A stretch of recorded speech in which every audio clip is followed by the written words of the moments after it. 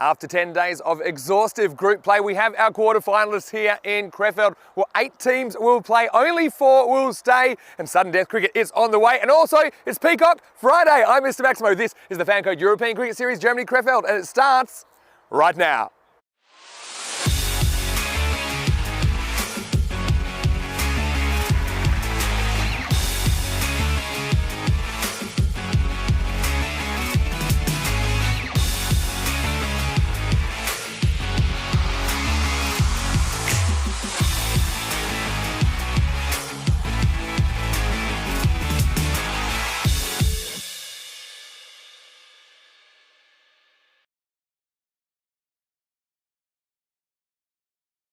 Good morning to you wherever you're watching from around the world. Welcome to a huge day in European cricket. It is day 11 and that is QFF. It's quarterfinals Friday right here at the National Performance Centre in Krefeld, Germany, just outside of Dusseldorf. And yes, from the 10 teams that started this journey, only 8 remain, and only the 4 winners from today will go through to finals day tomorrow. And we know from last year, there's always a few surprises right here when we get to quarterfinals day. And we are starting with match 41 as quarterfinal number 1 between Golden Star Bonn. They are taking on TV and TBV Lemgo in the first quarterfinal. Well, it is Peacock Friday, and I think that our match referee, Rob Kemming, he's in the spirit, he's got the coin now, and he's with the 2 captains.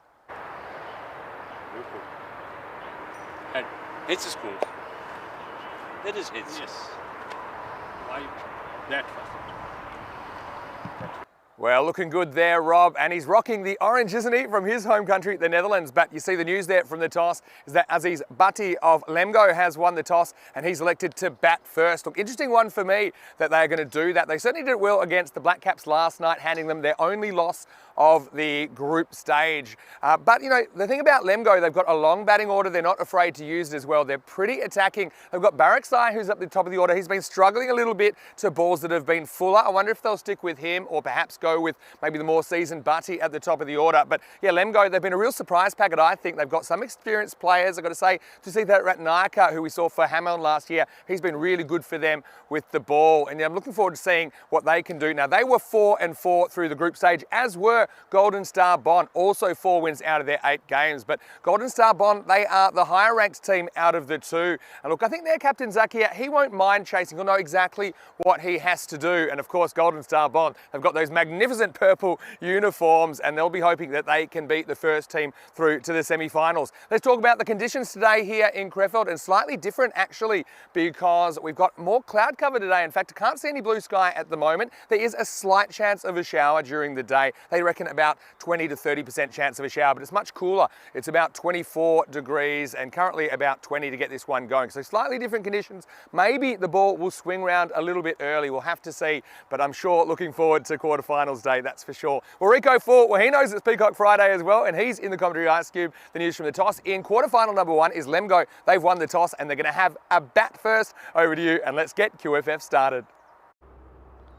Good morning, cricket lovers, and thank you very much to Vinny Sandhu. Yes, and welcome. It is Friday. It is Peacock Friday. It is also quarterfinals Friday. Looking forward to the 4 matches that we've got lined up today. Golden Star Bonn are taking on Lemgo. That's first up. But first, let's have a little recap of what we saw yesterday. We saw day 9 was quite a high-scoring day. Yesterday was a little bit more low-scoring. We started the day with the Battle of Cologne CC, taking on the Bayer Boosters. And they had 2 matches, and 2 matches that were, well, it was one apiece. I had a feeling that yesterday was going to be a day where teams were going to be sharing the spoils. Certainly turned out that way, with the Cologne CC putting 79 on the board. It wasn't enough, and the Boosters blew them away, getting them with 29 balls to go. And it was Dinesh, 39 of 17, that got the Player of the Match award for his, well, devastating batting it was. But it was Cologne CC who bounced back well in the second match. The Boosters only managed to get 80, and it was Cologne CC who it was their turn to knock them off pretty early with 17 balls to go. Player of the Match performance from Akshay Dani. Wasn't he good? 2 for 11 with the ball, and then, well, he made sure of the victory, scoring a quick fire 18 of just 12 deliveries. And so that was even Stevens there. And then we went on to Lemgo. They were taking on Dusseldorf Blacktops. Remember the Blacktops? They came into the match knowing that they've won all their games so far. They were 6 from 6, and they made it 7 out of 7 when they restricted Lemgo to 75 for 6, and they knocked those off quite comfortably, winning by 9 wickets. And it was Jamshed Khan who once again was in really good form. He just keeps picking up those Player of the Match awards, 2 for 7 and also 33 for 23. But Lemgo, as I suspected, they did get the victory in match number 40, winning by 19 runs, going out to bat. They put over 100 on the board, 109, and despite the efforts of Player of the Match from Düsseldorf, Puneet Kumar, who took 4 for 7, they ended up on the losing side because Düsseldorf Black Caps managed only to get to 90 for 6. So that was a bit of a surprise, but it has to be said, the Black Caps did make a few subtle changes to the bowlers and also their batting order. And this is how they finished. So the Black Caps, despite that loss, finished top of the table. The Boosters, they finished second with Lemgo, the team making the debut, coming third. So that set us up with what the quarter-final matchups were going to be today. And the first one we have for you is Golden Star Bonn taking on Lemgo. So certainly looking forward to this match. I mean, some of the key players, I mean, I'll focus on the batters really. I mean, in terms of what we have in Lemgo, Mundasa Iqbal, he's been in very good form, 121 runs to his name. Also Rizwan Baba, but a man that I think they're wanting to bounce back and bounce back strong is going to be Roman Baraksai. But there is a player missing in that, and that is Rajindra, who is normally their keeper, and that means that somebody like Akshay Gupta, who bowled very well yesterday, is going to have to be behind the stumps. Bat versus Ball Wall is saying that Golden Star Bonn are favourites to win this one, 100 to 94. So that's an interesting call by our computer. I mean, it's going to be a very close, even match, that is for sure. But, well, the computer is deciding that it's going in the favour of Lemgo. Just have a quick scan of the batters, the key contributors for Bonn Blue Star. I think Kadam, he's one who was hit and miss, but he came good towards the end. 155 runs he's got on the board. And Haroon Khan, he was quite sensational. We're getting ready. Mudasa is at the non-strikers end. He's come back to form, has to be said. Came back after 3 golden ducks with a 50. And yesterday, well, he bit of a let off. He was dropped on 0 again, so he will give you a chance early, but you got to take it. He was dropped on 0, but he did go on then to make a fine 25 of 14 and also made 28 of 18. So he's actually in form. The in-form batter at the moment, so scores of a 50 and 2 scores in the 20s. He's one that they want to try and get rid of pretty quickly. The man with the ball there, Imtiaz Sadar. Seeing if he can get the breakthrough straight away as we wait for our official timekeeper, Federica Constant, to say, yay, let's go. Here comes the first delivery of the very first quarter-final. And a bit of movement, that'll be encouraging, but it does move and swing past the legs off the batter. So the first one will be called a wide down the leg side. An area you do not want to bowl to the man who's out there with the bat, Baraksai. Baraksai has probably had quite a few people saying to him now, right, okay, we know what you can do, but you've got to stay there a little, and you've got to make the balls outside the off-stump count as well. This one, well, he plays it pretty cautiously, and they do get the single. I think this was one of those early morning singles. The batters didn't really look too confident taking it. The fielders looked a little bit, well, let's just say they weren't on the button, and they do get the single. A very good morning to everybody that is tuning in to the very first quarterfinal here. Everybody on the chat, nice and active. Hello to Ivan, who's giving everybody the good mornings. Good morning back to you, Ivan.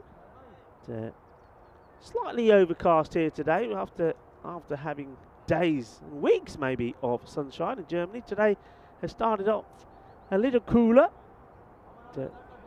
Grey clouds as opposed to the blue sunshine that we've had. But looking at the forecast, there may be a slight threat of a shower or two later in the afternoon, but nothing that should stop this quarter-finals Friday being a sensational day, with plenty of action on the field and plenty of colour, a splash of colour around the ground as well, being that it is Peacock Friday. Vinny looking very dashing there on the screen with his sort of red and yellow number. And, well, even the tournament referee, Sir Rob Kemin, Going with a Peacock Friday shirt. Bit of his home country colours there. Goes for the big shot. Doesn't quite get it right. In comes oh, that's a really good pickup from throw. And good decision, I think, also from Lela Gurbeli to go for the keeper's end, because he noticed that was the batter who was struggling, the one running to the keepers. Loving the kit, as you know, of Golden Star Bond. Loving their purple.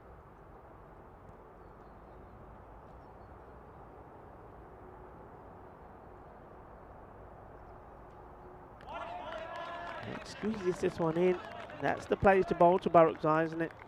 That's where he struggled, but you can see there seems to be a bit of a change in attitude from Barakzai. He's not swinging blind at everything. He is actually trying to drop the bat on those that are outside the off, the ones that have normally caused him a few issues. Short. This one he will go after. There is no doubt in it. You bowl it short. That's what he waits for. And he gets this one out of here, and in true Barakzai style, he pumps this to the boundary. 6 runs. Boom. Shaka Lagyan. That's the first big 6 on Peacock Friday. Beautifully played. Wonderful hit.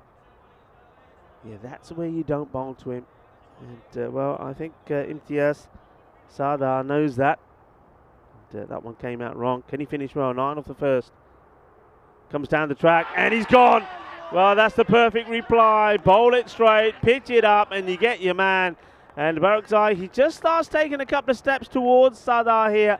And Sardar doesn't deter. He doesn't drop it in short. He doesn't panic. He keeps it full and knocks him over. And, well, that's something we've seen on a number of times recently. Barakzai, he does manage to pump one away to the boundary, the short one. But once it's pitched up, he's gone. A good bit of shape on this. I don't think it takes anything on the bat going through. Certainly a lot of movement, though. They're well bowled. And they get the breakthrough that they wanted. And it's nice to see there that Naeem Khan, the wicketkeeper, going up to the bowler and congratulating him. Yeah, going back to the Peacock Friday. So plenty of colour. Nice to see that Rob Kemin, as I mentioned. Got his Peacock Friday shirt on. Also, you'll probably see our ECM photographer when she's doing the rounds. It's sporting the look as well. And we always say to you, wherever you're watching from, come on, get in that wardrobe, pick something bright and colourful up, and put it on. As we have a look at the top batters, I gave a few of the batters a shout out there on the Lemgo side, Golden side. Let's have a look at their bowlers. Gurubeli, I mean, he's been pretty good. Let's see if he gets a chance early on or whether they keep him later. So now it's Pankaj Kumar. Yeah, Gurubeli right up there, 9 wickets to him. And then you got the spin. I mean, you got the debated twins, Nuabi and Safi. They've been very good. The only team, I think, that have stuck with that dual spin attack, and it's profited them. This one is out of here. That is big. Oh, balle.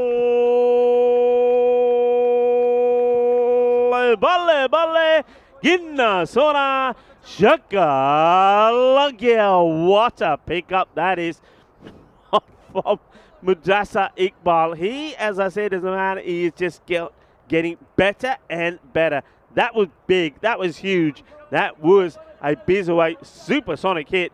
And what a fine time with that Maximo to bring in our very own Maximo. Midi Sandhu, welcome to quarterfinals day. Doesn't seem fair to only give that 6. That was huge. Good morning. This will be a wide following up.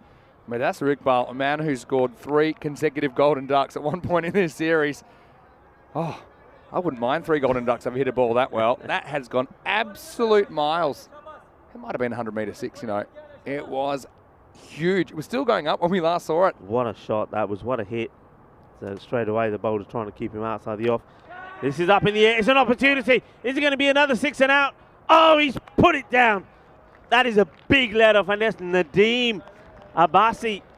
Well, this one will hurt you. This will hurt you, because I tell you what, as I said before the start of the match, he will give you chances, Will Iqbal. And if you don't take him, he will punish you. Oh, when you've seen a guy hit a ball perhaps into another time zone and it gives you a chance that over, you have to take it. It gives Iqbal pause for thought. Now we're going to get another misfield. Just a couple of little things costing Golden Star Bond early on here. Yeah, I really enjoyed watching GSP, but yeah, you mentioned And Govinda Singh not in the lineup. He was their second highest run scorer through the group stage with 124. But, for sure, I think it could be a very even contest here. It's Kumar. It's well bowled. Into the, gets it angled in and then getting that swing away. Beautifully bowled, lovely delivery. I'll say a quick hello to a few people in the chat. I can see Lincoln Beggs. He's up bright and early. I'm probably not that early where you are, Lincoln, but nice to have you with us. And Sundori as well. You mentioned Ivan as well, who's watching. Ooh, well, this is not a good shot, is this, from Iqbal? Well, he's played one supersonic blast, and then after that, he's played 2 swings and misses, and this is not a good look for him. I mean, I'm not sure what line he's picking on that ball, but it's completely wrong, and he gets away with it though. 18 for 1, but the big talking point at the moment has to be that drop catch from Abassi when he puts Iqbal down on 7. And that's 6 that might still be travelling as well. I don't think we're going to see that ball again. You can see this is Group A standings, and look, Group A was, I suppose, much more even if you look at the table, when you had just 2 wins separating first from last, and there were 3 teams all on 4 wins and 4 losses. So Golden Sub on as the best net run rate out of those 3 teams. They secured second spot. They get to play a slightly lower ranked opponent in Lemgo, but I mean, Lemgo also won 4 games and lost 4 games. So, you know, these teams, I would expect it to be pretty even. Yeah, the other talking point earlier, I suppose, Barak Zai at the top of the order, smacked to 6 but couldn't survive the first over. Yep. This is the man that got him, Imtiaz, who's going to bowl over number 3. Oh, how does this miss? Well, first of all, you've got to ask the question, how does the batter miss out on this? Rizwan Baba, it's a full toss. But then how does he miss the stumps? Look at this. Oh, threatens to swing but doesn't really, and it just shaves the leg stump. Wow. This is a high risk, high return type start from Lemgo. Wouldn't expect anything less from them, really. Another swing and a miss. Interesting, this is one thing. Oh, he's not looking. Oh, he gets lucky. He clunked him on the foot. Otherwise, they may have sneaked a single. This is one of the things that I was saying about Lemgo that yesterday, Vinny. They've got to stick with what the plan is. And once again, you've seen here, they've gone with Barakzai and Rizwan Abbas. Rizwan Baba up the top of the order. And they detracted away from that in the last 3 matches they had. Up in the air, and this is going to get lucky. The fielder throws his arms up in the air saying, I can't do anything about that. And that goes for 4 runs. Gets over him. He's in the 30-yard circle. And that is, Simar, but we call him Simba. Simba will easy, goes way over his head. Yeah, it was a 360-degree swing from Babar, who just swings himself completely around, gets enough bat on it to get over and get a boundary. That's the way they're going to play. It's going to be exciting. And they're going to give you chances. That's the thing, Lemgo. You know they're going to give you chances. You've just got to hold them. For sure. Once again, it just seems to be, I mean, when you look at the bowling here for Sardar, he just seems to be darting that ball. And it's almost like he's throwing arrows. You know, he's throwing arrows, and they're more or less, most of the time, going exactly where you want to go. Look, I told you you're going to like this kit. Isn't that a Peacock Friday sort of kit? I was watching. That's a Peacock Friday. Yeah, they're a team made for Peacock Friday. I watched the kit. I love the pearl. I love the star. They literally got the golden star on the front, don't they? They love a golden moment here. This will be 4 instead, though, and there's no one back square. This will be cuatro carreras, and they're just going to keep taking chances. I wouldn't say this is a classical shot, but Rizwan will get 4 there.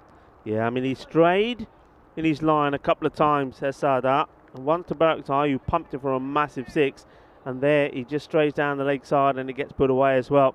It's a good shot there of how well these guys know each other. Rizwan having a moment there with Khan. Last ball for Sada. In the air, big hit, opportunity. Not easy. Oh, he doesn't get there. He had time, really, to get a bit of acceleration in and get himself in the right place, but he's opted just to take those little steps backward and never going to get there. Here's what the thing is. If you can run backwards, you then get a much better sight of the ball. So he kind of calculated there that he could run backwards and get there, but he just couldn't run backwards fast enough. If he turns around, he definitely gets there, but it's much harder to catch. So he makes the decision, but turned out to be the one that gave him absolutely no chance to reach the ball. So Kumar was the man there. And that's 3 overs down. Pretty even power play, I think. It's 28 for 1 after 3. Pretty consistent power play. 9, 9 and 10. And just that 1 wicket of Barakzai in the power play as well. Yeah. So, yeah, at the moment, they've had, I think, the rub of the green of the batting side, Lemgo. They had that opportunity of Iqbal that went down. How expensive, how costly would that prove to be? And another one there where you just thought the fielder just had a bit more time to get himself in the position that he needed to. So now it comes to spin. Now this is something that was profitable to them when we saw them playing in the group stages. They got the early overs out of the way, and then they went for the spin. So keep an eye on this man, Rahib Nawabi. Just if he's going to be anything like he was when we saw him in week 1, he just literally just gets the ball right up there on the stumps. He keeps the pace of it, and he makes the batters make the mistake. Yeah, big moments in the game. And that's Rick Bar, with the exception of that blast. Hasn't done too much so far. Nawabi with the 4th. Good start, good areas, on the money straight away. So that's an encouraging sign. Question from Bishnu in the chat. Hello, Bishnu. Hope you're well. Saying, Rico, have you ever had the chance to come to India? And if yes, which part? I have, yeah, of course. Yeah, This ball. Firmly struck, and this goes all the way. Balle,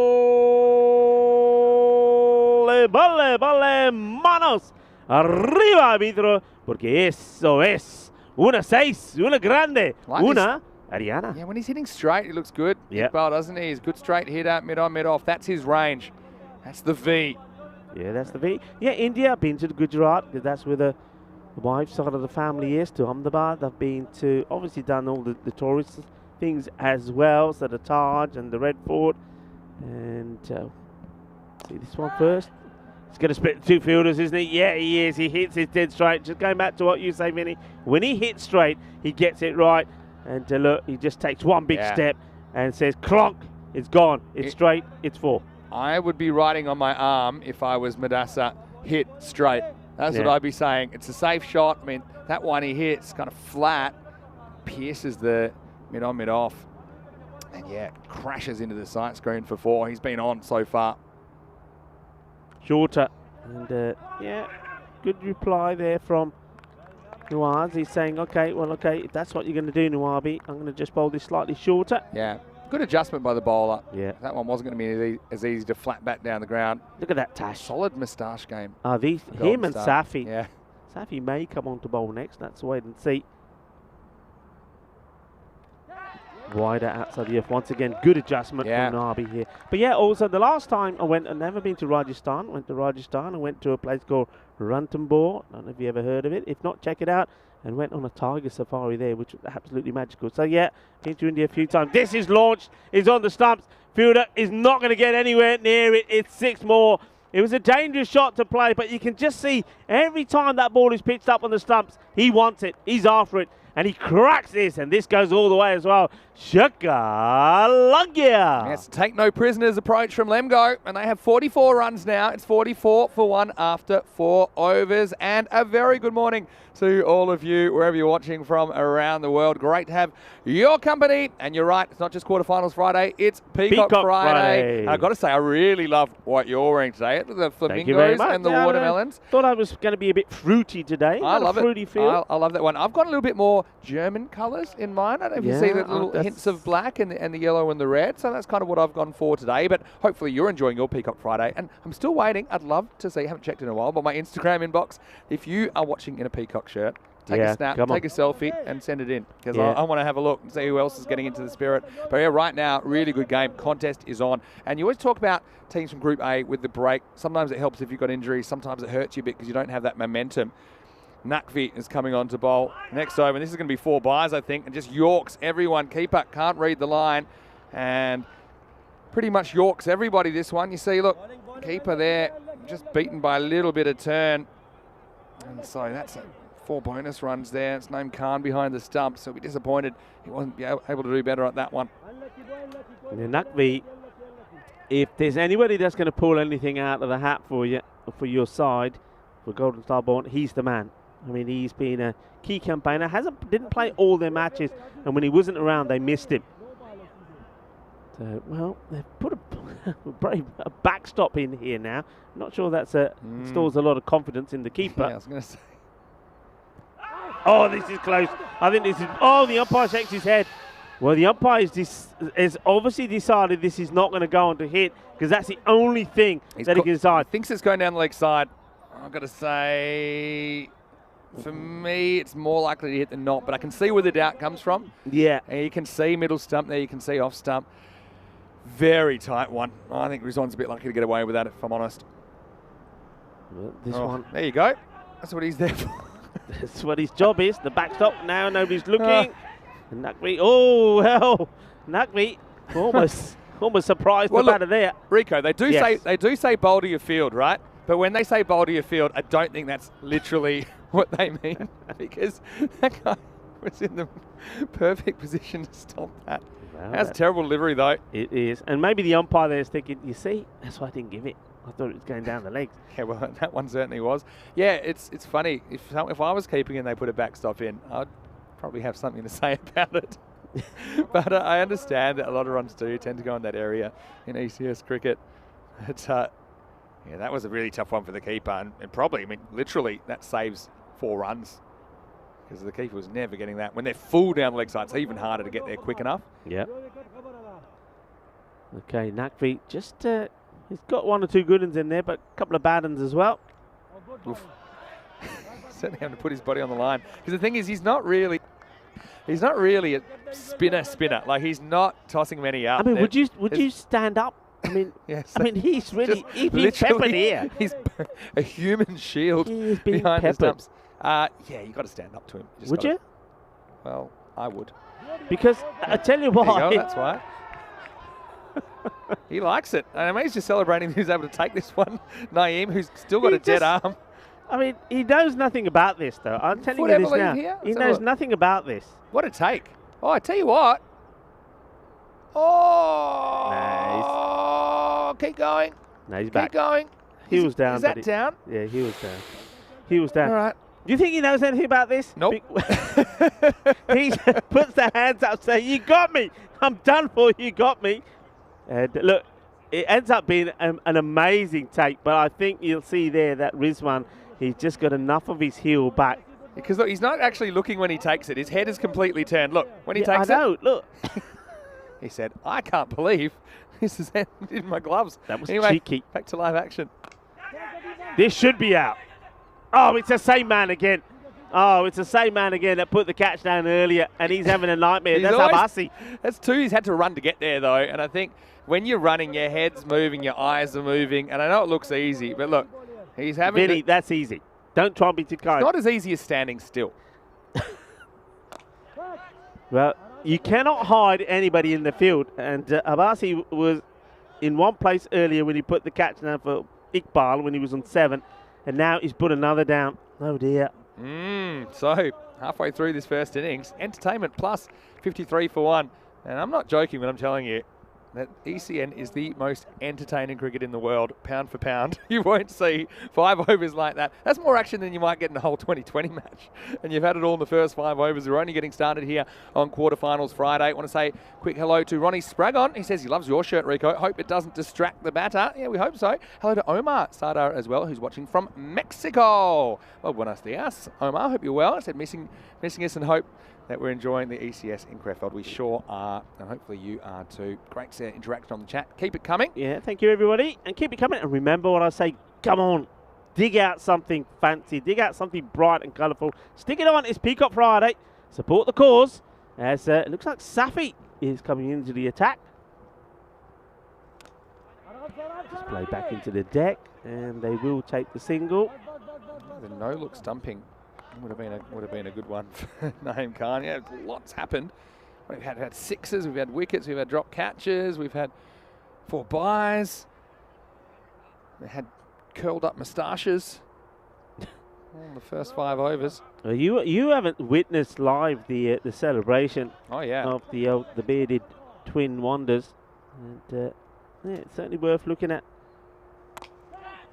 Straight back down the ground, straight pull. And once again, it would just be a single. Well, they're entertainers, Golden Star. I think that was obvious from me watching on TV in the first week. They love to be out there, and they're loving the opportunity of playing in European Cricket Series. And now, look, no doubt, this is quarterfinals, sudden death. The intensity is going to ramp up, and that'll be another really good experience for them, I'm sure. Safi, where's his sunglasses?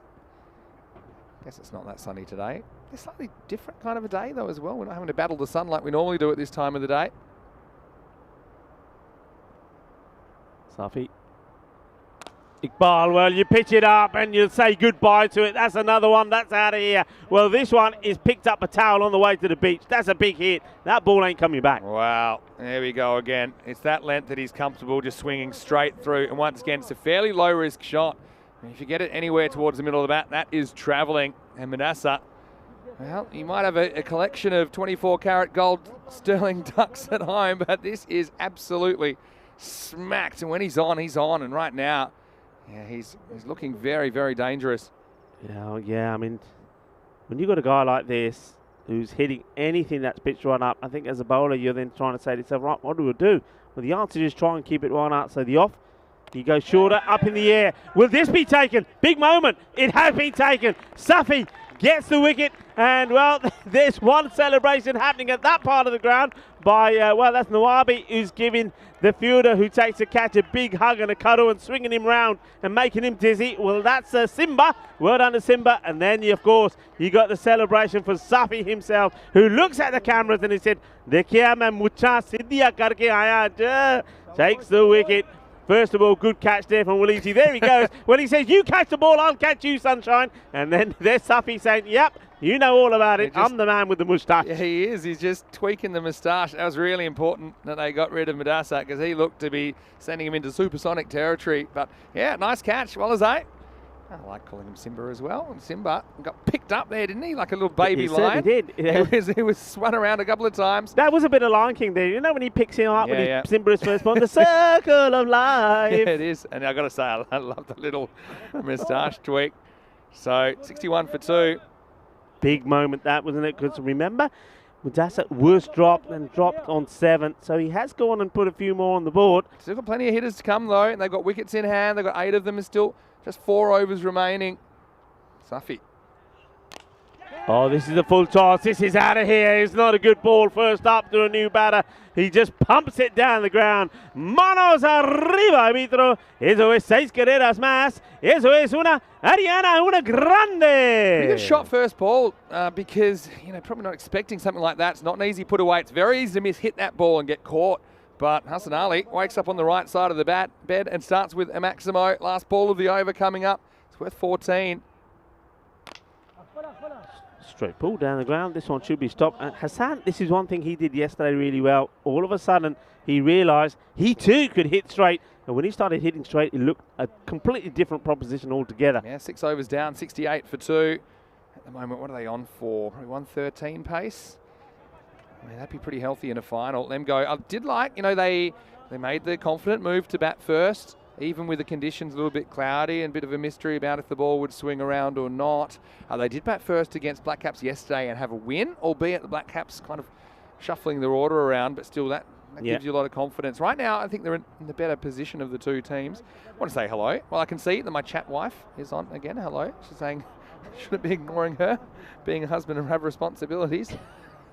I think it's in my contract at ECN. I'm not allowed to get married for at least 10 years. So we'll see. Well, that went wrong because you obviously are. Come on. Hello to Vinny's wife. Very good morning to you from quite an overcast, but a very excited Friday here. It's quarterfinals Friday. Also Peacock Friday. Well, Vinny's wife, are you wearing something colourful? Let us know. Personal. Oh, he's got him. What a catch. What a ripper. He's got no right to be catching this. That is a catch and a half. Oh, well, Superman. Take a bow. That is sensational. You got nothing on me, he says. Superman's got nothing on me. That is a blinder. Well, this is either catch the hit or be hit. And that's pretty much what the situation is for Rahib Nawabi, as this comes back at him at a rate of knots. And I think this is probably clunked into one of the fingers, but it's stuck. And that's the most important thing. Look at that. And, yeah, you have a look. This is a good angle of it, actually. Comes back, and it was either hit him in the upstairs region or he was going to take the catch. And then the first man in there, Nadeem Abbasi, quickly comes in. And I think he's saying, well, give me some of your hands. He was the first one to get the high five in and said, I want some of what you're having because I'd like the ball to stick to my hands. And Hassan Ali effectively goes 6 and out, doesn't he? You know what this is? This is, if you ever want to see a jalebi catch, this is a jalebi catch. And do you know what that's all about? Jalebis are sticky, and when you eat them, don't wash your hands because if the ball comes your way, you take them. That was absolutely motoring as we go back to the live action. Just a single this time. Hassan Ali will be disappointed. He goes for 7 off 3, but I mean, he hasn't wasted any time, right? I mean, he does contribute something to the score with that big straight 6, and just it's a bit unlucky, I suppose. He hits that really well, but hits it straight back to the bowler and it sticks. In the air, another opportunity, and this man doesn't drop him. No way is Nakvi going to drop that. He is sensational in the field. What a catch, and what a player. Yeah, fantastic. Bit of catching coming around to his right, skates around the boundary. Hasnain Nakvi, and you're right, he's a real important player for GSB. And so for Rizwan, unfortunately, he can't go any further than 18. So 2 new batters at the crease now, and that's a 4th wicket down. A score 69 for 4. But yeah, it's so nice to see Omar in the chat. Omar was here last year, Rico. I know you went with me last year here, but yeah, Omar. And just tell me how you're going, Omar, because we had a bit of an incident in the nets when we had a rain delay and he was bowling at me. And he likes his nuts, doesn't he, Omar? Yeah, let's just say. Well, I mean, it was similar to the one last over, except it didn't hit the bowler's hands, put it that way.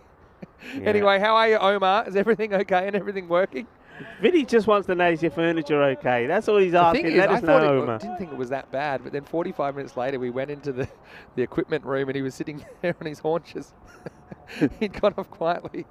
Anyway, comes in. He's no muppet with the bat either. So there's still more firepower here in this batting from Lemgo. Wabi, what a good over it's been so far. Well bowled, right up there. Good length, good areas. That's the line to bowl. I mean, that's where Safi let himself down, wasn't it? He got the wicket, and then the next ball, full toss to Ali, who's pelted it for a big 6. Nawabi, well, he's focused, he's switched on, he's looking good. They're going to keep going for it, though, aren't they? That's the way they play. It's in the air, and just the one, barring incident. Is Zakia Khan, the captain, and they're doing the fielding. Yeah, Nawabi's been brilliant here, 2 for 19. Look, I often talk about how bowlers come back from getting banged. It's going to happen. I think Nawabi got a bit of treatment, but then come back very well here. Chance. Dadios taken Nakvi in the action. I thought he overcooked it for a moment, but he readjusts really well. He takes the cat, and that's another one that goes, what an over that has turned out to be from Nawabi. He picks up 3 wickets. Now that's relief because he completely misjudges this, Hasnain Nakvi. I mean, he is human after all. He comes in about 3-4 metres too close, and then he realises he's in trouble about here. So he has to go back, and goalkeeper style, oh, that's such a good catch. Because I thought even with his skills, he was going to have trouble reining that one in after that initial misjudgment. So it is a 3-wicket over. And things changing pretty quickly. 3 for 3 come off the 7th, and it's 71 for 5 after 7 overs. Unlucky for Ratnayaka. He could have got a boundary instead. He picked out the wrong man. Just didn't get the muscle in the shot, did he? Yeah. He didn't get the oomph that he needed. It should have been just a standstill catch, really, for Hasnain. But yeah, like I say, he rushed in and had to make a difficult adjustment, but he did. Just a reminder that this is quarterfinals Friday, and we have plenty of cricket coming your way. 4 matches in total, of course. This is the first match of the day. Golden Star Bond, who finished 2nd in Group A, taking on Lemgo, who are 3rd in Group B. We'll see the Boosters and the Spartans in the Bayer Derby in quarterfinal 2. Then we'll get to see Ark and Rising Stars versus Clone CC in quarterfinal 3. And finally, we'll have the Black Caps, who topped Group B, taking on that Clone Challengers in the last quarter final. The winners go through to finals day tomorrow. The losers, unfortunately, their ECS dreams are over for 2022. Here's Guru Gabelli. He's also a pretty useful bowler. He's being used at the end of the innings here, so he's obviously trying to play a bit of a holding role. Was this a chance or was this a bump? No, it's a chance. It's a chance. Yeah. Well, he's smiling about it, but well, he would have been smiling even more if he took it. Good Gabelli. Top ball's a good ball, though, at this stage. In the air, shouts to catch it, but not catching this. This is over. Nawabi, he can't do anything about this. 4 runs. And this is what they need to do here now, and they need a captain's innings. And Barty, well, he gets onto this pretty well. He's a guy that I've been calling to come up the order a bit more. I think he hides himself, and quite often we don't see him until really late on. He's got time here to bat, and he could make a good, valuable contribution here for his team. He's 55 years old, the godfather of Lemgo, but he hit that really well. So I guess he did get dropped, tough one. And catches him with the boundary. Can't do much with the next one. He's out there and then hit Toma. Toma got his opportunity yesterday as well and batted pretty well. Scored 20 of 12 deliveries in that victory against Dusseldorf Black Cap. So you've got 2 batters out there that can make a contribution here and try and get them to that 100 score. Gurubelli, though, he's a man that's been pretty good all the way through. Sometimes we like to see him bowling higher up the order, but this could work out in their favour. This is a bit of luck. And this will go, well, it's slowing down a bit. The fielder will get there. Well, he gets a slide in. Didn't really need to, did Simba. But Simba says, well, I'm the Lion King. I can do as I please. Well, maybe he scares the Kookaburra. It was a prowl. It was a no-touch slide. Because he came in and didn't realise the ball had pretty much stopped. There you go. Bit of wildlife as well. Seagulls, they might get sent scattering if one goes in that direction. Yes, I want to say quick hello to a few more people in the chat, including Sam Nick. It looks like he's joined us. Hello, Sam. Hope you're well. I know it's always great when you tune in. It's Gurubelli. Toe end of the bat. But fielder just has to keep an eye on it. There's Simba again. Yeah, they've done well because remember a second ago I said they were on, what was it, on 113 pace. Now it looks like they're on 100 pace. And that's a big difference. I think we've seen, certainly from the matches in the last few days, the difference between getting like 85 and 105. You know, just those extra 10, 20 runs. We've have had a lot of close matches. And if you're on the high end of that, I just think you've just got a few more to play with. Gives you a much better chance, especially in a sudden death match.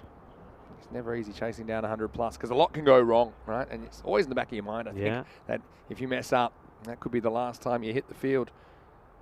Gurubelli now to the left-handed Ankit Toma, who has a wild swing at this. And it goes past. It ends up being a good over from Gurubelli. Just 7 from it. The score moves to 78.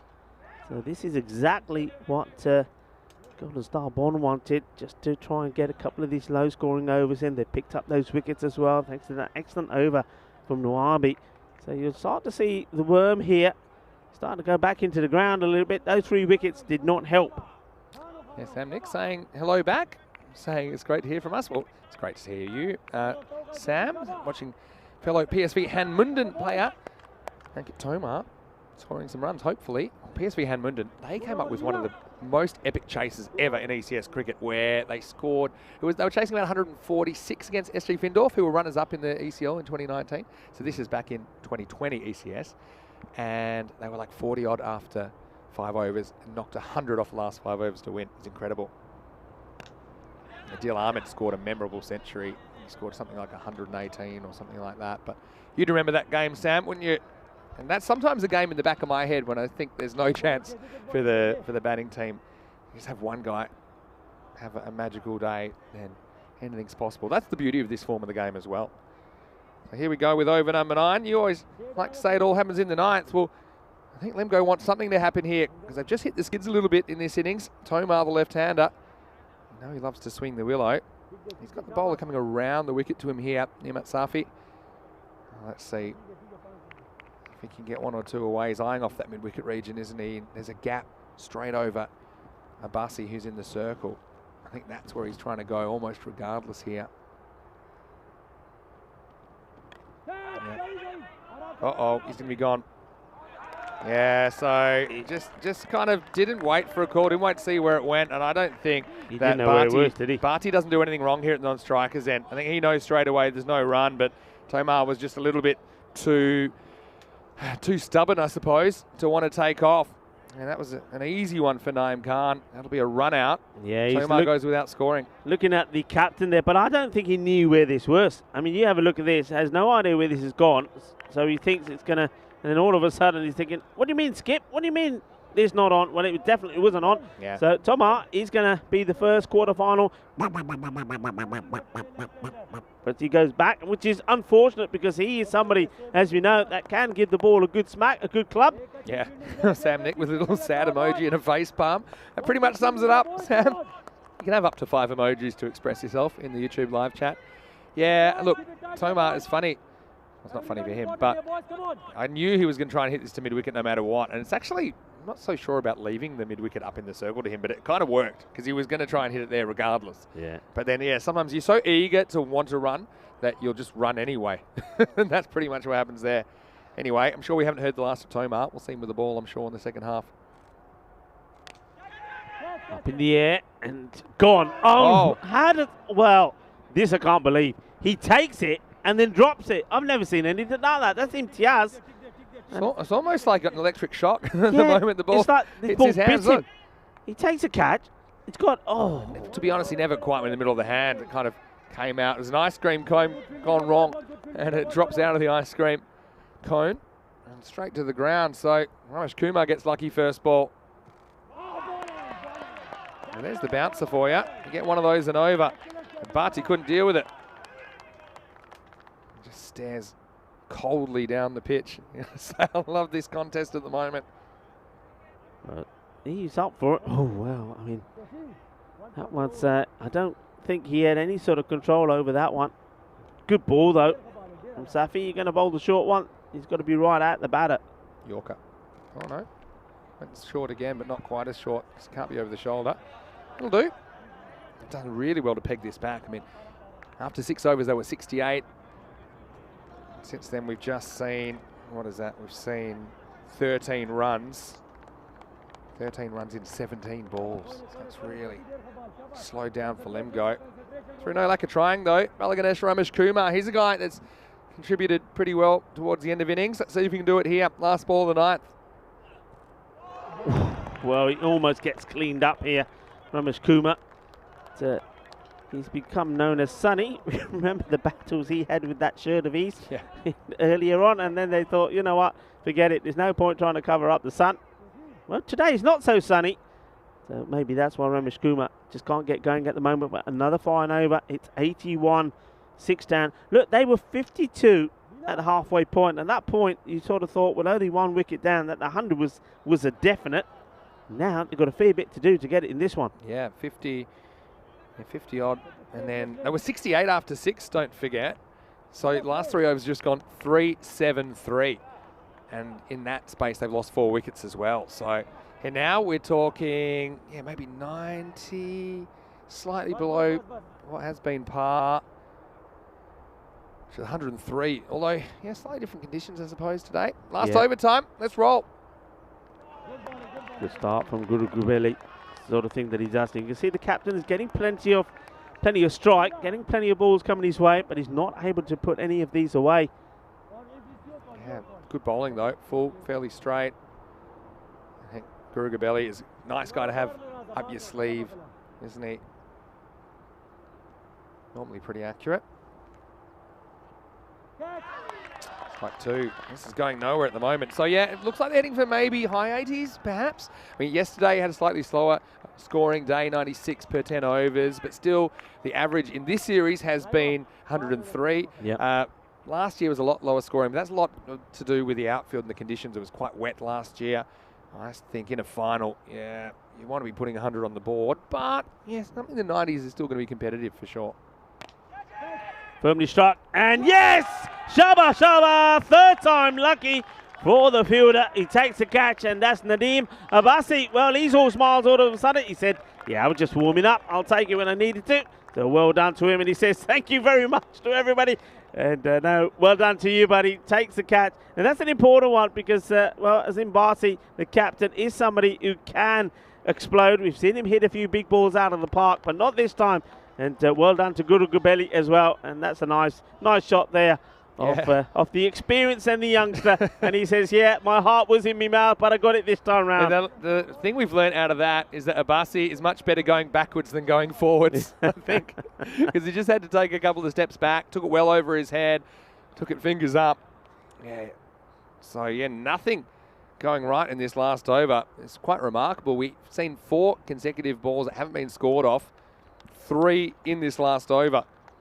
And say, Bharti getting some free advice from his teammates, but no lack of trying from him. New batter comes out there, 3 to come, and it's Safi Rahman. Sometimes it's not so bad to change a batter because, at least he couldn't do any worse than Bharti had done in the first half of the over, and he gets a boundary. Yeah, he does, and it's not a particularly bad delivery. I think he just backs himself. He says, right, I know what I've got to do, Safi Rahman. And he plays a good aggressive shot to get some boundary. Again, you see, the thing that, and I keep saying this about Lemgo, I mean, Safi Rahman is another guy that we've seen right up there in the order and scoring runs. The consistency just hasn't been there in terms of the lineup. This is big. It's up in the air. How far is this going? Fielder comes to go, gets the throw in. They think about 2, but that's a such a good throw. What a great bit of fielding this is. He covers the ground really well. He's electric in that purple outfit. Well, they are the Stars, and they're fielded like the Stars there. Rahman took too long to get going here. Should have got 2, I thought. You reckon? Yeah, that was a good arm. Yeah, it was. But look, I just thought Rahman took forever to take off. He might have been out anyway, but it just meant there was no chance for 2. You got to take it on, though, with the ball to go, though. I think he thought maybe it was going for 4 straight off. Anyway, Sonny, over to you. Last ball. Can he get that boundary, drag them up into the 90s? Seatbelts on. Up in the air, and it's catchable, but the thing is, it's about... Oh, this is sensational. What a catch this is. Guru Gabelli. Well, I'm about to say, you know what, let it drop, take it on the bounce, try to keep it to just the 1, not the 2. Guru Gabelli, how does he get there, Vinny? That catch should never have been taken. This is supersonic. Wonderful catch. That is great. Because he's also concerned the outfielder's coming in and there's a chance for potential collision. Yeah, I thought he was no hope, to be honest. Yeah, but why not? Gamble.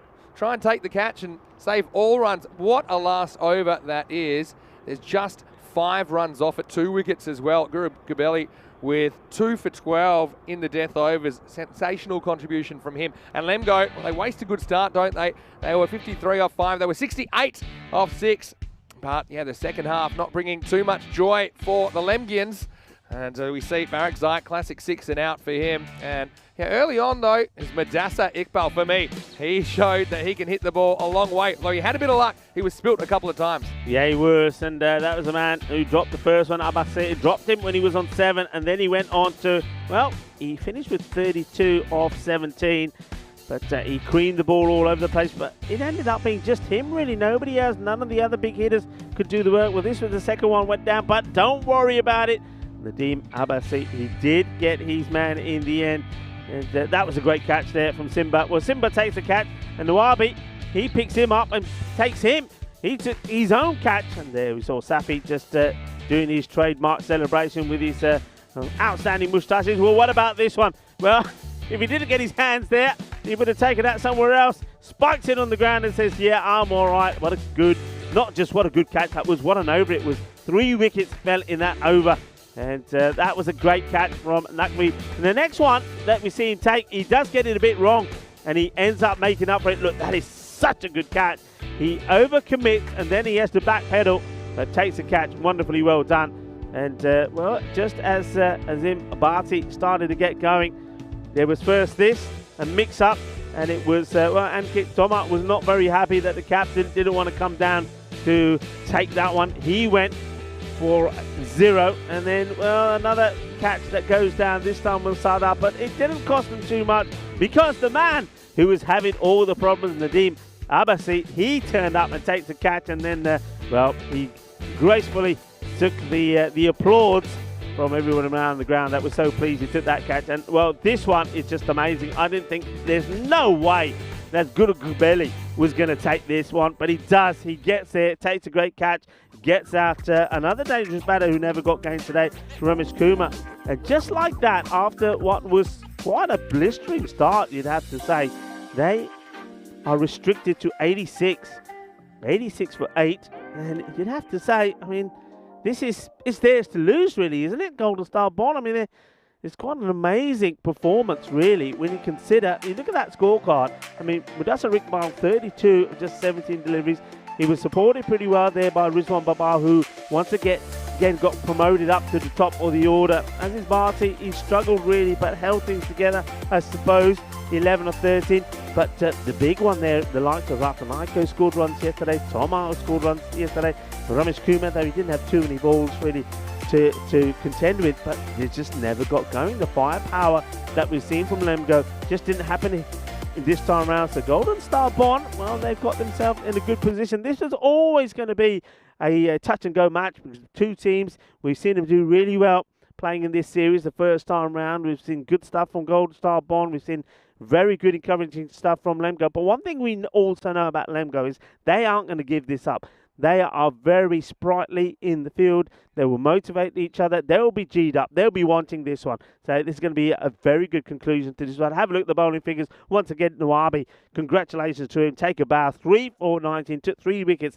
in that over, courtesy of some great catching from Naqvi. And then Lela Gurgubeli.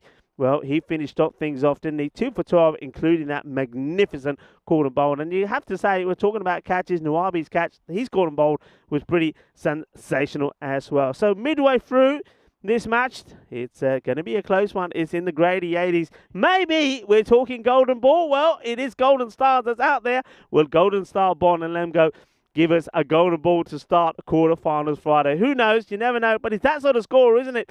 Join me, Rico Fall and Mr. Maximo Vinny Sandu when we come back for the conclusion of this match. So 87 required for victory for Golden Star Bond.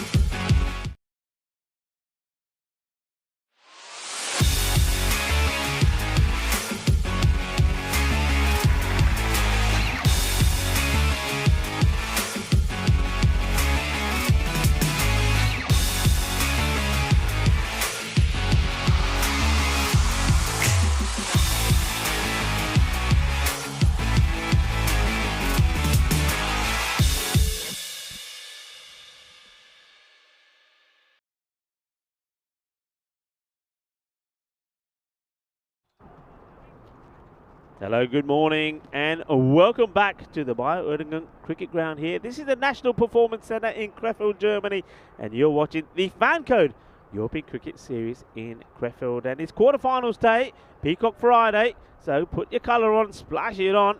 Plenty of colour around this ground and plenty of colour out there at the moment, especially from the batting side. Loving the look of Golden Star Bond. They've got the purple and they've got the Golden Star on the front of their shirts as well. And, well, look at the golden pads as well. I tell you what, if that's what Vinny needs. A pair of those pads with these golden shoes, and he'll look the part. He really would.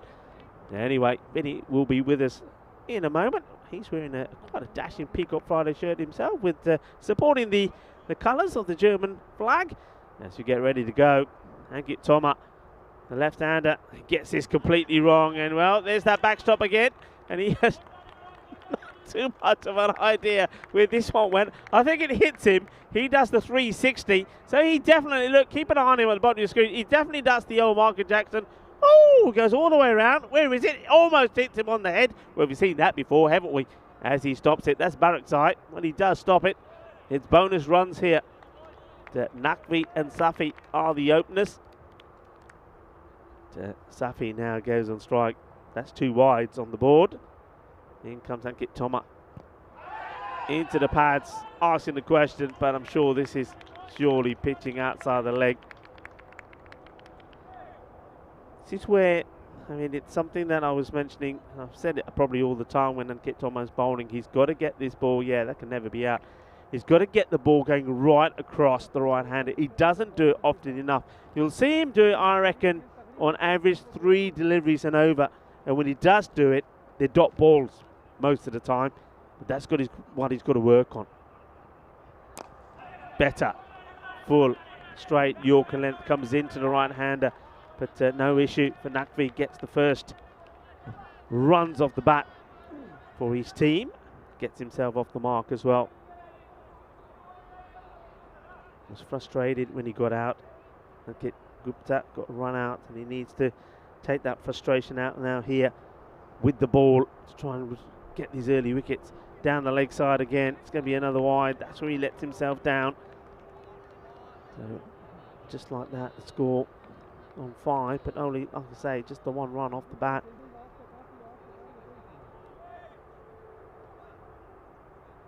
Very good morning to everybody that's on the chat. Good morning to Billy's wife. She's asking how's the weather. A little bit cloudy, but don't worry, your man's okay. We've got a jacket for him if he needs to be, and I'm sure that you gave him a nice healthy breakfast before he started the day. Good morning to everybody else. Archie, hello Archie, how are you?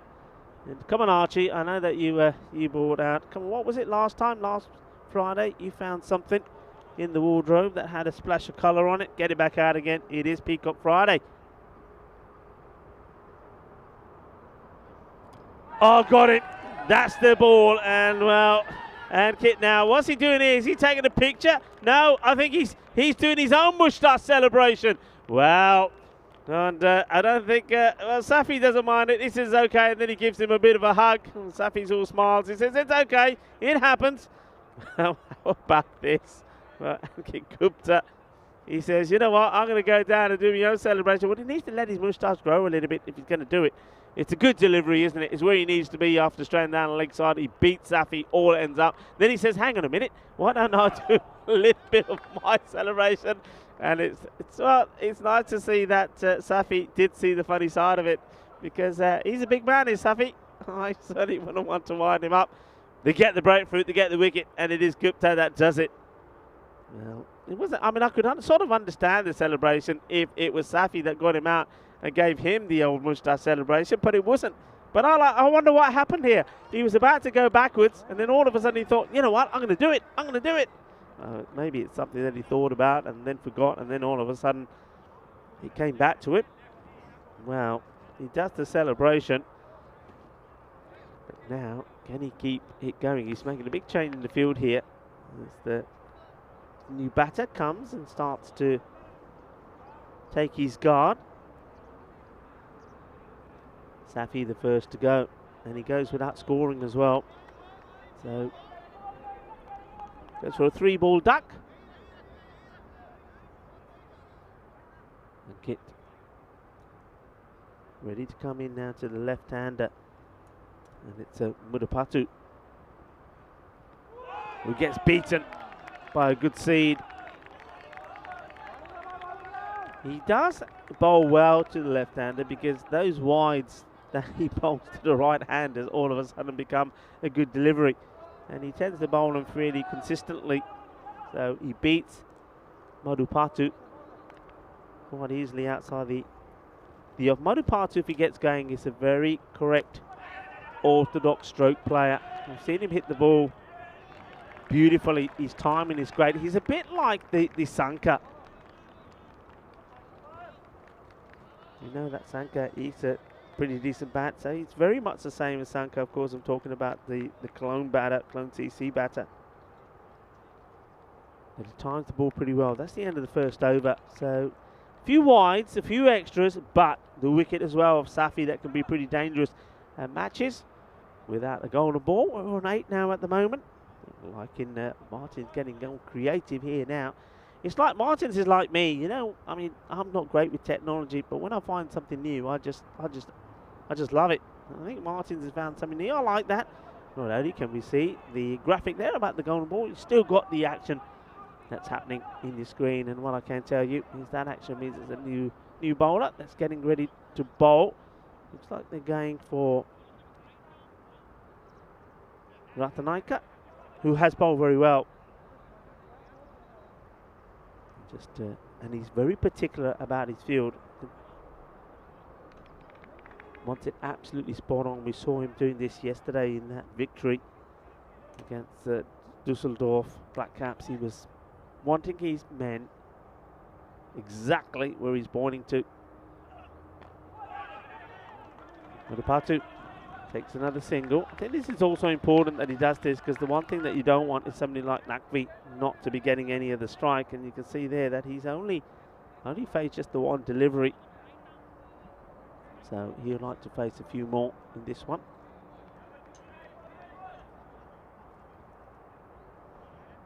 Once again, the orchestrator starts to move the field around to the right hander. They'd love to get a partnership going here. Golden Star Bond, especially with this right and left combination. Nakvi on strike. Strays down the leg side. Nakvi just tries to get a little something on this. It's a bit of a aggressive fielding from Daljit, who gets the throw in.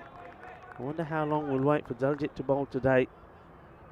He's after one match where he was bowling a lot of runs. He came back well the last few times that we've seen him.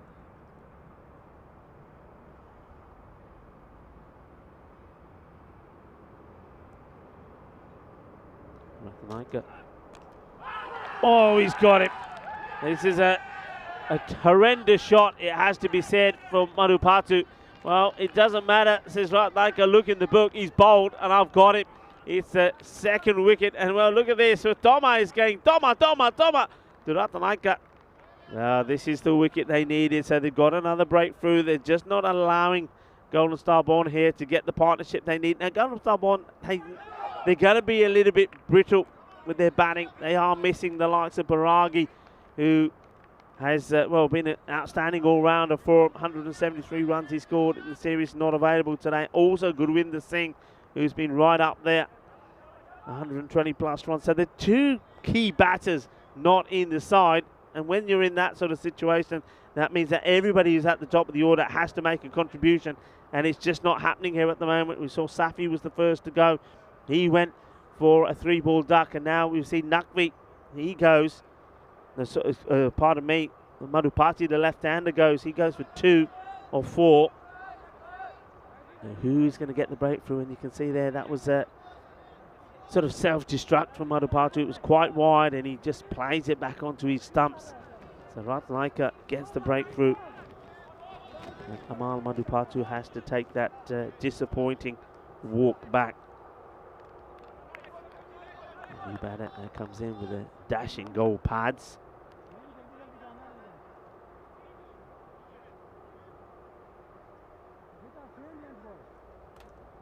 Two wickets down, 8 on the board, still 3 balls to go in this, the second over. Ratnaika comes in. good delivery. Just drops the bat on it. Just plants that front foot forward. A little bit suspect. Does get off the mark. This is Naeem Khan.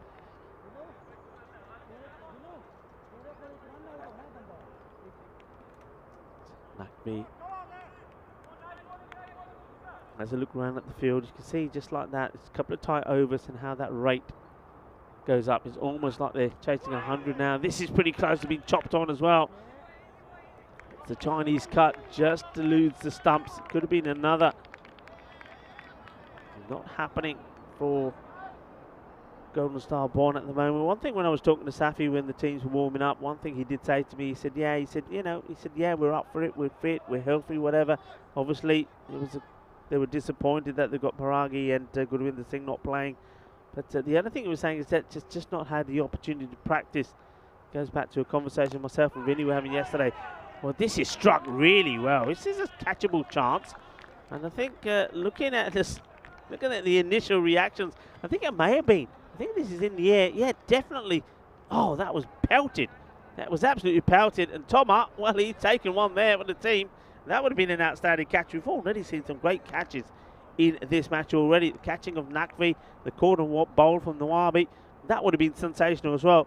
The over comes to an end. It is 11 on the board, 2 wickets down. And we can start having a look at Group B and how these teams got to where they were, or certainly how Lemgo did, finishing a very respectable third.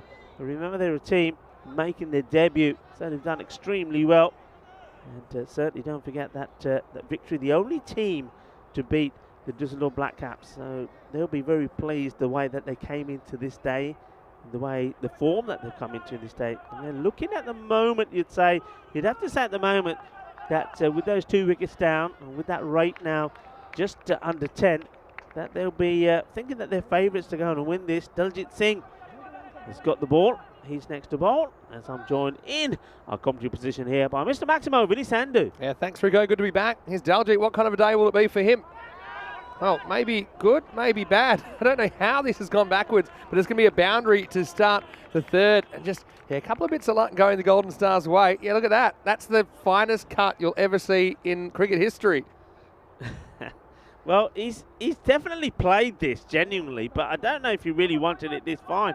Not sure what's happening here. They're asking the umpires something. The way that went, I thought, has he hit that into the ground? I know he hadn't. Look, he's literally he's actually It's got an amazing shot. He's actually cut that to the leg side.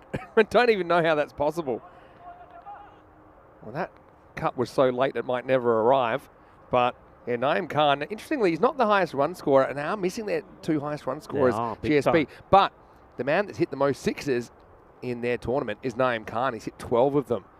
So he is one guy that can clear the boundary, and he's scored at the strike rate of 230. Well, Naeem Khan, Vinny, he's the pocket rocket.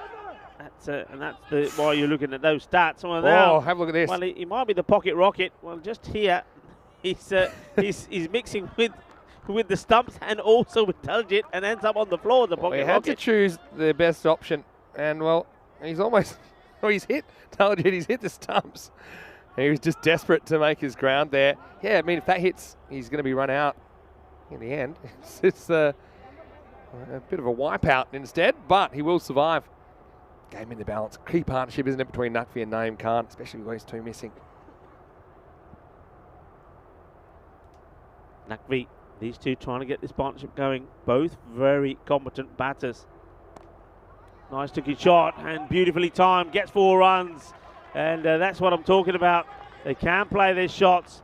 And this is a good shot. It's a proper cut shot. Gets back in his crease, hits it down into the ground as well. And once that gets past the captain Barty, it's staying hit. It's 4 runs. Yeah, if you can cut well on this field, I think you're going to get value because there's pretty good bounce in the pitch. There's rarely protection in that area. They do have a 3rd man back, but he wasn't going to be able to stop that. And yeah, if you can cut well, it's a fairly safe shot as well, if you can execute it. So Daljit, hasn't had too much luck yet, has he? Gone for 2 boundaries in 3 balls. Back to the Nakvi show. Once again, tries to just work this away. A couple of times Nakvi has missed out on this. You can see exactly what he's trying to do with that man on the 45 and no fine leg or no backstop. He's just trying to get a little tickle, a little paddle on this. but he fails once more. So it gets him on the pads and get the leg by. You're just sliding down the leg side, wasn't it? Nobody mid-wicket. So they're basically saying to the pocket rocket, well, if you want it, we'll leave it open for you. Will he go for it? Plays this quite defensively, so sensible stuff from Naeem Khan. Maybe he's just him and Nakvi are just trying to assess the situation and say, right, okay, we know what we've got to do. Look, already, because of those boundaries, 2 of them in this over, that rate that was going up towards the 10 mark is back down to around about the 9.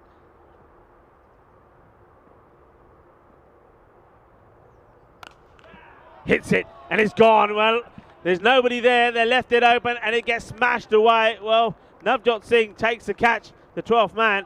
But, well, the only thing they're concerned about at the moment is this one has gone all the way into the boundary, and that is what Naeem Khan, the pocket rocket, can do. He smashes that big 6 runs, and just like that, they're up and running, and the recovery is starting to take place. Well, that's a statement, isn't it, from Naeem Khan? And we talked about his importance, and, well, Daljeet often does bowl the 3rd over. Some have gone well, some haven't. I think that one will go down as the latter, as the 3rd costs 16. I felt like they weren't all Daljeet's fault, but yeah, 15 plus a leg by off that one. They're at 27 for 2. This game is right in the balance at the moment. Yeah, a bit of a discussion there about who would they want to bowl this one. It looked for a moment like they were going to go back to Ankit Toma, but they've decided against it for now. So this looks like they're going to go with Rizwan. Looks like Rizwan from here anyway. So they're pretty keen. Looks to get another bowler to bowl. No, it's actually Mudassar Iqbal, who bowled well yesterday. I'm just a little surprised. I thought they maybe would have gone for either Toma or Ratnaika, the 2 bowlers that have bowled well, the 2 openers, and get one of them, get one more in here, maybe pick up this wicket, break this partnership before it starts to establish itself.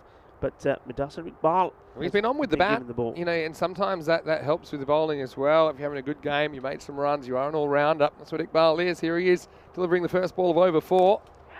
Straight down the ground. Is this a chance? Yes, it is, and it's been beautifully taken. Rizwan Babar takes the catch. He's got safe hands, and it's not an easy catch, this, you know, because first of all, credit to the captain. He set the perfect field, has Barsi. He's got the men nice and straight.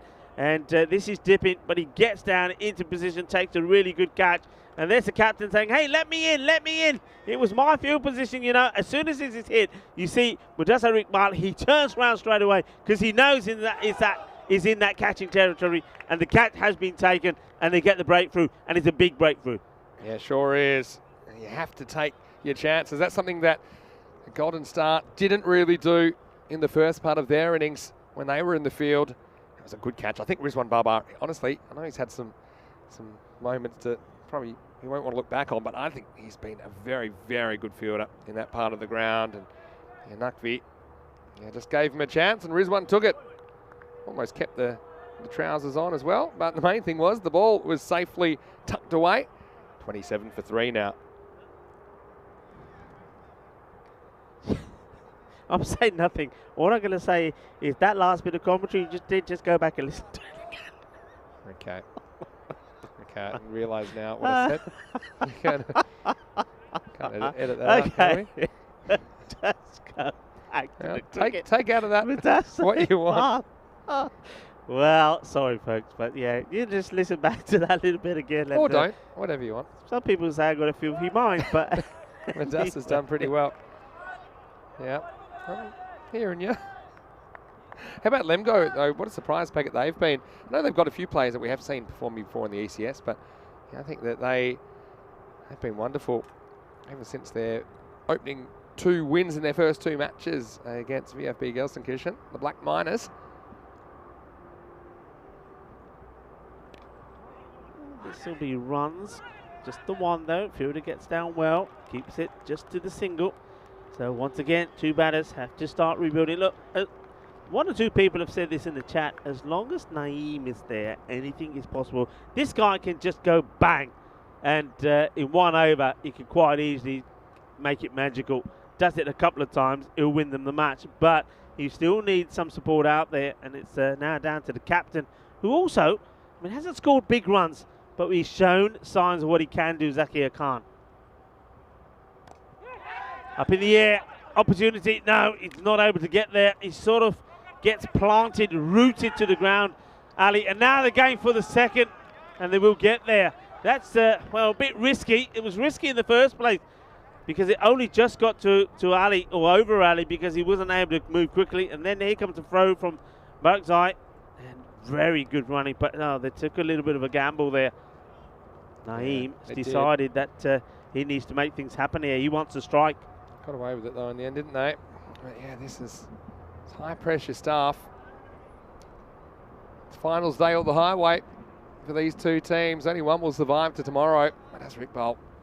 Had a very good game so far, hasn't he? Well bowled and well played as well. Good bit of cricket. Quite often I always say that when you get good balls, you don't have to throw your wicket away to it, but trying to get something out of it, try and get a positive result out of it, and that is, it was a good delivery from Iqbal, but it was also beautifully played, and they take the single. Yeah, Mudassar Iqbal.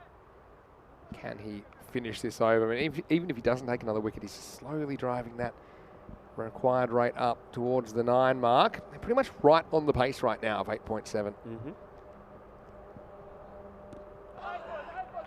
Goes for that little clip again. And once again, it dipped down, able to pull it off, unable to get past that man on the 45. But it's another single. So Mudassar Iqbal, the captain, went for him to bowl. And he got the wicket off the first delivery with Naqvi going for a straight hit down the ground. It was held beautifully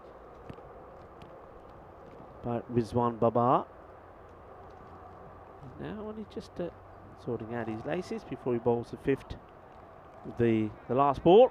5 off the over so far.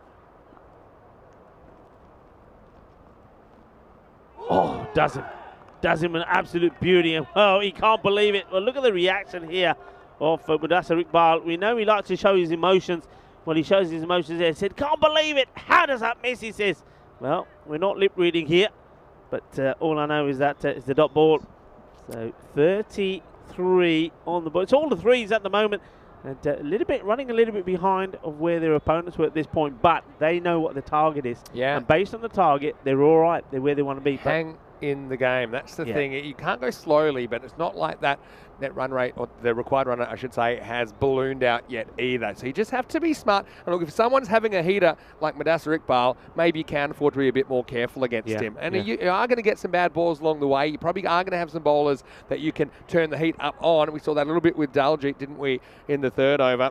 But yeah, it's a really interesting quarterfinal, interesting start to the day. Big thank you, obviously, to Frederic Constant, who are our official timekeeper. And we do have some things in the works, perhaps for ECC, to exactly show the time. And I know it's something that sometimes causes a bit of mystery with our viewers, and when there's time penalties and these kind of things. So that could be a nice little development that's in the works at some point in the future, at least. Anyway, let's start new over. They'll scramble through for a single, gets Naeem to there.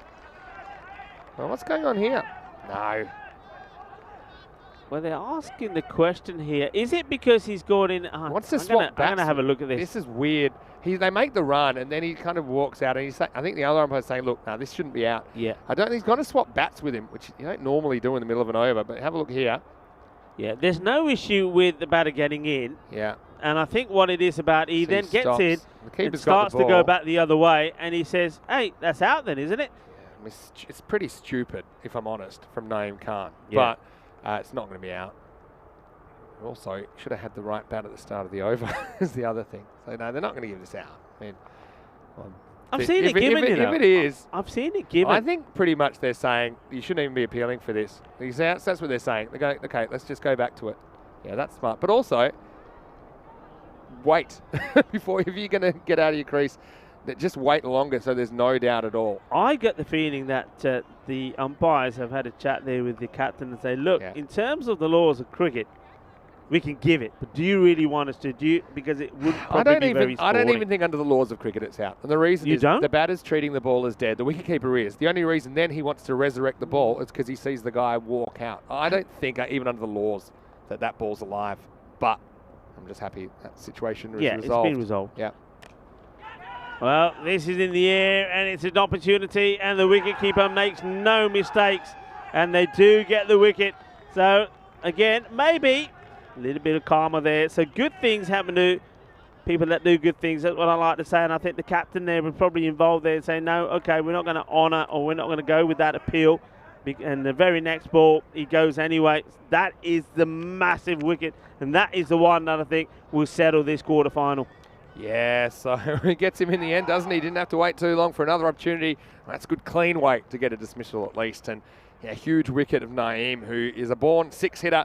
But it is Safi Rahman that comes up with the breakthrough. Nice catch by Gupta as well, who's a bit of a stand-in option. Yeah. And he's already shown he's got the wicket-keeper's mentality, trying to sneak a little run out last ball. But what it is another wicket. Yeah, just wasn't in a great position that time, was he? So Golden Star Bond lose a fourth wicket, 34 for 4. Yeah, they're in a bit of trouble here now because really I can't see anybody that can come to the rescue here. I mean, all right, you've got Zakir Khan up there at the moment who we know can play a few good shots, but I mean, somebody's got to stay there with him. They've really, I mean, it's very difficult. It was always going to be very difficult for Golden Star Bond to try and bat well with two of their top batters missing.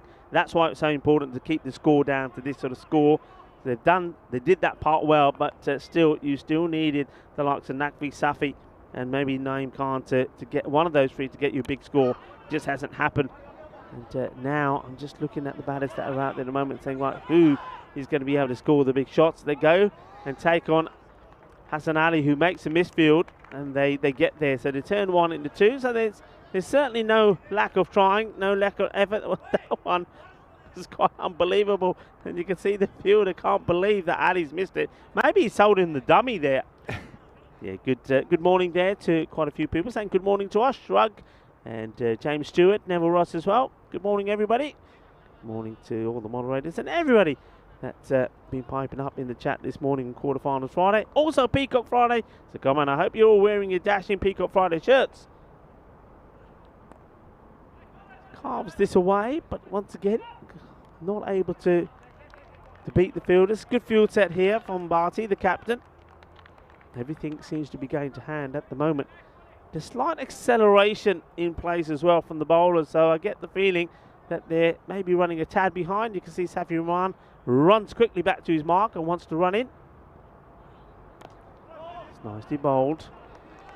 You see here now, he'll go back to his mark pretty quickly. Yeah, there you go, it's a little jog. That tells you that they've been told about their time. And in a low-scoring match like this, well, giving away 5 runs could be crucial. Shot to catch it once again to the fielder.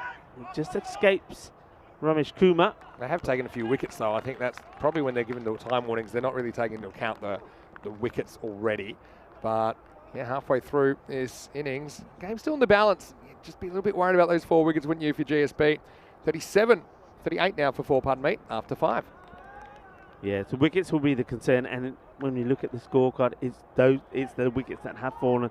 Naqvi, Safi, Madhupatu, Naeem Khan, the pocket rocket, all the batters that have made contributions have gone, and now you're left with batters that we haven't really seen anything of.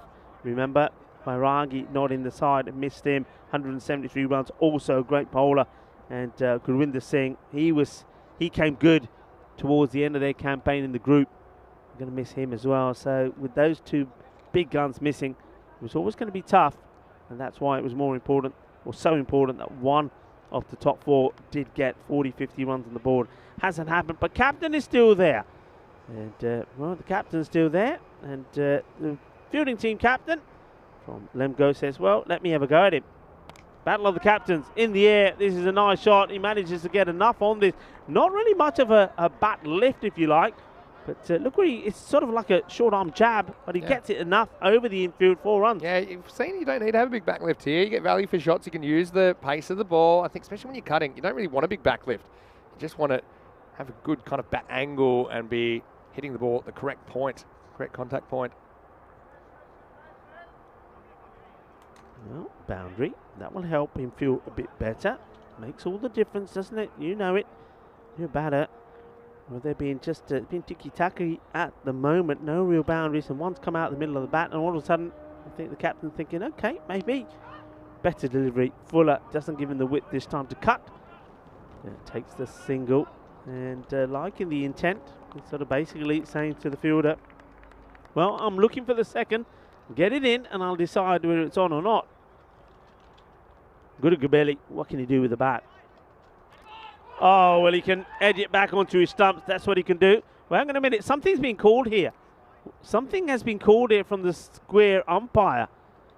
So, what's happened here?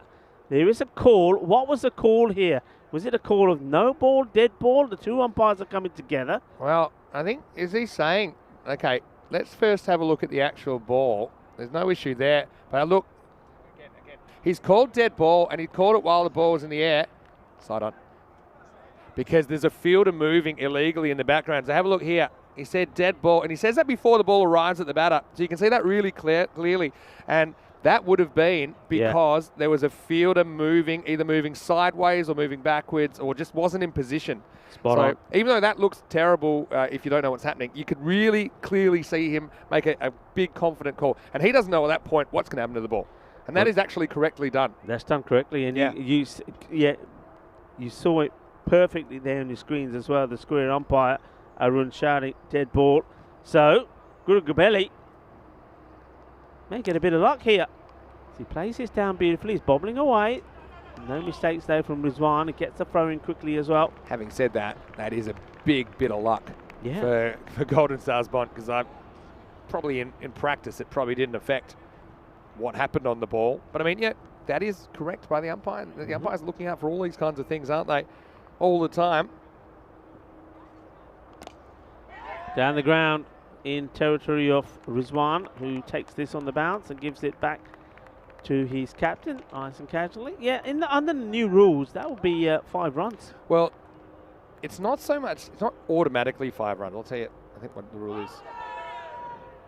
It's that you give the 5, it's always a dead ball if you're not moving correctly, but it's only 5 runs if the umpire thinks it's a deliberate attempt to hinder the batting team, or if it's a deliberate attempt. So if you're just out of position, which actually often happens in this game because it's so fast paced and you might have different fields with different batters, if the umpire thinks it's an honest thing that you just weren't quite right, then it'll just be a dead ball. But if they think it's to try and deceive the batter or the batting team, then it will also carry the penalty of 5 runs against the fielding team. Anyway, interesting moment. Don't see that too often. The score now is 46 for 4 after 6 overs. So it's required rate creeping past 10 for the first time. Still, if Golden Star Bond bat well enough, they'll get there. 6 individual bowlers used. That means they've got heaps of options up their sleeve in the last 4 overs, Rico. Yeah, they've got something that we've seen a lot of teams do. And as you said, I was saying at that point when Mudassar Iqbal was coming on, I thought, well, maybe you could go with Tom or you can go with one of your opening bowlers just to finish the game off here. But he's pretty content in doing this. The Lemgo have done this all the way through. They haven't changed it. It's the sort of thing that we saw that Golden Star Bond do as well. They like to use all their bowlers and then say, right, who do we go back to? Well, one man they've gone back to here is Safi Rahman. So he's the first to bowl. 2.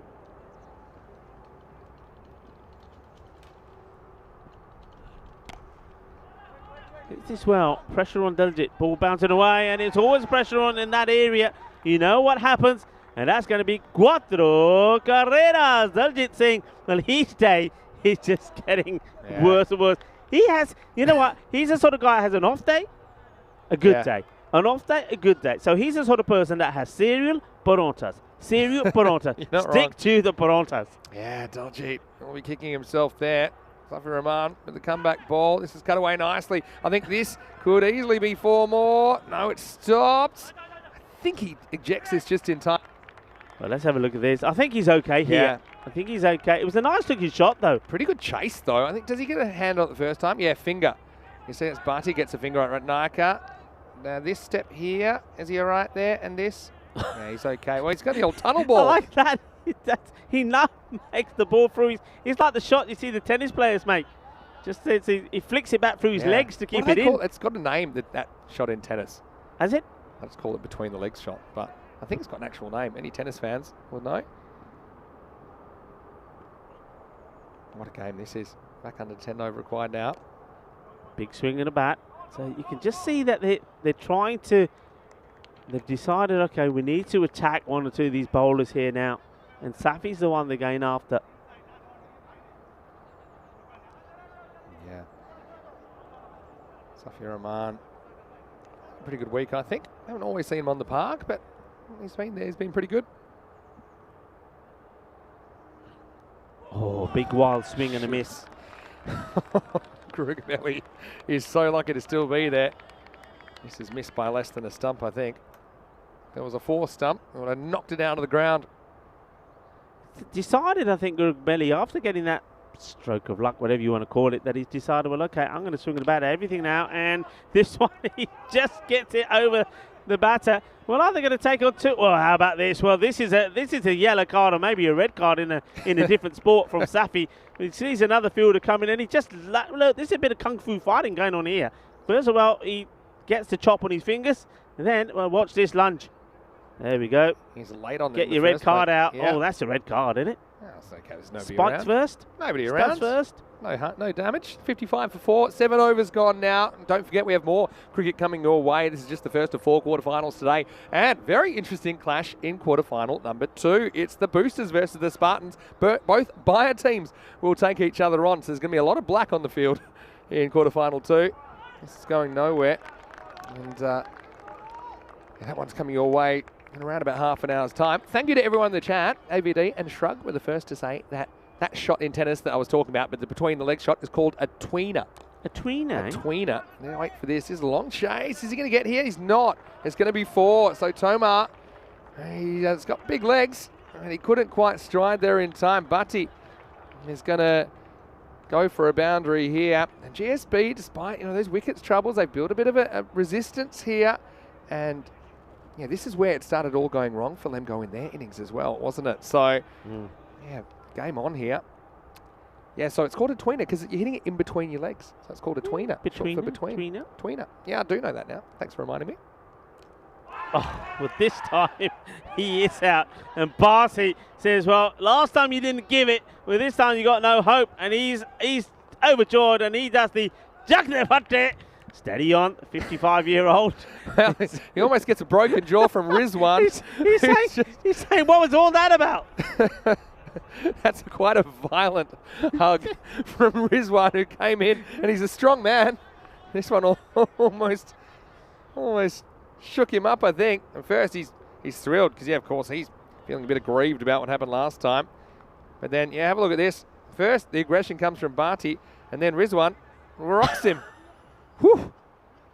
I think he got the old shoulder on the chin. And afterwards, I think Barty's saying, hey, man, I'm getting a bit dizzy here. Come on, let me go. All right, so Krefeld, he did have a slightly longer stay because of decision going his way, which was, I think, perfectly fine. He goes for 11 of 11. And now another batter to come in. Just started to get the acceleration, but look at that. Yeah. I mean, that's what it meant to him, the captain. Wow, it's a game in the balance, isn't it? A few people talking about the tape on Barty's bowling hand. We'll talk about that in a second. I know there's a few comments about that in the chat at the moment. Very eagle-eyed viewers that we've got. Here's Pankaj Kumar, left-hander, coming in at number 7. Oh, this would have been a wide. He makes a meal of it, but might have done a job on the keeper because now it's going to go to the boundary. Well, it's going to be 4 byes, but you're right. It could have been 5 wides. I mean, he goes, sort of does the nutmeg, doesn't he?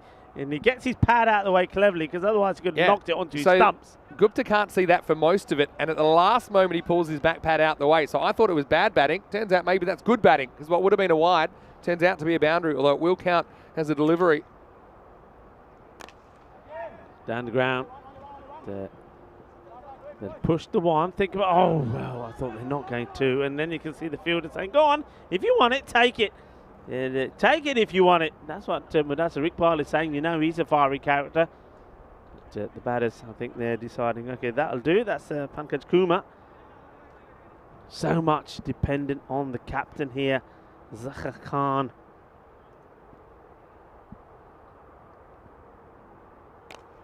Comes down, hits it pretty well. But we'll just stay at 1. And Barty, not sure what Barty was doing on the floor over there. Barty goes down. I'm not sure if he slips or what. A good job the throw doesn't get thrown to his end. Well, I don't know what, but what does Barty do here? He doesn't slip or anything. He just decides, I'm sitting down.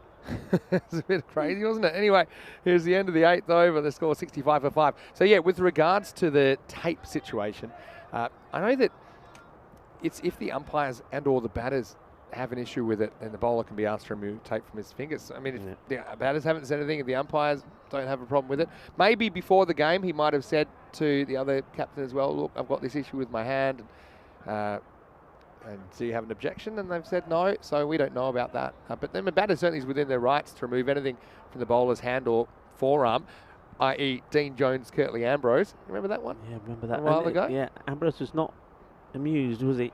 Fast as he ever bowled. Yeah. In the next 10 minutes. The only thing is here, I think, yeah, it's up to the batter to raise it, maybe, but having it being white can be a little naughty, maybe. Yeah.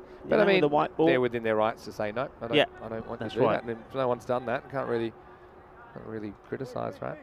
Looks like Mudassar Iqbal is coming on to bowl the 9th, the all-important 9th. Look, they need 22 of 12 deliveries. So this is such an important over.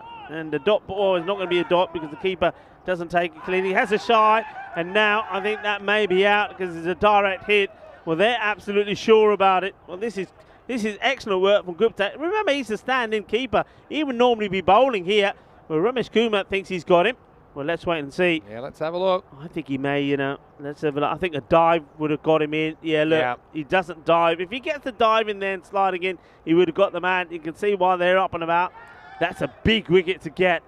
And so new batter will have to come in, and also, more importantly, the new batter will have to go and strike. Yeah, that one hurts, doesn't it? It had to be a very good piece of fielding, though, and it was. So, yeah, key wicket goes down, and that is a wicket to start the 9th now, 65 for 6. So Kumar goes. Didn't really get started, but I suppose he was the man that sold the dummy to the wicketkeeper to get the full buys. But the wicketkeeper says, well, you might have done me the dummy and cooked me on that one, but I'm going to get you back, and he does. Good work, actually. I mean, it's a big eye. I mean, you'll know more about it. I mean, if your normal wicketkeeper is not available or gets injured and you've got to stand in, I mean, there's a lot of pressure on you, and he's dealt with it really well. It's not as simple as just being a fielder with gloves, really, when you're keeping. I think the fielders, even good fielders, find that out pretty quickly when they're asked to do the job. Anyway, here we go. Still a bit of work to do for both teams. Big swing and a miss first up for Nawabi, who's the new batter. Yeah, Nawabi, I mean, hasn't.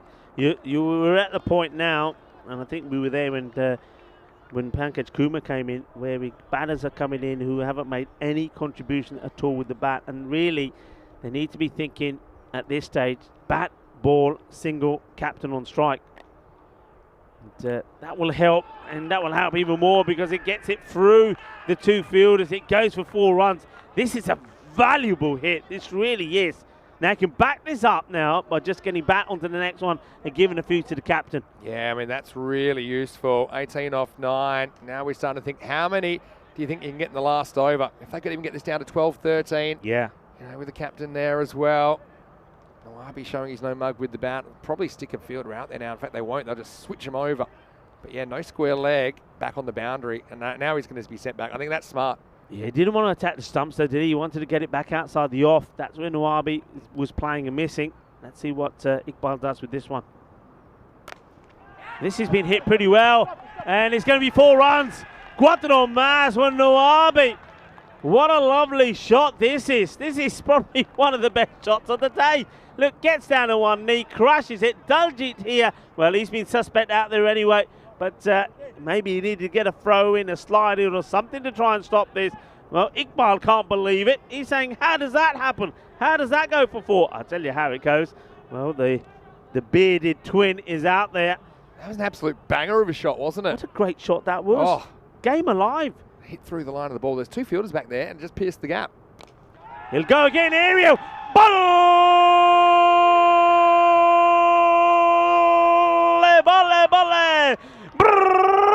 Oh, Nawabi.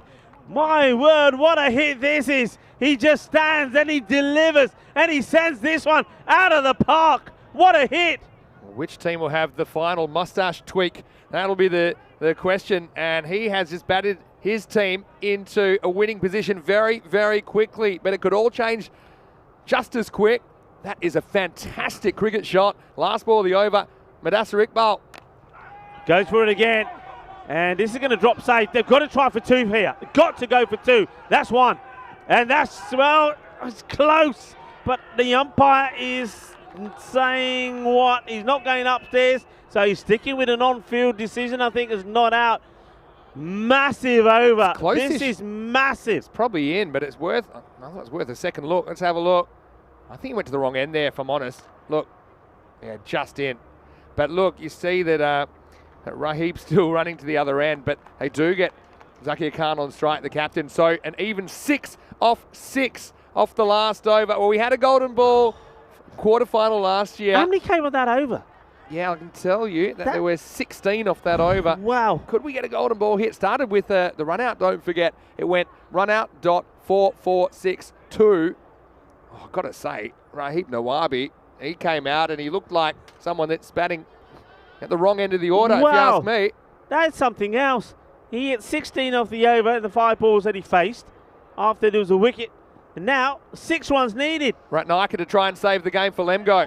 And there's going to be 4 of them. Just guesses right, the captain gets enough on it. And from nowhere, you got to say from nowhere, Golden Star Bond look like they're going to pull this off. And the captain, well, fingers taped or not, he can't get to them.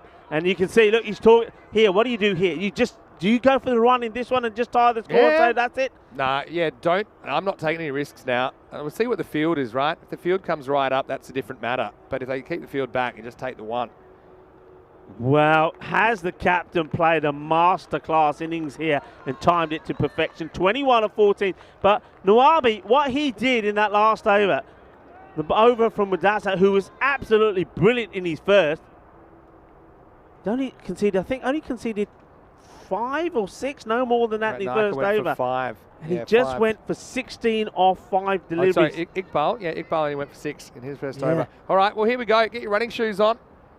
They still got the field fairly back. 2 to win. And, well, this will be it.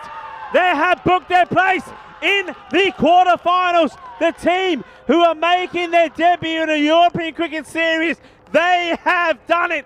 The dashing, looking, and the brilliant Golden Star Bond have done it. What a match. What a victory. And yeah, that man there, you're not worthy, they say. You're not worthy because he is the one who smashed 16 off Madassa Iqbal's 5 balls after there was the run out in the first. Well, sometimes, you know, we say when there's a wicket that goes down, maybe it was meant to happen. Well, it was definitely meant to happen for Golden Star Bond. Well, when we saw the run out of Kuma, we thought, well, what's going to happen here next? Well, Nawabi came in and he smashed 16 off that last over. And then, well, the captain finished it off in style. What a finish. What a story. What a day of cricket we're going to have here today. Oh, incredible match. And what a great way to start the day. And yeah, he should be excited as well.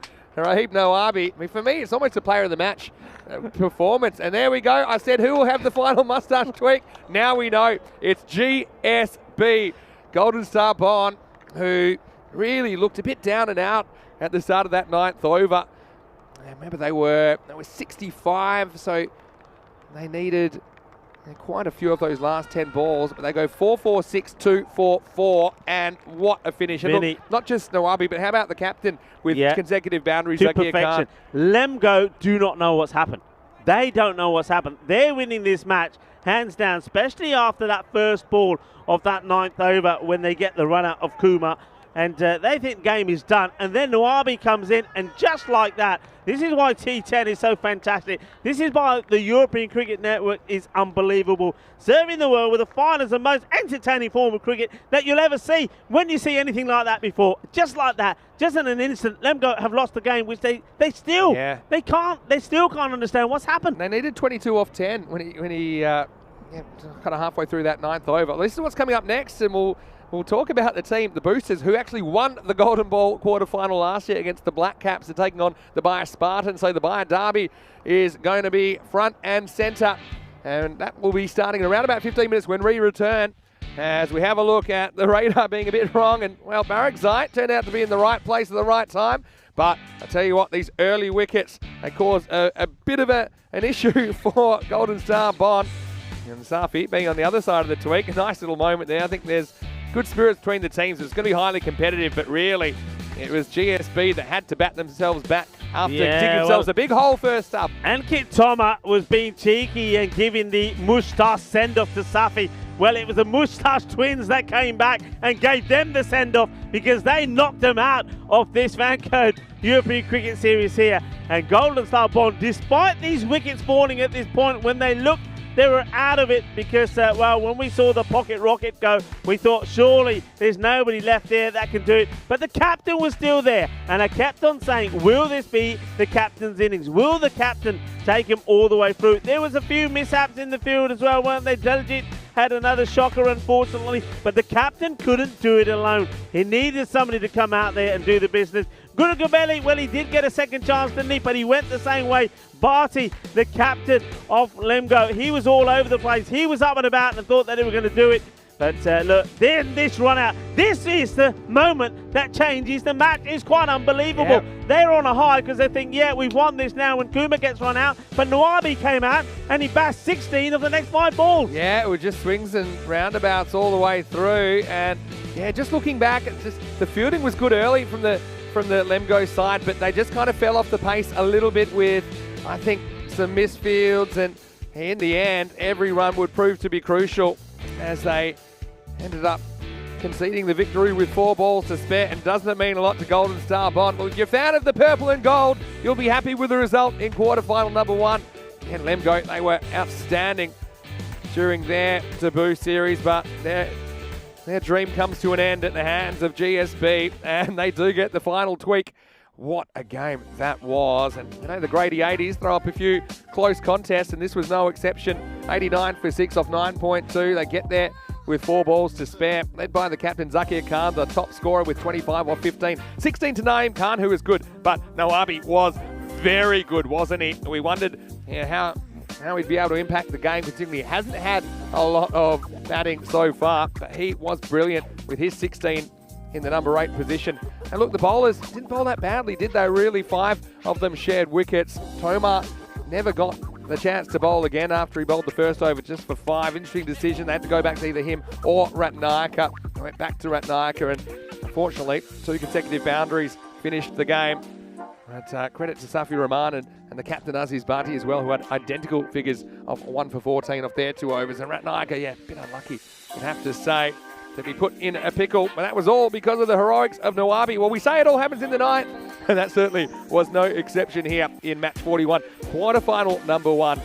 As we get ready for quarterfinal number 2, it's time for a quick break. We'll be back in about 10 minutes to take you into the Bayer Derby. It'll be the Boosters versus the Spartans. We'll see you shortly for more cricket. Vinny Sandhu, Mr. Maximo, alongside Rico Full, quarterfinal Friday, Peacock Friday as well. We'll see you shortly for more FanCode European Cricket Series.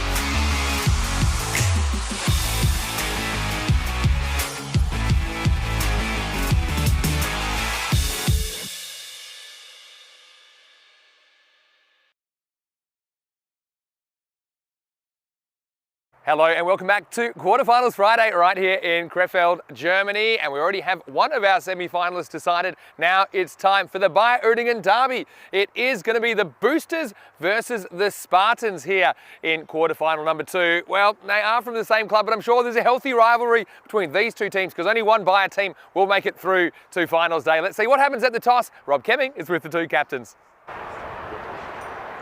Tails is called. It is tails. We are going to one first. Yep.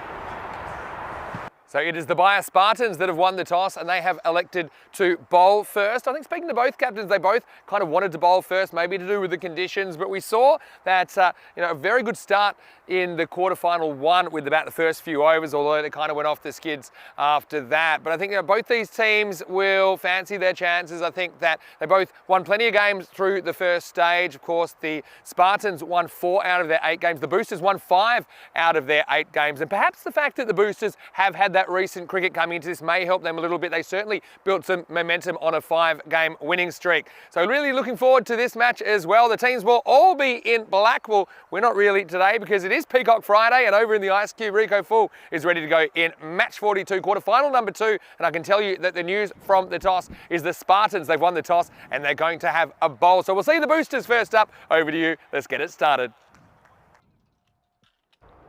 Thank you very much and welcome back to the National Performance Centre here in Krefeld. You're looking at the Bayer-Uerdingen cricket ground, and what a ground it is, what a complex it is. It's been an absolute delight to be here over 2 weeks, as it has been to be in Germany. Remember, the first 2 weeks we were in Dresden. It's been fantastic and looking forward to another great contest. Well, what a first quarter final that we had there when a victory went to Golden Star Born, and it happened. Well, it came from nowhere. Lemgo, they still probably haven't registered what's happened to them there. They had it in the bag, and Nawabi came out and smashed 16 of 5 balls. And the captain, Zakir Khan, held his nerve.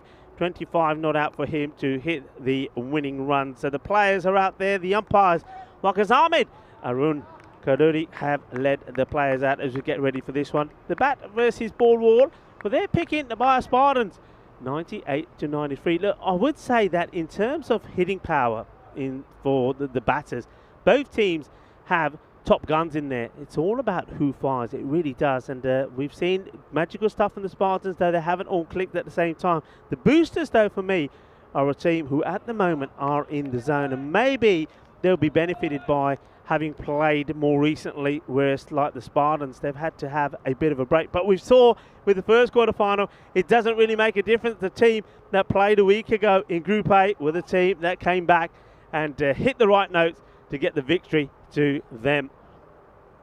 Oh, we're just waiting for our official timekeeper, Fredrik Constant, to say, yay, let's go, give us the thumbs up. Two batters are ready to start. And Visakaran, you know that he's a man that if he gets going, can hit the ball big. He's going to be opening up, and he's got another good hitter out there with him, the left-handed Indran. So this is going to be an interesting battle. Here we go. Into the body. And that hits the helmet. I think this, I'm not sure if it's direct impact or it comes off something first, but that's one onto the helmet. Let's have a look at this. Yeah, sort of gets wedged under the grill, just there, maybe shoulder and a bit of the lid. It's going to be a feisty affair. Altaf Ahmed, the bowler. Defensive push. Often in these close matches, elimination matches, you tend to see that teams being a little bit more cautious than what they have been in the group stages. It's a lot at stake. Lose, you're out. You don't make it through the final stage. Oh, going for the big swing. And, oh, hesitation. And, well, if this hits, he would have been out. I think he probably had time to go to the keeper. There was definitely time, I think, to go for the keeper here. The batters hesitate. The fielder, well, doesn't get a good throw in. Just have a look here. Yeah, I think if that went to the gloves, that would have gone, and the wicketkeeper knows it as well. So a let-off. Big time there.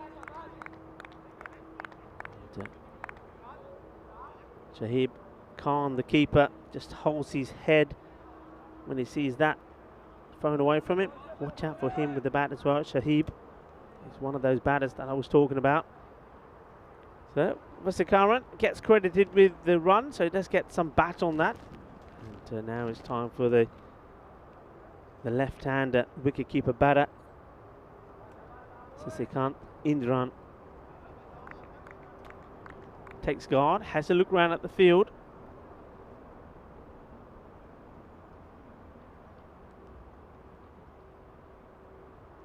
Ahmed beats him. Just a bit of way movement this. Gets good bounce as well, doesn't he? Good delivery to the left-hander. Indran just shakes it off. Walks away. Well, all the men in black out there at the moment. Batters, the fielders, the umpires. Doesn't really feel like a Peacock Friday anymore. In the air, where's this one gone? Well, it's sliced away and it will go for 4 runs. Hay poquito de suerte ahí por Indran, but hay 4 carreras también. Look at the book, he says that's 4. You can see the expression on the face from the fielder there at point. Ooh, he says that's lucky. Yeah, it was pretty lucky. Very good morning, afternoon or evening to everybody, our global cricket family, wherever you're tuning in from. It's a lovely ball again, just losing his balance and his shape. You see, once he's played this, he's almost falling over. So it tells you that he wasn't in the right place for that one. 5 off the first, so it's a good start. And almost could have had Vasakaran out.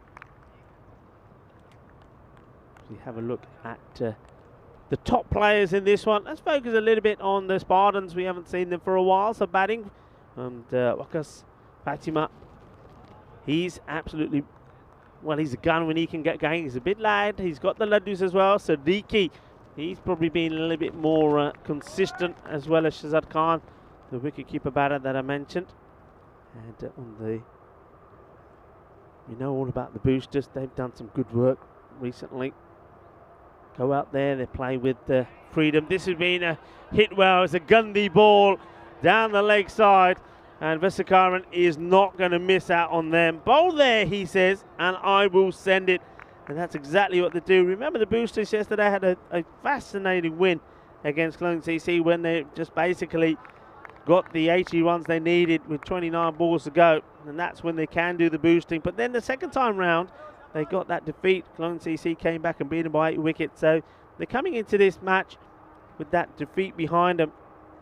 But you can afford, this one's a big swing and a miss, you can afford to get it wrong in a match where there's nothing at stake by that time. I think they already knew that they were going to qualify here in third. Maybe they were saving it for this one.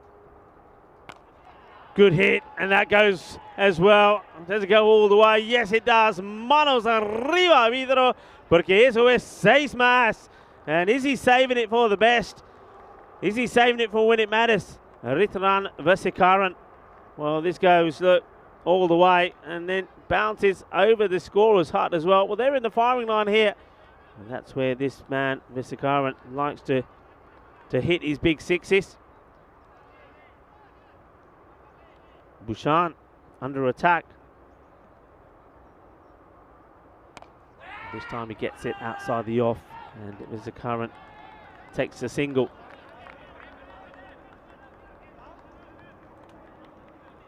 Bhushan, the only real, if you like, pace-off option that we've seen from Spartans. The two batters just get together and just have a little chat. But he still, for me, and I was saying this when I was seeing them in the group stages, still tries to bowl just a little bit too quick and too flat. I like to see him give the ball a bit more flight, especially to start off with, because I think the question is if he doesn't flight at the beginning and he goes with the flat option, then I think you get a bit afraid to give it the flight because you think, they might go after me. If you start with the flight and you get good reward, then you get the confidence to give flight. That's the ball I'm talking about. That's what I like to see. And the wicketkeeper likes it as well. Shabazz Khan gives him a little clap and say, yeah, that's what I'm talking about. That's where I want to see it.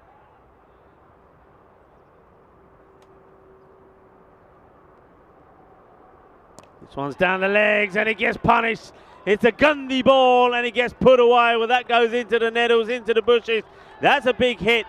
He just dispatches this. Boom. Shaka Lagia. Que grande eso es. Así me gusta. Me gusta la tiki-taka. Gusta el boom, boom, boom. And that was a boom. It goes all the way to the boundary. 24 without loss. Getting the big shot in just when it matters. Let's have a look at Group A first. How the Spartans, they booked their place here. Remember, they were joint with Golden Star Bond, who we've seen progress to the semi-finals tomorrow in finals day. Spartans from Group A, representing Group A, wanted to do the same here. You can see there 3 teams finishing on the same number of points. The net run rate was key at that point. This one goes straight through. Vesikaran, good take there from Shazib Khan. Right through. Now it's time to welcome back into the commentary cube. It is Mr. Maximo Vinny Sandhu. Yeah, thanks, Rico. Great to be back in the box. And Vesikaran, destructive last year. Haven't quite seen the best of him yet. He'll survive this rush with danger as he deflects it away uppishly towards third man. But end run, the left-hander at the other end, he can really whack them over that leg side, can't he? Boosters, when they have gotten in trouble, it's because they've lost early wickets and continue to lose wickets. So far, they've negotiated pretty much the first quarter of the innings without losing one. This is hit, and it's hit pretty straight, and it's hit pretty well. This will be 4. So Vesikaran gets something that's maybe slightly over-pitched, and the long on's pretty wide, which is where he often will hit his shots. But yeah, he plays this one very, very nicely into the gap, and that's 4. Yeah, lovely shot, isn't it? Just showing that is not just all about mid-wicket and over cow corner. He can hit straight pretty well as well. That's a nice shot. I like the way he's come out here, Vinny Vesikaran. He just looks really confident. He looks up for it today. Well, this time he does go, and he goes large. He goes square. He goes Maximo. Well, Vasi turning the clock back this time. Detangles in slightly, and he picks that one up with ease, and that's 6 more runs. Yeah, that's a delightful shot, isn't it? That's, like I say, there's something about him today. Maybe he's got that bit of the swag. He just looks very confident. I mean, we've seen him back before, of course we have, but the way he's come out there today, I just think there's something about him, and he's showing it in his shot selection, and he's executing those shots brilliantly as well. See, last year, he seemed a bit apprehensive batting earlier in the innings, but now he's decided he's going to open. He's really taken on that role and done very well. This is a bit of a lucky one, though. He's attempting to pull. This has gone miles. That might have gone all the way, you know. I think it has. Maximo, a backwards Maximo, a backsimo. Well, he's hitting them all over the ground, literally. But it will be 6 more runs. And this is a flying start now to the Boosters. Well, what a hit. I mean, he probably doesn't know too much about it. But like I say, look in the book. Look what it says. It says 6 runs. Fortune favours the brave, and he is being brave here. Maximo, as the score races on to 40 with the ball to go in the power play. Yeah, and I also think it's good captaincy from Mahendran to keep him there. It hasn't always worked out during this series, but they have kind of stuck with him as a bit of a fixture at the top of the order, and because other batters have been batting well, he hasn't had to score runs. If he does, you knew it's going to be dangerous. He's a wild card, and this is a wild swing out of the ground. Well, this is into the bushes. See you later, alligator. Maximo, huge hitting. That's 3 on the trot, and this over goes magical. End of the third, end of the power play, 46 without loss. Well, this one's gone to the moon. This one will be circling our planet for years to come. What a hit that is. That is a biz-away sensational hit. And Vasikaran, he is in the mood. He's in the groove to party. To give you an idea, Altaf Ahmed had figures of none for 5 with 4 balls remaining. Okay, of 1.2 overs, he had none for 5. He finishes with none for 27 of his 2 overs. So he got absolutely pounded there. Look, one was a bit lucky. The others were just good shots. Vasikaran off to a fly at 36. Wow, time to breathe. And that's what he did last year. When he got on a run, it was incredible. And you couldn't bowl to him. He was just going to hit everything for 6. Now, we're going to see Indran back on strike. And looks like we'll be ready to start the 4th over. He's eyeing off that leg side as well. Asmari, who's going to bowl? No run there. So yeah, handy dot ball. Haven't been too many of those lately. Last 4 all sailed to the boundary or over. Yes, Mari also got a bit of a slingy action, if I remember correctly. Just get the ball in the right areas. Not this time. This time he goes down the leg side. We talked about the fact, though, that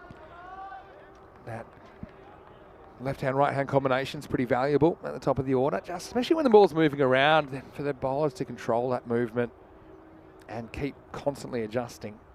Left-hander and right-hander do see a few more extras than usual. Asmari, better ball. And this is also smart by Indran. 8 for 2 here. Plus he's pretty keen to come back. A bit surprised seeing how well he was hitting them, but he obviously felt there was 2 there, and he has a lot of confidence in his opening partner. Yeah, Fatmi there. Gets that one wrong. He's sometimes blows hot and cold in the field. I mean, he will take some great catches, but a little bit sluggish sometimes. And he was there picking that one up, allowing the batters to complete an easy second. Wow, that's banged. That is a proper hook shot there. You bowl short at me, and I'm going to put you out of the ground. Indran goes large. Maximo and the boosters, they are like a rocket at the moment. Was it not a badly directed bouncer, but he said, thank you very much, 6 runs. Well, I tell you what, the boosters at the moment in their dugout part of the ground, they're up and about, they're dancing, they're jumping up and down. They're like a packet of jelly beans. They're all over the place. They're loving this at the moment. They're absolutely loving it as the 50 has come up inside the 4th over. Yeah, it's a classical hook shot. Good old-fashioned hook. It was a genuine bouncer. And it took ages for that ball to come back as well. That's how far it was hit. So both batters looking really dangerous. Asmari, you have to change his tactics, I think. This is Fuller. A rare dot ball, shapes to throw, doesn't. Apu Murali, of course from Clone CC, in the chat, saying Vasi is back. Yeah. And that's the thing for me. The boosters, their tournament last year, they had a couple of wins, 3, and 4 if you include the bronze final, but it was all kind of built around Vasikaran making runs. Close. I think this just pitches outside leg stump. Yeah. Yeah, it's not a bad shout at all. And I think it is going to clean up the stumps. But where does it bounce? Just for me, fractionally outside leg stump. I think that's a really good call from the umpire. Asmari is, well, not sure what the captain is getting involved with here. And the decision's been given. That's it. That's the end of it. And there should be no more on it. Yeah, what's this about? I mean, I think it's a good call. You can see both middle and off. I think umpire, as soon as it bounces, he doesn't care what happens next. He's in his mind, he switched off the LBW because Yeah. in his opinion, that ball has bounced just outside the leg stump. I think it's a good call. It was close though. Last ball of the over coming up. Still a little bit of discussion out there. I mean, none of the other fielders can really say too much about it either because they can't really say as well as the umpire. It's looking straight down the pitch. Good comeback though. Too quick for everybody. End of the 4th over. And, well, highly entertaining start to this one as well. But nothing in the wickets column for the Spartans as yet. It's 56 for no loss. Vinny Sandu here, Mr. Maximo. Alongside me is Rico Full. Now, Rico, this was quarterfinal 2. Last year, guess what? The Boosters were playing the Black Caps. You want to see what happened? I'll show you what happened. I want to see. This is the golden ball. It came down to a golden ball. And Vasikaran was on strike. And have a look at this. The Black Caps needed to effect this run out. The Ahmedzai couldn't gather the ball. And because of that, the Boosters knocked out the Dusseldorf Black Caps. Wow. And so that's well, not exactly a year ago. You can have a look at one more time. I mean, yeah, it wasn't the most convincing shot ever. And the Black Caps, you know how good they are. We'll see them later on today. I mean, I think they would fancy themselves to take that run out more often than not.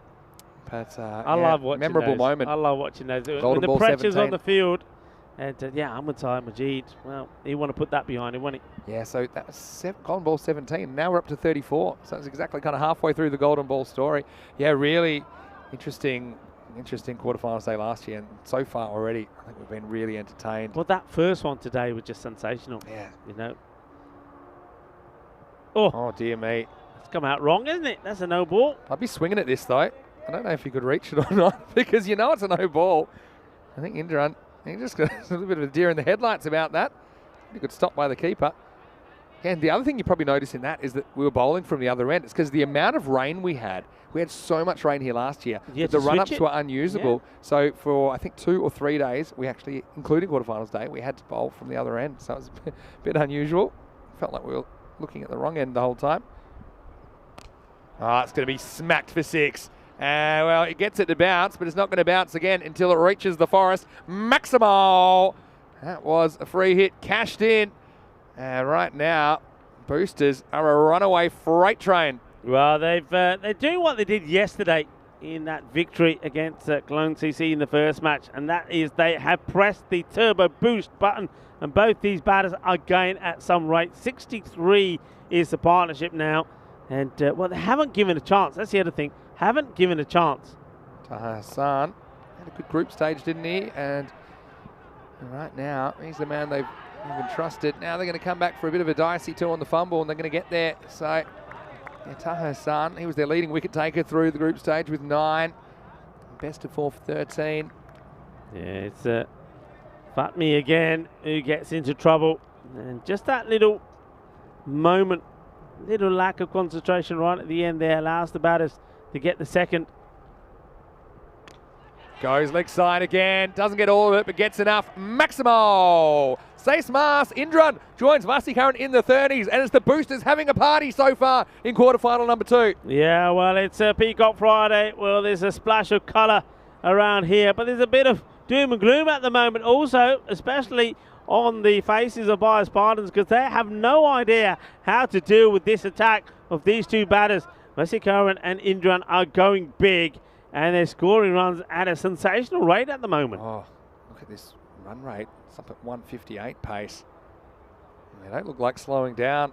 Cannot get too straight to Indran. It'll hurt you badly. He's round the wicket now. Hassan gets it better. See, that's where you need to be if the left-hander's pounding you that way. And look, if you're going to go around the wicket, that's fine, but you've got to stay away from him. And that time, gets a rare dot.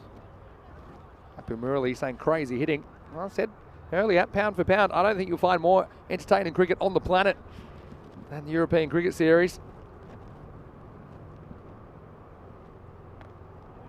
This time's angled away intelligently, so also shows me that he's thinking, not trying to hit absolutely everything for 6 after that wild swing, the previous delivery. Just kind of regains his composure. And now it's our first chance to get a look at Vasikaran since he went crazy. He's not going to hold back, is he? I think he's already decided that where they are here with the amount of batting that they've got, means it doesn't make any sense for him to hold back. Just got to keep swinging and hitting. Risky, staying around the wicket. which means he's going to have to get it well outside the off stump. He doesn't, gets it wrong. Well, this could be a no ball as well, you know, and it is. That's the second time we've seen that. It's going to be a second and final warning. And it's cashed in, waist high or above. Let's check the height. Yep, that for me is waist high or above, no doubt about it. And good early call from the umpire. And so now Hassan's on his last warning. This over has turned into an absolute disaster, hasn't it? It's gone magical already with the ball to go. And another free hit coming up for the Boosters. Yeah, you got to feel sorry for Hassan. I mean, he's somebody that gives everything for his side. And every so often, it's not the first time we've seen him get into issues like this when he's bowling. When he gets under attack, he does tend to lose it slightly. And that's what's happened here. Didn't help himself with the first delivery that he bowled. And then the free hit was dispatched for a massive 6. And it's gone downhill from there. Back over the wicket. Free hit. Smacked. And that's 6 more. Maximal. Vasikaran lighting up the National Performance Centre. He moves to 48. And a disastrous over. There's 29 that come off the 5th. And the score now is 85 without loss. Oh, they are motoring, aren't they? Question is, and this is a question on everybody's mind, okay, we've seen this before, maybe not quite as explosive as this, but can they continue? Can they maintain this pace through the second part of the innings? Already they're at a score that we've seen put on the board after 10 overs. Well, let's see what's going on. Some people asking about some records, and of course we've got records here. The highest score we've ever seen in an ECS match is 200, and that was a while ago now, but that was Malta Super Kings 200, and in that game they bowled out Gozo for 6. But highest score in any ECN match was actually the ECL final in 2019. It was VOC Rotterdam that scored 222. Don't think we'll necessarily see a 200 here, but we are seeing something pretty healthy already. It's a decent score, only halfway through. Going to go for Nasib Kushdal. Try and stop the bleeding. Indran has also been hitting his straps. Gets a good full delivery. That's a better length to bowl to him first up. But yeah, I'll say quick hello to everyone. Danush saying, why did he think the Boosters would struggle against the Spartans? Well, he's got egg in his face, but I don't think anyone predicted this kind of a start. Archie appreciated the replay of the golden ball from last year. Yeah, that was well done by our production crew on that one. Oh, good delivery. Let's go straight over middle stump. And this is what you were talking about. There's a fair bit of bounce in this pitch. If this hits them on the pads, everyone's going up, but it just sneaks over the stumps. It just goes to show that the ball here does carry through, goes through. That's a good ball. And Indran, just not getting the balls that he likes to get a good swing on. Is he not in the swing zone? I think he's going to go after this one, though, whatever. And it's a bad delivery. Lets himself down the bowler there. Kushdal made a good start, 2 good Cs, and then gets this one down the leg side. But certainly you can see that all the bowlers so far have found it difficult to adjust to this left and right combination. It was only the very first over where only 5 came from, but well, we know what happened to Ahmed's second over. It went for 22, and this barrage of boundaries just hasn't stopped. Here's the thing is, as well, is Taha Hassan. Can you bowl him again? I mean, he's your leading wicket taker throughout the group stage, but he's just been smashed for 29. He's bowled 2 beamers in there. Yeah. And he's on his final warning. I mean, that might be a blessing in disguise if he bowls a 3rd one. At least you know it's the end of him. But, yeah, I mean, they would have been planning for him to bowl 2 overs, right? Yeah, they certainly would have. That's the current. 48 off 16. Yeah. He's going at 300 strike rate.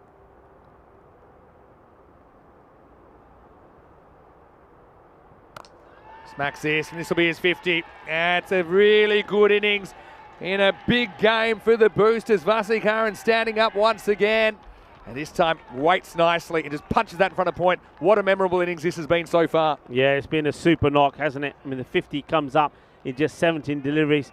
बहुत अच्छी batting की थी अपने अथिलान Vasikaran ने अपनी 50 बना ली. बहुत बधाइयाँ. He has been in top form. He really has. And both these batters, it's been relentless, the hitting, and that one is a good shot. See, his again, first 4, he's hit, second 4, he's hit 7 sixes. Yeah. How about that? It's 50 in boundaries alone. He can't catch up with this one, a rare dot ball. But yeah, how about that? He scored 7 sixes and 2 4s in there. So 50 of the 52 runs coming in boundaries. Incredible stuff. This is what he's capable of. I mean, but that, like I say, this year they haven't relied on him as much. So when he clicked, and now we're seeing him click. Yeah. Just look at the score and look at the batting they've still got to come, right? A rare dot again, or it won't be. In fact, curves away from the bowler. So Vasikaran will retain the strike. The bowler thought he had that covered, but it just spun sideways on him. He's very unlucky. He does. So let's watch there at the last moment. The ball just moves away from him. But Kushdell does pretty well though, because only 7 runs come off that over. So it's the start perhaps of the Spartans working their way back into the contest, and after 6 overs it's 92 without loss. Over by over scores. The first one was a decent one for the Spartans as well. 5, but then 19, 22, 10, 29, and then just 7 off that last over. Where are they heading for here? 2 a ball. Add 48 to that, gets them 140. Yikes. This is, I think, a case also of, you talk about Group A advantage versus Group B advantage. Group A, you get a bit of rest if you've got some injuries and things like that. Group B, you can come in with some momentum. I think the Boosters won 5 on the trot. They're feeling good.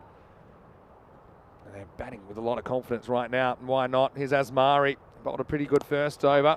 This time, it's going to be whacked towards the cube, and it's going to be 4. So it's going to keep going. Vasikaran, we know what's dangerous here is he's not just going to that mid-wicket region. He's hitting shots all over the ground right now, and that shot takes him to 57. yeah, absolutely. We saw the cut shot earlier from him. Now we've seen this one. The straight one goes sort of that long off area into the cube as well. It's looking so dangerous. Oh, and this one gets through him. He's disappointed about it.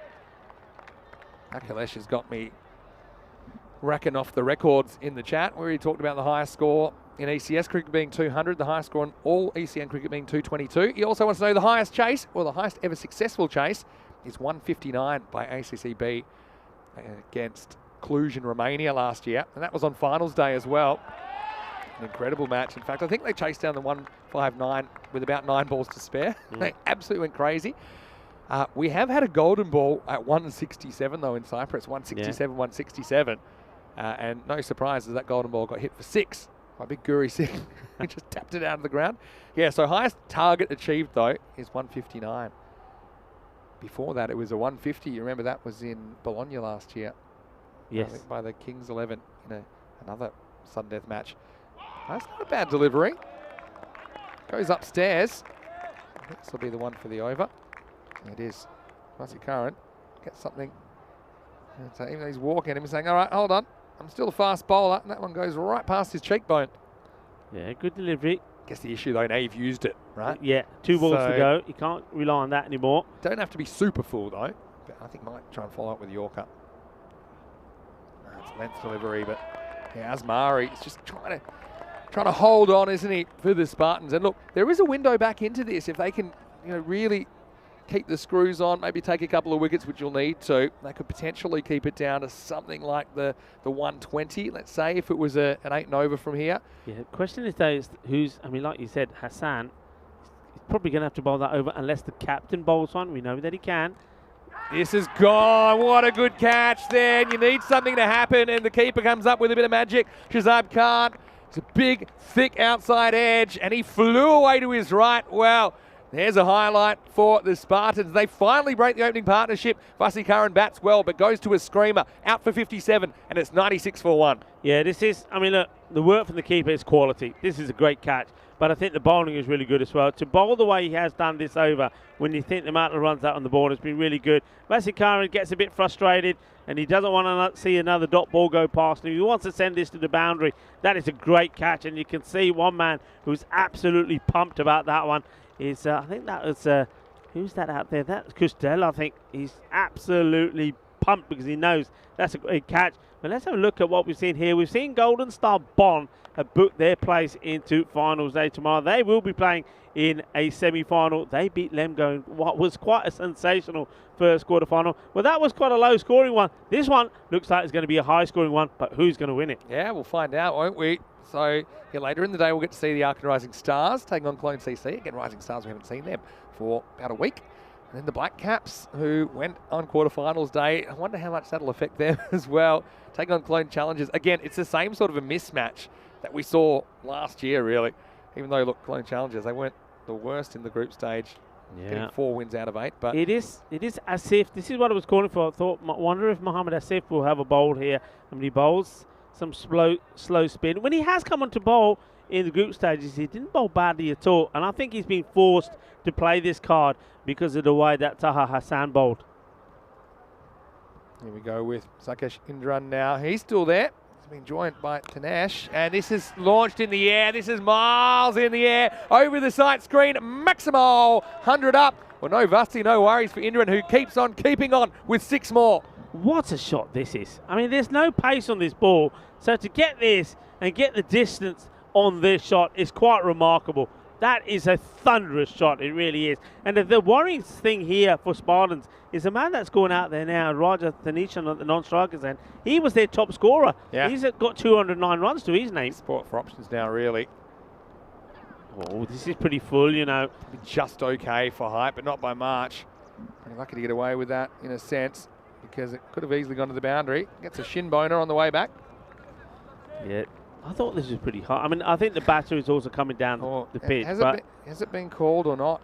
I think it might have been called. I didn't see a Didn't call. see it straight away. Oh no, I think it's just saying what his action is. So that's. Yeah, I that's didn't see the situation call there. on it, but I've seen them giving, you know. Yeah, it's borderline. I think it was a good call though in the end.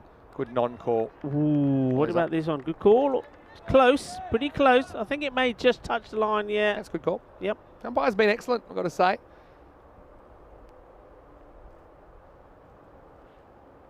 Yeah, good location. Tanesh he's had a good series, but he's still new to the crease, so that's a good spot to put it full and just inside the tram line. That's why you don't mind giving away 1 wide out there if you can then sneak a couple in. It's not a bad trade-off like that.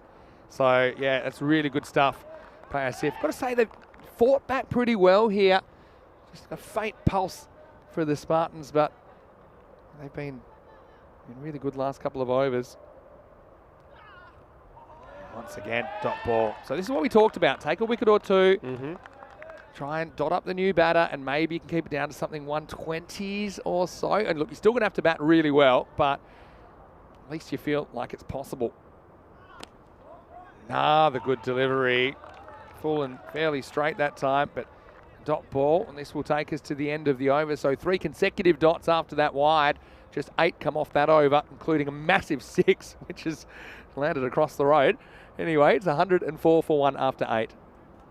Yeah, good over, wasn't it? I mean, like you said, 6 did come off it as well. So the way he's come back, okay, he's bowling to a new batter. And it just goes again to show just how important it is to get a partnership, get 2 batters that are set, because then, well, it's a different ball game. You see Tanesh has come out there. He's been the leading scorer for them so far, 209 runs. And, well, he's not able to get back onto ball. So 104. See the worm there. It was heading for the sky, wasn't it? But it just pulled back with 19 runs coming off the last 3 overs. The 85 off the first half. All right, so they're going to go back to Kushdell. He started the kind of resurrection with only 7 coming off his over in the 6th. He will start with a wide this time around.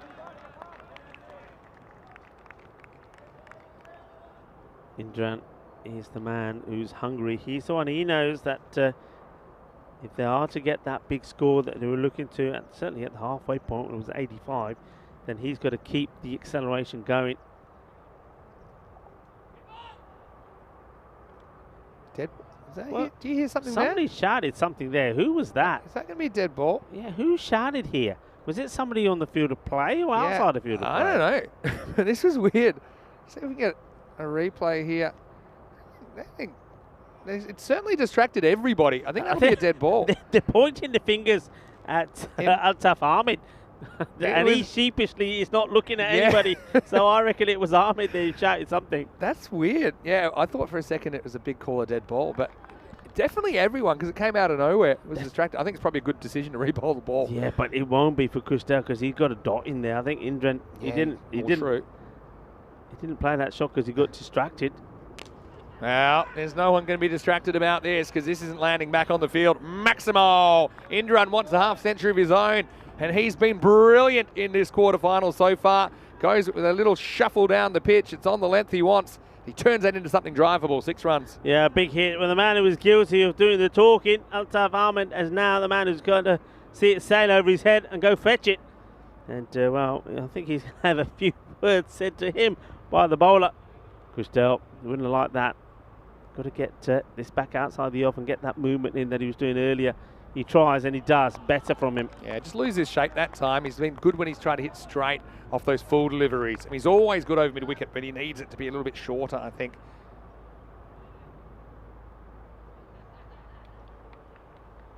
So, Krefeld, he's been pretty good.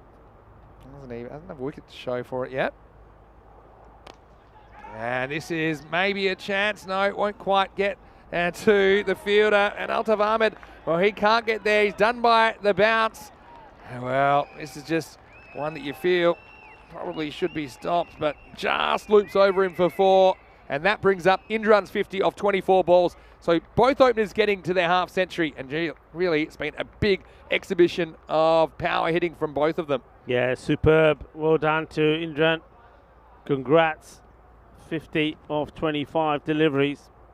And he's looking to capitalise on a few more as well. This time, goes slightly across the line, but gets something on it. Still, despite that boundary, it's been a pretty good comeback considering the pace that they were going at. The Spartans are just keeping it within the zone of possibility. And we've seen a few surprises on quarterfinals day last year and perhaps this morning already with a game that was topsy-turvy. Tanesh, for him, he'll be disappointed that he hasn't been able to do too much so far. He's got 4 dot balls against his name. He's eyeing off that leg side right now. Goes straight instead. And this time it will be handled by Altaf Ahmed. And so finally Tanesh gets off the mark and hands it over to Indran for the last ball of the 9th. Yeah, I mean, they would love, especially the captain, because don't forget, he bowled those dot balls to Tanesh. He would love to have Tanesh at that end and bowl the last over and try to keep it a tidy one. No, another no ball for too high. And now they're going to see, that's probably smart by Indran. He says, I know we can run here, but I just think I want to face. Yeah. Do you think that's a good call? Yeah, I do. It's a free hit. He wants to. He wants it. The umpires are just... Yeah, definitely too high. Third one we've seen in this innings as well. Krefeld. Just going to have to re-bowl that one. Yeah, because I think they've already given you a run for free. You're saying, well, I don't need 2 runs for free. I'll just take the 1. And I think that I'm going to do something with this. Yeah, I think it's smart. So sound the free hit horn. Here we go. Oh, he's lucky he gets away with this because it clunks off the pad. So it'll be a dot. The best case scenario really under the circumstances off that last ball. So that's the end of the 9th over. The score is 118 for 1. Yeah, 118 for 1. So you're absolutely right. I mean, it is if you want to call it that, is a huge recovery really. But it's not done yet. There's still 6 balls to go. But the Spartans, at one point, believe it or not, you're looking at a score about 170, especially when they were 85, and 85 without loss as well after 5. After that over, that 5th over went for 29 for Taho Hassan. So they have pulled it back quite amazingly. And now the captain, Mohamed Asif, is looking to get another good over in his last one. Even though he got pumped for a big 6, only went for 8. Yeah, well, this is over the offside, and it'll just get over the field up, and this will be 4. Well, he was backing back, wasn't he, Raj Bhushan? He couldn't quite get finger to ball, I think, in the end. You see, he had the reverse lights on, and he was going down. The ball hadn't come down yet.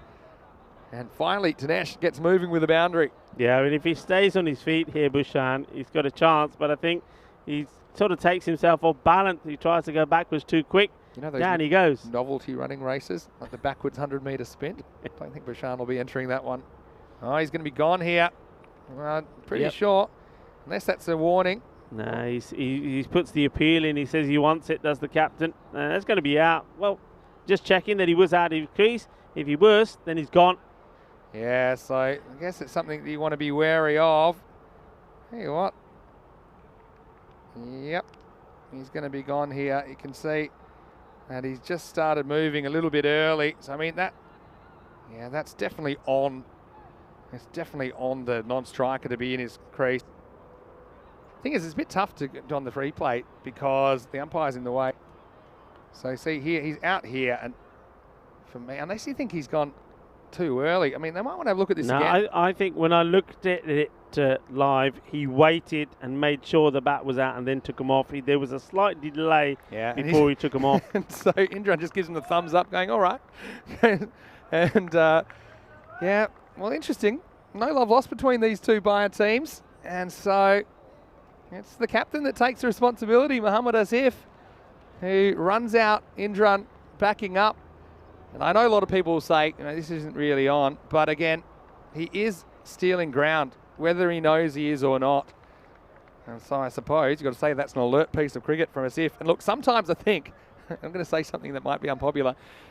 If you're going to do something unpopular, the captain takes responsibility, saying, look, I'm going to do this. And I know it's not going to win me too many friends, and that's how competitive he's going to be. Yeah. Well, this is going to be an attempted two. There's nobody at the bowler's end, so they're going to get there. Of course, Tanesh still on strike. So, with 2 runs. Let's have a look at this on the replay. He's on the walk. And there we go. And Indran's probably saying, you know what, I'll take 52 and man-cat it any day of the week. He batted really well. It seemed like they bowled that ball before he even got off the field of play. Saying, quick, let's move on with the game. It's the captain, Mahinda Mahendran, who's out there at number 4.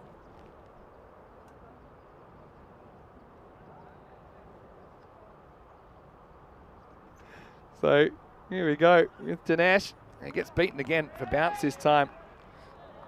So yeah, it looks like they might somehow keep this in the 120s the way things are going. That'd be, that's quite a sensational comeback, really. And the thing is, it's sensational because it's not a comeback because they've taken like 7 wickets in no time at all. It's a comeback that they've just been able to contain. Pegged them back. Yeah, contain 2 good batters. I mean, it all started with Asif coming on the bowl. We bowled a great over. Tanesh, who's had a really good series, he just hasn't been able to get going. I think they bowled pretty well to him. They haven't given him too much in that kind of straight zone where he likes to clip to legs. So I think he is one of the reasons. Unfortunately, he just hasn't been able to hit the ball as crisply as he wanted today. So now we'll get to see Mahinda Mahendran, who does get a bat with 2 to come. And pretty well located. And this will be out. This time Bhushan has no problems with it. So Mahendran gets the golden. And the good comeback continues. Remember, they had 85 in the first half of this innings, but only 40 so far in the second half. Unfortunately for Mahinda, he goes for a golden duck. The score with the ball remaining is 125 for 3. Yeah, that's a bit of a good moment there for Mohamed Asif, the captain. He gets the opposition captain out for a golden. So to Mahendran, and also Bhushan, a good moment for him because this time the ball doesn't go over him and he does take the catch. But yeah, a great comeback. And listen, that's 4 man-cats in this series, and we're still yet to see the man-cat kings. It's not the last one today. Challenges are coming up, right? They've got their tactics worked out for the Black Caps. It involves man-catting their top 6. and then we'll go from there. I mean, look, I know, say what you like about it, but the old rules used to be you could even pretend to bowl and then man-cat someone. That's why it got a reputation for being unsportsmanlike. But if you are doing it before your arm comes over, it's really poor cricket by the non-striker. You need to be watching. You need to just be aware of what's happening. You're not invisible when you're at the non-striker's end, and you are out of your crease. Yeah. So imagine if you're in by that much, then you basically cheated, wittingly or not. Here we go, last ball. You got a run here. Should be a run out. Throw takes him a bit wide though, and so they will get 2 in the end. So they'll get there. 127. If you offered 127 to the Spartans, I think at the halfway point they'd say, yeah, we'll have a chance if we do it. I think they got 2 off that last ball, right? So it should be 127. There you go.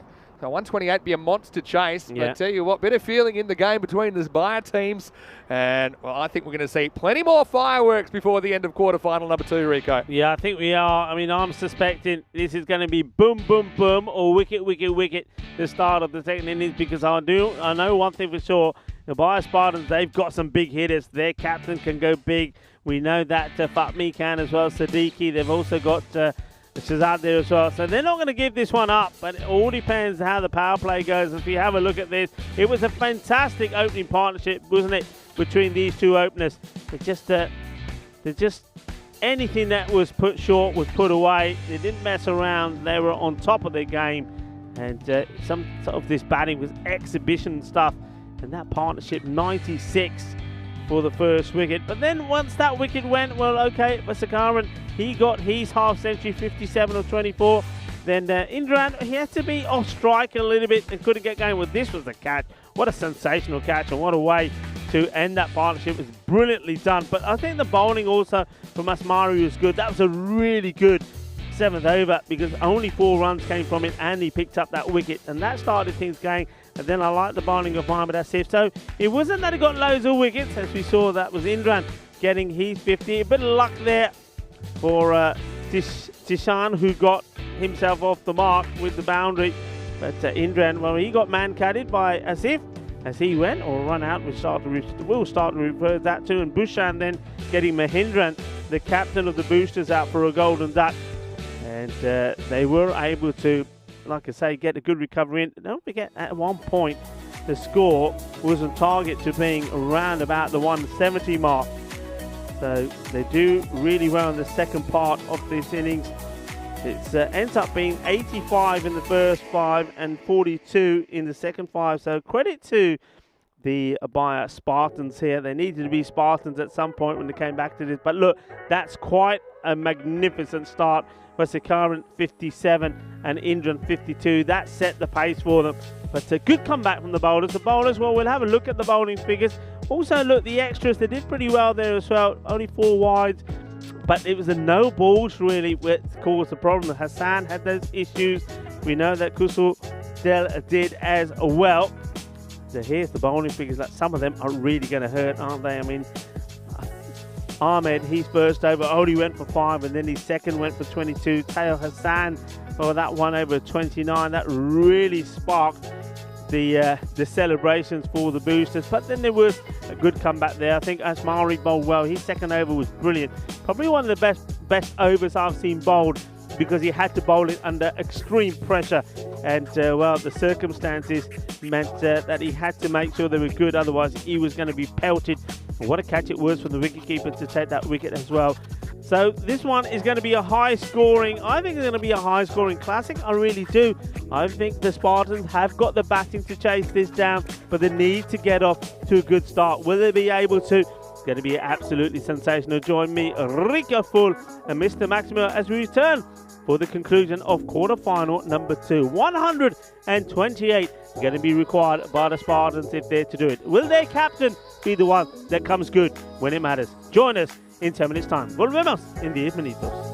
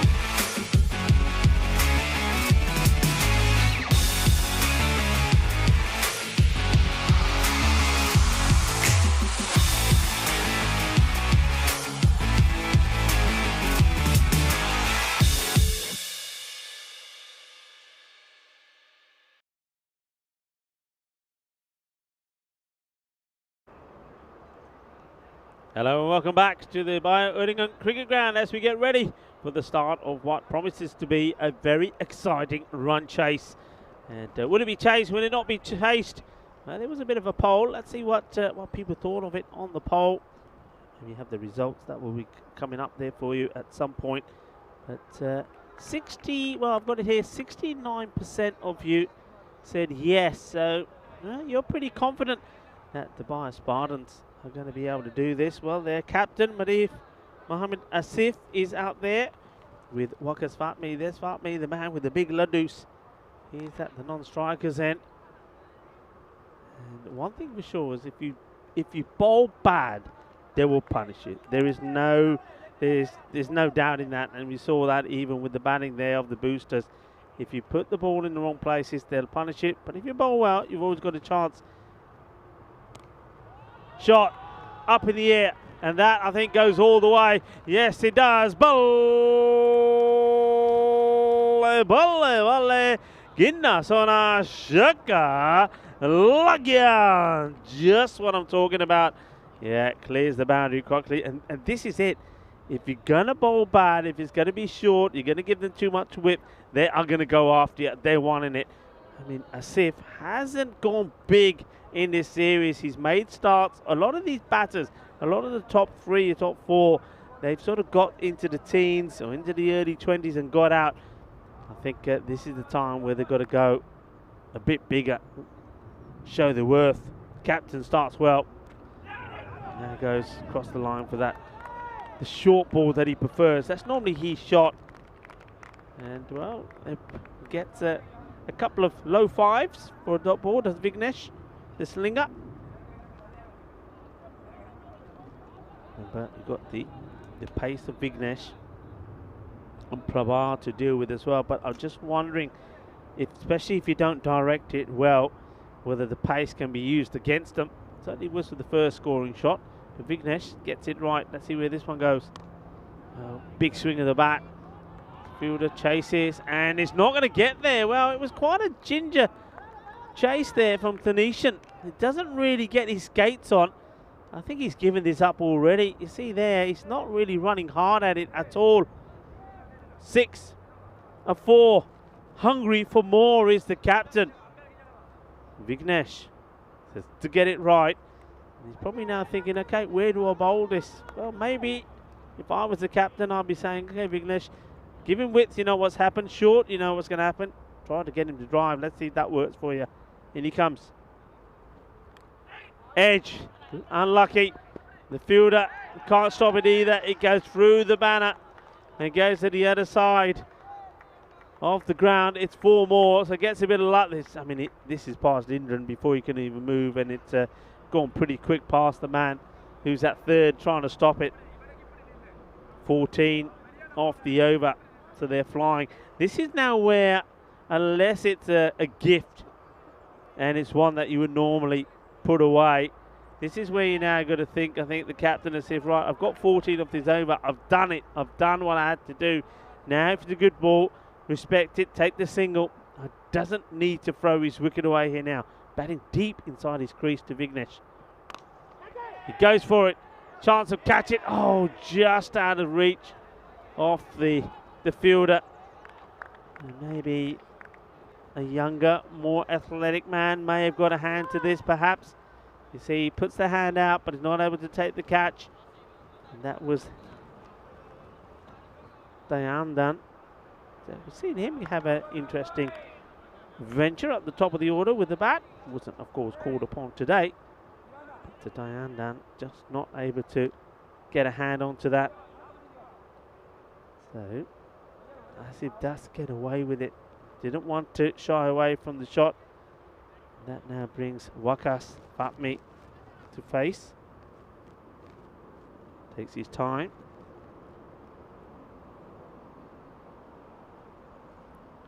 Just got the one to face from Vignesh. And he comes. Beats him. Tries to get the cut shot in. Doesn't, a little bit too close for that shot, I think. So gets a dot ball in to finish. So 15 off the first. So they're up and away, aren't they? A lot of people. Like I say, we saw the poll. I think around about 700 people taking part in the vote. And that's gone to 70%. Well, there's a few late ones that came in and voted when that first over was complete, so that's a bit naughty. But before the first ball was bowled, 68% of you said yes. We've had 9 matches without a golden ball. Well, this one, if this goes to a golden ball, this would be something sensational, wouldn't it be? And there are, the captain is going with Prabha straight away. Prabha is, I've used him in different areas, Mahindran. Sometimes he has opened up with him, and he will probably bowl this one and might bring him back, say somewhere like the 8th or the 9th. Normally Vignesh does bowl out, but there have been times when Prabha hasn't been bowled until the 8th and the 10th over, so used him in different ways. But I suspect here Mahindran is wanting his quick bowler to get the breakthrough. Last 2 times he bowled, he started with a slower ball. And well, this time he starts with a nothing ball. I wonder if he's trying to think of about maybe doing a little bit of a man cat here. This could be quarterfinals. That's all about man cats. We saw one, didn't we? We saw how the captain of the Spartans, Mohammad Asim, how he got rid of Indran. Indran, after he's got his 50, was run out, or man-catted if you like. He, of course, is the batter on strike at the moment. This will be a wide, and it is that slower ball that he goes for. So that just tells me he's a little bit predictable here, Prabha. Like I said, he started the last 2 times that he bowled. His first delivery was that slower delivery. On those occasions, he got it right. This time he gets it wrong. He ends up swinging too wide. And I was saying then that I think he shows it too early. It's good to have it, but keep hold of it. Doesn't want to be bowling it too often. This one will be quick. And it is. Gets the edge and gets the wicket. Great catch. Absolutely brilliant. Prabha gets the wicket. And this is all about getting the field in the right place. I mean, this ball is travelling. It certainly is. And that's nicely done. And it looks like it is Vignesh that takes the catch. And he goes over to his opening partner and says, yeah, that's the way to do it. Me and you, buddy, me and you. We're going to make it count. What a quick delivery this is. A big swing of the bat from the captain, Asif. And just not able to clear the man. Is a really good catch. And he says, thank you very much. And you can see the disappointment. Sometimes that's just the way the cookie crumbles. And Mohammad Asif, after making a quick 5-15, he goes for that score on his 6th delivery, and that brings another good batter to the crease. This man with Siddiqui, probably not as powerful in terms of all-out assault as somebody like Asif, but still is a very capable batter. This is that wicket again. What a good catch this is. The ball is travelling. We've seen a few that have gone all the way to the boundary, and that's probably why Mohammad Asif is very disappointed. He swung at it pretty hard. The thing was, it's the, I mean, if you can say such a thing, it's the way he swung at it. He didn't go for a big swing where the bat goes all the way over the shoulder and the ball gets aerial height onto it. And it sort of went pretty flat. So Prabha to Siddiqui, the new batter. Oh, this is such a good hit. What a shot this is. I mean, it was ill-directed from Prabha. It was down the legs. But the way that this is being dispatched, well, what a shot. This is sensational. That is big, and that is a Bizaway supersonic hit. That's one thing they're going to expect, though. Every batter that comes out will play shots and is capable of playing shots. When he practices it again, you don't need to practice that one. That was awesome.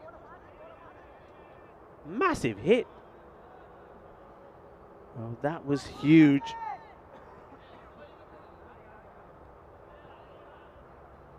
You can see the fielder there just getting the shine on for the ball, on the ball for the bowler. That was Thoril Konda. Prabha smashed hard in the same area. Bowl!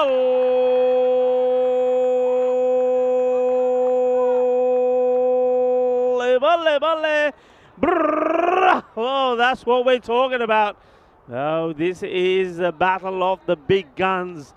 The battle of bat versus ball, and it's the batters that are doing the charging at the moment and are having a fiesta of runs. Well, Well, somebody's saying the team in black has this in the bag. Well, yeah, I know what you're saying there. I know where you're coming from. That's Frank Johnson. Both teams in black. So, yeah, you're not going to be wrong, son, are you? You're not going to be wrong. Well, that was a big hit. And well hit. And somebody else saying, yeah, the buyer team will win. Again, I know where you're coming from as well. Well, he goes from one side then to the other side. 2 big sixes. First on the leg side, and now here he cuts this one away. It's that slower delivery, waits for it, hits it hard.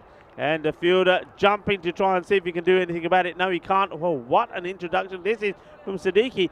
And, well, one big hit and the captain goes. He was disappointed to go. Well, Siddiqui, he seems like he's pretty excited to be out there at the moment. What a start this is. This is quite incredible. It really is sensational stuff we're seeing.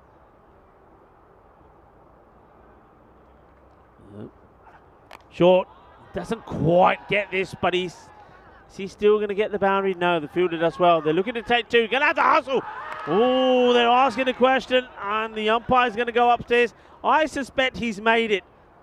Only just, but he has made it. Yeah, you can see maybe there from Prabha. Well, he's very disappointed because that over has been an expensive one. I reckon he's just got in here. It's a pick-up throw. Does he slide the bat in? Yeah, he does get comfortably in the end, but maybe because he's a big man. I say comfortably, it's still close when you look at it again there. But he does well, runs hard. He knew he had to be quick to get there. You can see Siddiqui was a little bit worried. Certainly doesn't want to be running out Wakas Fatmi. He's a big man. And, well, if you upset him, I think he probably will turn green and rip that shirt off. And, well, they get the news of the not out. So this time, it is the Spartans making all the noise in their dugout. So, score 36 for 1, and what a start. Well, it was still not the over, actually. In the air, this is a chance. Prabha says to the fielder, it's yours, and he takes it. And look at Prabha, he's on the march. He's absolutely delighted. Well, he's doing a lap of honour here already, and the game's not done. And he's so happy that he's got this wicket. And he gets the wicket of Siddiqui, who was punishing him all over the place. And that's what it means to him. It's been an expensive over, it has. But they've just picked up a very valuable wicket. Wow, this is quite extraordinary. I've never quite seen this. And he's celebrating at the end of the second over. There's a long way to go in this match, but you can see why he's delighted. And, well, he points at the fielder, says, it's yours, take the catch. The catch is taken. It wasn't spiked. And then, well, he's given a sender to the batter, but it's the bowler that's been sent off here. He goes for a run. He goes to take a lap of honour to get the big wicket. What a start this. Well, Vinny Sandhu is coming into the commentary box here at the moment. And there's excitement. And there's also a buzz of anticipation in the air Well, here. you know what, Rico? I like my cricket. I like my curries. Hot and spicy. And it's pretty spicy out there in the middle right now. Boosters, don't forget, they were second in Group B with a 5-3 record. And, of course, they're taking on the third team in Group A. They had a 4-4 record, the Spartans. But, yeah, Prabha, he missed it on the camera there, but he an absolute lap of honour there because he knew he had a tough time, but he did get a wicket in the end. Now this one could be another one. Fielder coming in, won't quite get there. It'll just be a single. So yeah, I mean, you're going to have to be aggressive from the get-go, and that's exactly what we've seen from the Spartans so far. Yeah, but the thing about the Spartans is, this is one thing I said that they did in the group stage as well, but they got away with it because they weren't chasing such a high score. Batters get in, then get out. Had a question about this. I'll come back to that in a second. First, let's go back to on the field. Steve Curran gets one to lift a bit. And had a question from Fantasy Evolution in the chat about, will there be cricket after the ECC in Kartama? And yes, we'll be in Croatia for 1 week. And then I can tell you that the plans are after that to spend a couple of weeks in Malta and then to finish with a big 5-weeker in Barcelona. So we should actually have cricket all the way up to December 11 in this 2022 season. And that's 45 weeks of cricket in a row. Quite incredible. Fatmi swings and misses at this one. Yeah, I mean, you've got to say, the boosters certainly a little bit scatterish after the start. You want a good power play of something like 40 plus, don't you, if you're chasing 128. Bit late on this, and don't get a run here in the end. Probably was one on if they'd gone straight away. But the batter at the non-striker's end, which is Shazab Khan, Just not feeling confident he could get there. And no problem. Fantasy Evolution saying thank you for that information. My pleasure. It's our pleasure to bring you the cricket constantly. Big swing and a miss this time from Fatmi. Almost a back foot no ball. Gets pretty close to that return crease, not quite touching it, so that's fine. Thiva Curran comes into the attack here, so they decide not to bring Vignesh back here. But he starts well. And, well, it's been an okay start for the Spartans, but they've lost those 2 wickets. And in typical Spartan fashion, batters get in, get going, and they give the wicket away. Oh, trying to hit across this. Umpire. No, it's going down the leg. Yeah, well, that's he's moved his hand. I thought it was going down leg as well, and it is comfortably. But what made me nervous is the umpire, look how his arm moves, and it just. I thought, is it going to keep going up, or no? He's just signalling that. Pre-signal. It's pre-signal, so just let everyone know that he's about to make a signal. That signal was a leg by, and that takes us to the end of the power play. It's a pretty good finish to that over from Thiva Curran. And so the score at the end of 3 is 37 for 2. Yeah, great over. I mean, the first over went for 15, and then we saw an expensive one from Prabhat, but he did pick up 2 wickets, and I think that's why he was so ecstatic when the over finished and he took the wicket of Siddiqui, because Siddiqui came out with a man on a purpose, firing 18 just off the 4 balls that he actually faced before he got out to the 5th. But then that over, it's a good one. Only the 3 runs from it from Thiva Curran. Yeah, but and puts a lot of pressure on Fatmi here. Pardon me, two of them were leg buys as well. So it's a pretty good effort, isn't it? And so, yeah, Fantasy Evolution also talking a little bit about whether we do live draws anymore. Now, give you a bit of information. We did used to literally draw the teams for the ECC and the ECL out of a hat is how we do it. Often there'd be pools, there'd be things like that, and it would be completely random draw. Now it's basically done by ECN, and it's still fair, but what it is we're trying to work around the other commitments of some of the countries. So, for example, if they have T20 internationals, if they have something else going on, the national championships, for example, and for Prabhat, who's fired up, just going down leg side, it's that slower delivery again. Yeah, so it still is kind of a weighting given to teams, and a lot of it is done randomly, but some teams are not selected in certain weeks where they would clash with other commitments. So that's just to explain why we don't have those live draws anymore. I think it's sensible as well, because you want the best players to be available to play. Yeah, right? Absolutely. Prabhat going with the slower ball again, his first one, so that's 4 out of 4 that he's done that, so he's getting a bit predictable. Batters may need to get the notebook out and take a note. Prabhat gets another one. He's going to combust, I think. It's nicely played, just drops the bat on this, takes a single and then does a little warm-up.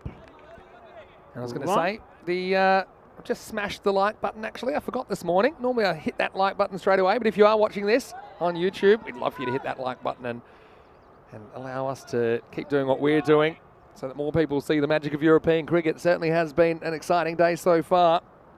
Fatmi has just been out of sorts, 1 off 7. He finally gets one. He gets one pretty good, and this one is onto the cube. Maximo!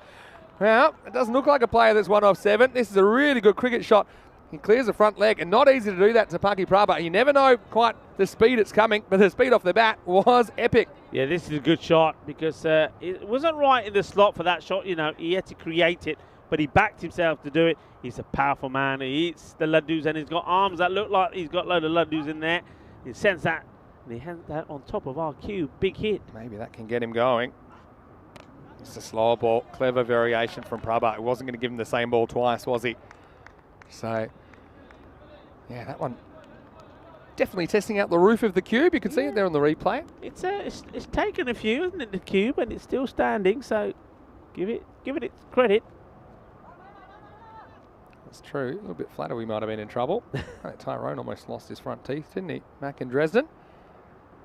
Anyway, Fatmi is a one-hit wonder at the moment. He wants to make sure that doesn't stay the case. Gets a thick bottom edge on this. Goes pretty quickly though, and wow, how about this for some footwork? Stopped that? It's about as low percentage as you can get from Dinesh, who just fly kicks it back into the field of play. And well, how do you describe this one?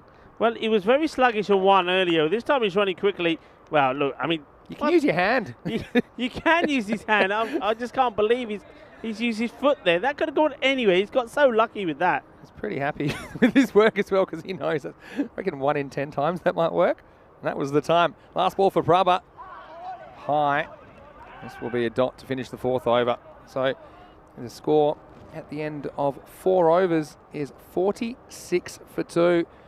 And gives us a chance to welcome you into the Ice Cube, which is still standing, despite the fact that we just copped a kookaburra right on the roof of it. But it's great to be here. Vinny Sandu, Mr. Maximo, Rico Full with me, and we're talking about some of these bigger tournaments, the marquee tournaments. Of course, we had the European Cricket League earlier this year, which is for the best clubs in Europe, but for the international teams, we're about to see them on show in the T10 format. It's coming up, and it's coming up in just over 2 weeks. It's going to be huge. It's going to be absolutely sensational. Going to be sensational. I mean, this is the Euros of cricket happening in Malaga as well. Carter Mania coming your way one more time. Yeah, and look, Germany are in Group D. They get to renew their rivalry with Italy, and they had an epic opening match last time in the ECC. They also got Norway in there, who are a very good side, and they played their first T10 cricket last year. Didn't quite qualify for the championship week, but were certainly threatening. And then they've got Romania in there, who have a lot of T10 specialists. I think they'll pick a proper T10 team. And Switzerland, who will be seeing represented at the ECC for the first time. But again, they've got a lot of players. Remember, their team Alton in the ECL, they turned a few heads the way that they played their cricket, so it's going to be a really interesting Group D, and one of those teams will progress to meet England and the 3 other qualifiers in week 5 of the championship week. Yeah, definitely. And one thing that we've said is that after the inauguration, T10 last year, the Euros, I think a lot of the other teams now will know what to expect. I think the coaches know what to expect. I think selection will be very different. I think the type of players that we'll see will be the big hitters that we have seen as we've travelled around Europe, and I reckon it's going to be sensational. It's going to be far more exciting, I think, because of the caliber of players that we're going to see. More teams, more matches. We had 96 matches last time. This time we'll have 120. And also, it's going to be played some of those matches in the night as well. That is what's going to make it for me, I think. I mean, to see, we know that Cardamom during the day is fantastic. It's great. The sun's out, etc. We know when the sun starts to come down, we get that red sky, and then the lights go on. Boom. Yeah, that's going to be amazing. It's going to be great. Cannot wait. Right here, Thorlakonda trying to drop the hammer, and instead he gets hammered. This is out of the ground. Maximo. Well, Shazab Khan has been hanging around for a while and finally gets one that he likes. It's just a little bit too short. It comes back a little bit towards him off the seam, and he sends it over the leg side for 6. Yeah, the Thor, he's the one who gets hammered out of here this time. That's a big shot. He's just inspected his bat. Yeah, he's quite happy, wasn't he? Just to play a couple down earlier. I said before that when I was talking about the batting lineup, he's the batter who's a bit more correct. He doesn't go bang straight away, but once he gets going, well, he can just be as dangerous as the others. This is nicely timed away. We'll probably be looking for 2. well, poor Danushan was there to back up, and then he is exhausted because he had to turn on his heels because it was kicked away from him, wasn't it, by Vic Nash? Have a look at this. He said, don't worry, if you don't get it, I've got it. And he said, I'll help you out here. He said, well, you're not really helping because I can't turn around now. Big Nash. I love the way he goes about his cricket with a smile on his face. Remember, he took that great catch to remove Mohamed Asif. Got some good food news, by the way. Oh, have you now? Another full toss, though. This time, he'll get to do it on his own. That's Danushan.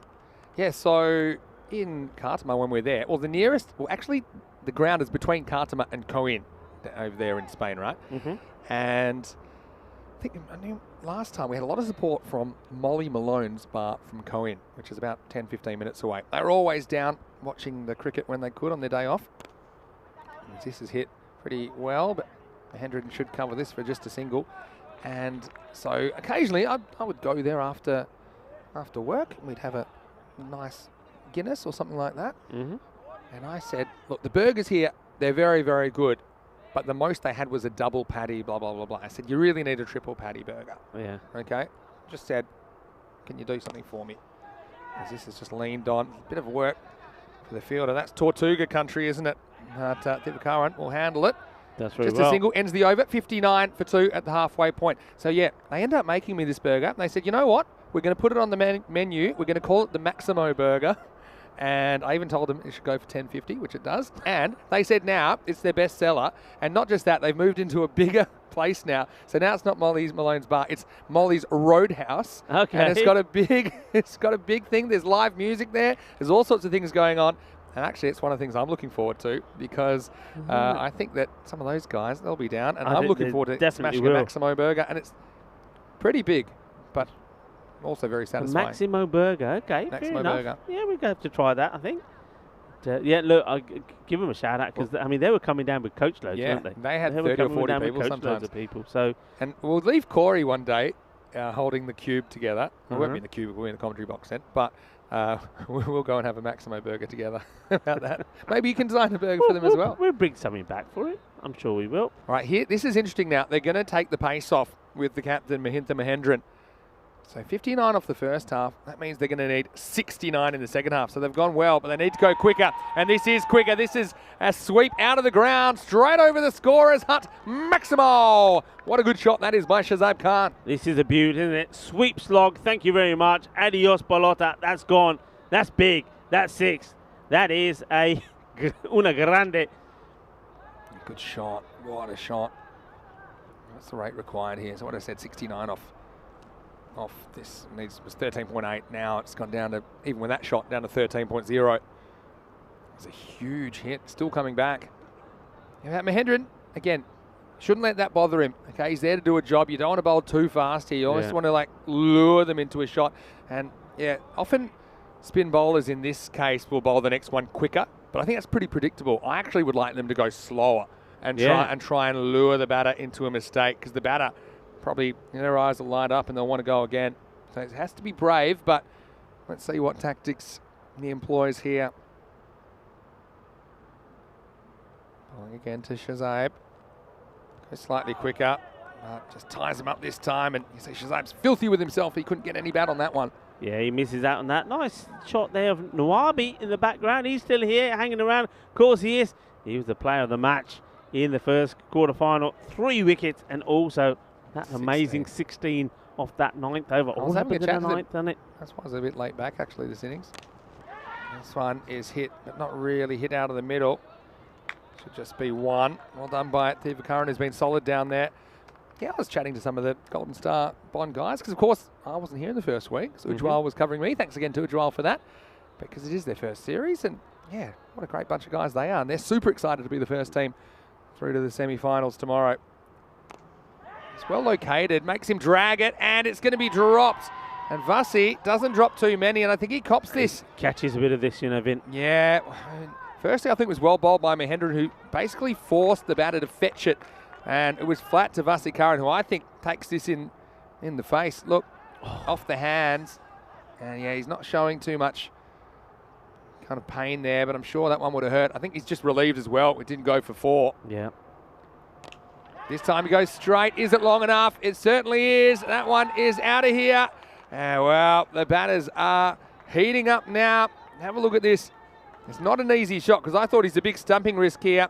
And when the ball came down, it came down over the line, Maximo time, and Shazab trying to keep the Spartans alive. They're going to have to bat out of their skins, Rico, but right now they're throwing everything at the boosters. Turning on the style, and they're attacking the captain. And, I have something for you earlier in the first couple of overs. Remember, there was one time the batter backed away and the ball wasn't delivered. It's because the umpire had their counter out, which was white. And so he said, can you please put it away? Speaking of put away, this is another one that's been put away. So Mahendran's over goes magical. That isn't what the boosters had in the plans. And after 6 overs, it's 79 for 2. What an over that is, and the hitting was sweet. He missed out on one, didn't he? We saw the first one was pelted away for a big 6. The second ball, he missed out on it, and he was a bit living with himself, but he came back well. So Mahendran, the gamble of putting the spin on doesn't work. He goes for 20 in that over, and just like that, they're right back where they want to be. Yikes. So basically that puts them back ahead of the rate they need to be at in this innings. It started at 12.8 required, now it's 12.25. Okay, so hang on, so go back to that. Yeah, so the you're not talking about the one that was called dead ball by the square leg umpire. No, I'm talking about in the first bit of this innings. Ah, all right, I'm with you now. And okay. then he said, excuse me, umpire, can you put the counter away? It's white. Okay. Yeah. I mean, you know what? If it was to Vignesh, I'm not sure who it was to. Yeah. He does actually come from in front of the umpire, the way he slings. The slingy And action. I remember with Malinga, umpires had to stop wearing white hats. Did you know that? I didn't know that. This is asking for trouble. This is going to be 4, and the boundaries keep on coming. It's not a good delivery, is it? First up to start a new over. It's just a comfortable turnaround shot. It's Gundy, and also what they're doing is they're feeding the big man. And fuck me, if you give him, if he starts going, well, you know already seen that you got Shazib Khan, who's smashing the ball all over the place now. You don't want both these batters going because then you're in trouble. Game on here, under 2 a ball now for the first time in a while. This is in the air, hanging, and no one's getting near this either. I think this will be yet another boundary, and Fatmi's warming up. Well, pressure is on. Which team will crack first? Right now it's the Spartans who are really setting this game alight. Yeah, very much so. Look, I don't know how this over is going to finish, but they've got to, for me, they've got to go with Vignesh to bowl the next over. Yeah. He's got to come back earlier than they want. They need to break this partnership, and if it doesn't get broken here, but well, either way, gets broken or not, I think Vignesh, no point holding him on. They bowled out Prabha, of course, so Vignesh is the one with an over up his sleeve. Normally it's the other way around. If they're going to keep anyone, they'll keep Prabha, but I suppose Vignesh went for 15. Oh, this is hit hard. Wow, what a hit this is. Well, I told you, he's a man that he has laddus for arms, and this is what he can do when he gets them going. Well, they're warmed up now. Wow. This was a bullet. Yeah, it was. Almost went straight through that banner, I think, as well. So Fatmi is just hitting him better and better the longer he lasts. And yeah, Thivakaran, after he only went for 1 single off his bowling in the 3rd over, there were 2 leg byes in it, but he's been blasted a couple of times here. And that's 3 consecutive boundaries.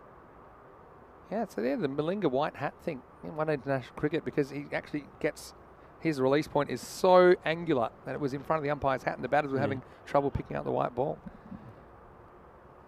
Right here, right now, who's ahead in this game?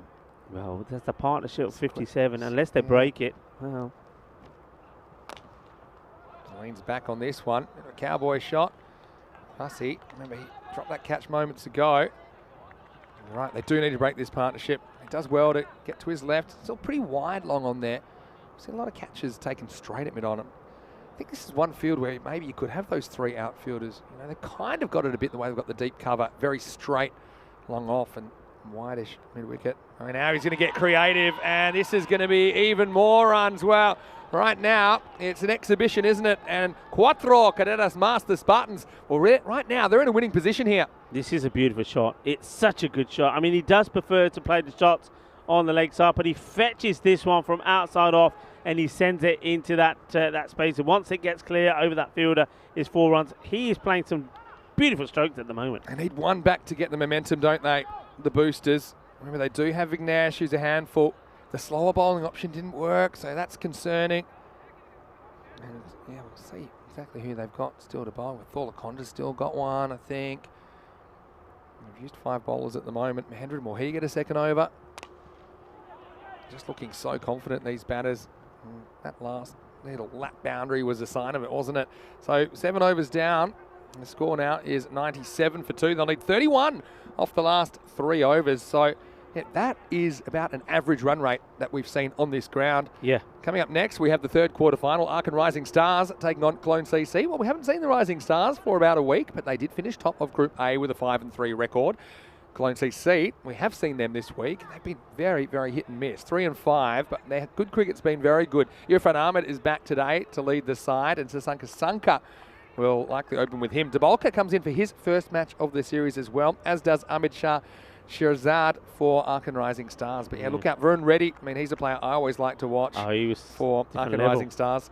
Different level, and talking of different levels, they had 1 or 2 top quality players in there. Hey, listen, the wife says put a jacket on. It's a bit cold. She doesn't want you to get in the cold. So will you put a jacket on, please? It's 22 degrees. I think it's okay. I'm not saying it. The missus says, don't argue with the wife, because you know what'll happen.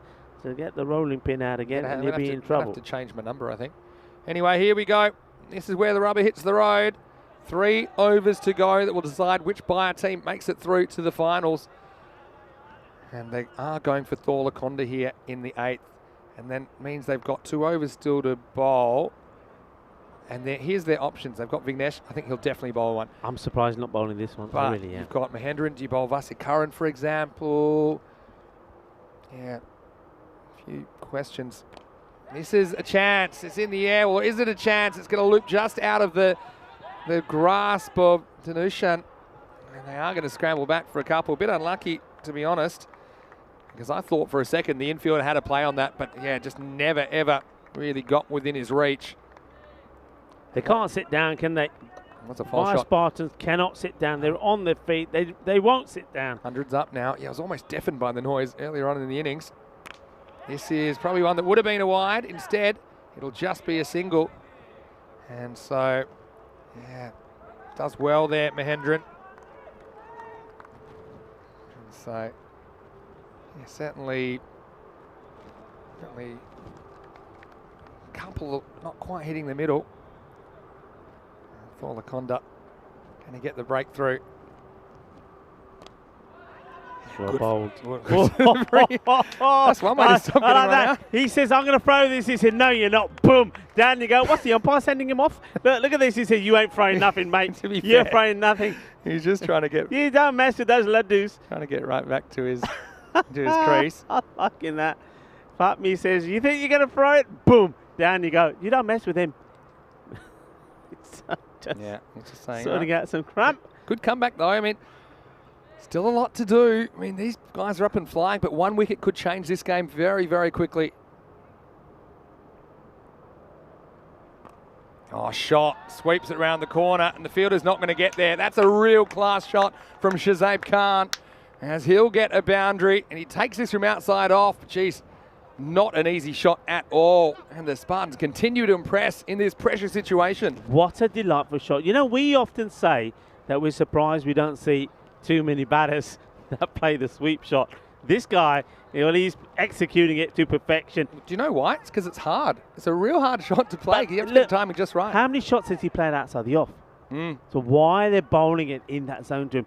Get the ball short of a length outside the off stump Yeah, I mean, to that- both these batters. That was outside off, but it was just a sweepable yeah. length, I suppose. Oh, Laconda, last ball for him. And this one is going to need a ticket because it's out of here. Maximo!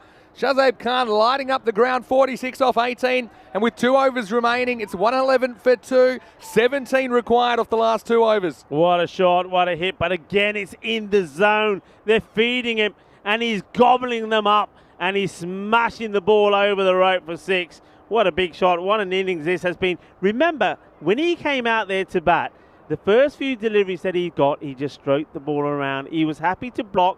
He was happy to take a single. And I think he's just sending a bit of a message here to the likes maybe of his captain, Asif, and also to Siddiqui, is you don't have to go ballistic to every ball. You don't have to go wild because you can time it, even though and even when there's a big run chase like this. All right, so this is the most important over of the tournament for these two teams now.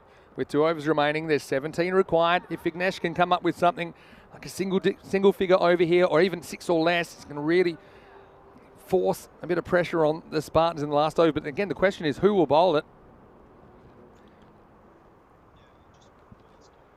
Vignesh is the one to go. Here he goes. Not as long as run up as normal. I don't know if he's spotted that. He doesn't take as big run up as he normally does. Yeah, one's a fine at the moment.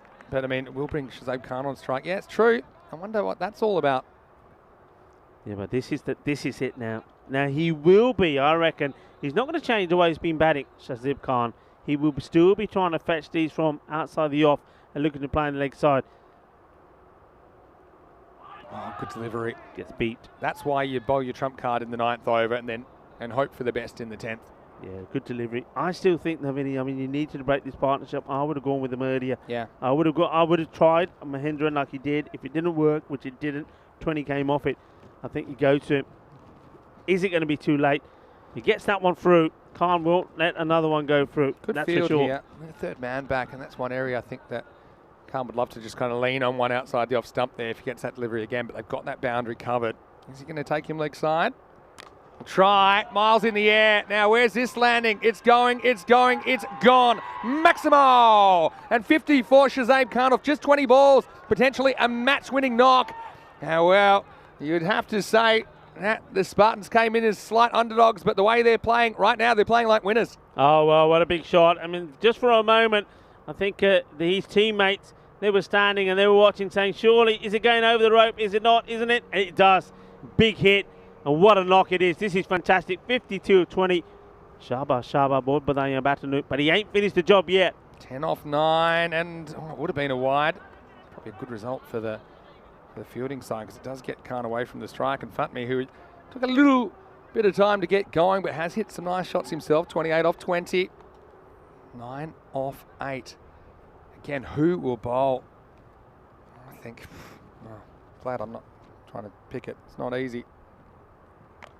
Well, this one is not going to land either. This is out of here. Maximo Vignesh now going the journey, and now they're within 2 of victory. Might not even make it to the last over. He thinks he's finished. He thinks he's finished. He's hit it, and he's knocked the scoreboard out. He's hit this right on the scoreboard. The scoreboard goes blank. Boom. He says we don't need that anymore. We know what we got to do here. He's saying this match is done. Turn off the lights. It's done. Have a look at this. Wow. He has hit the scoreboard. Head of Watch. scoreboard pressure. Now you see the lights on, and watch it. Dum. There they go. Knock What the a power hit. out. He's saying we don't need the score. We know what it is. We've done this. Well, have you? What have we got there? We've got 125. 3 required.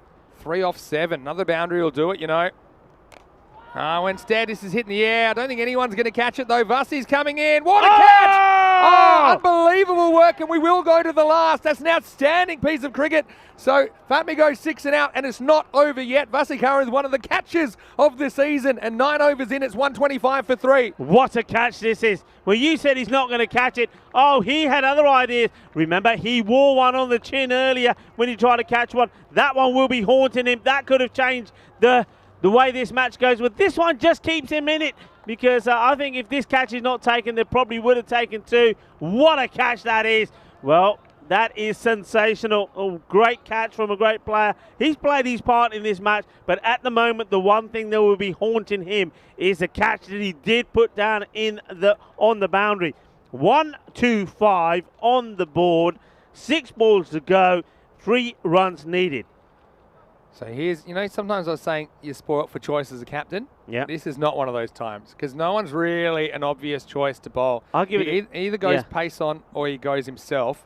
Looks like he's going himself. I'll give it to the man who took the catch, Fasikhan. What do you got to lose? Okay. Because the other thing is, remember, with that wicket going, Siddiqui, will be on strike.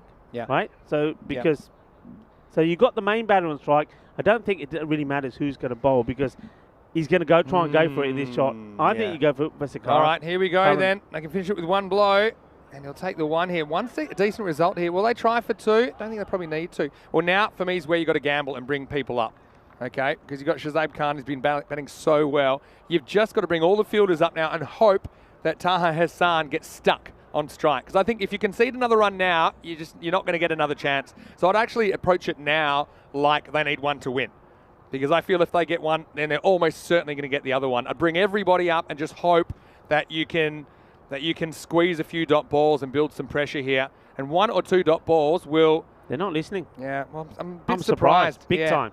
2 to win then off 5 balls. Any score will tie it. And in fact, this will be it. Taha Hassan will finish it with a boundary. And so it's a boil over. We said we'd see some surprises, and Spartans, well, they are going to do a number. They're going to chase down 128 in the final, an amazing quarterfinal number 2.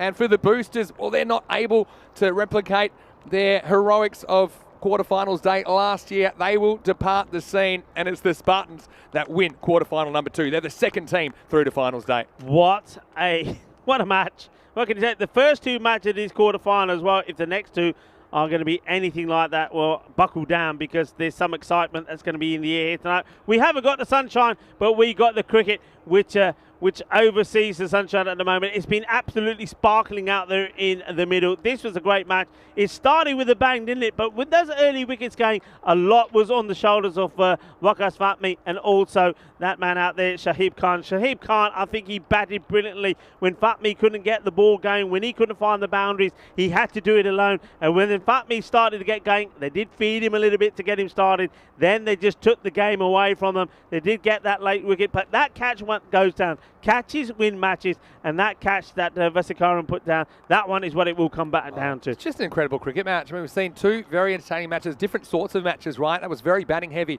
in the second quarterfinal compared to the kind of arm wrestle we saw in quarterfinal number 1. But take nothing away from the Spartans. I mean, they were outstanding. It takes a lot of guts to chase a score down like that when you're next on the line, and they are the second team through to finals day tomorrow. And so coming up, we'll have the Arkan Rising Stars and Clone CC. But yeah, congratulations to the Spartans. They deserved their victory. When the pressure was on, they were the team that stood up.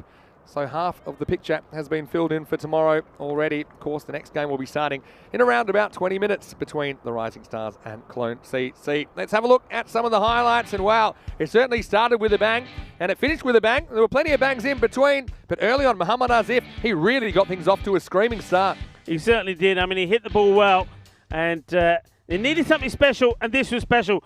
And it was hit well, but that ball just found its way into Vignesh's hands. Mohamed Asim, he could not believe it. He thought, no way has that happened. Unfortunately, it did. So Mohamed Asim, the captain, he had to depart. But then Siddiqui, he came out there, and the shots that he played was quite incredible. But he then also gave his wicket away. And this is when it was like they won the match. There was a lap of honour. The lap of honour from Prabha. Well, he didn't know what was to come, because then we saw one of the finest exhibition type of batting for Shahid Khan. I mean, some of the shots he played, particularly the sweep shots, were out of this world. I mean, it was a marvellous knock, and all he needed was something like Wakil Fatmi to get going as well, and he did. That catch going down, how costly will that be? Was that the match that went there? Mahindran came on to bowl, took the pace off, but well, they went after the spin, they attacked him, they had to, they got 20 of that one, and that just seemed to be the one that changed it for me. And well, Thivakaran came on to bowl and thought they didn't bowl badly, but I think that one over put them in the driving seat. And the difference between the two were, remember when you go back to the boosters,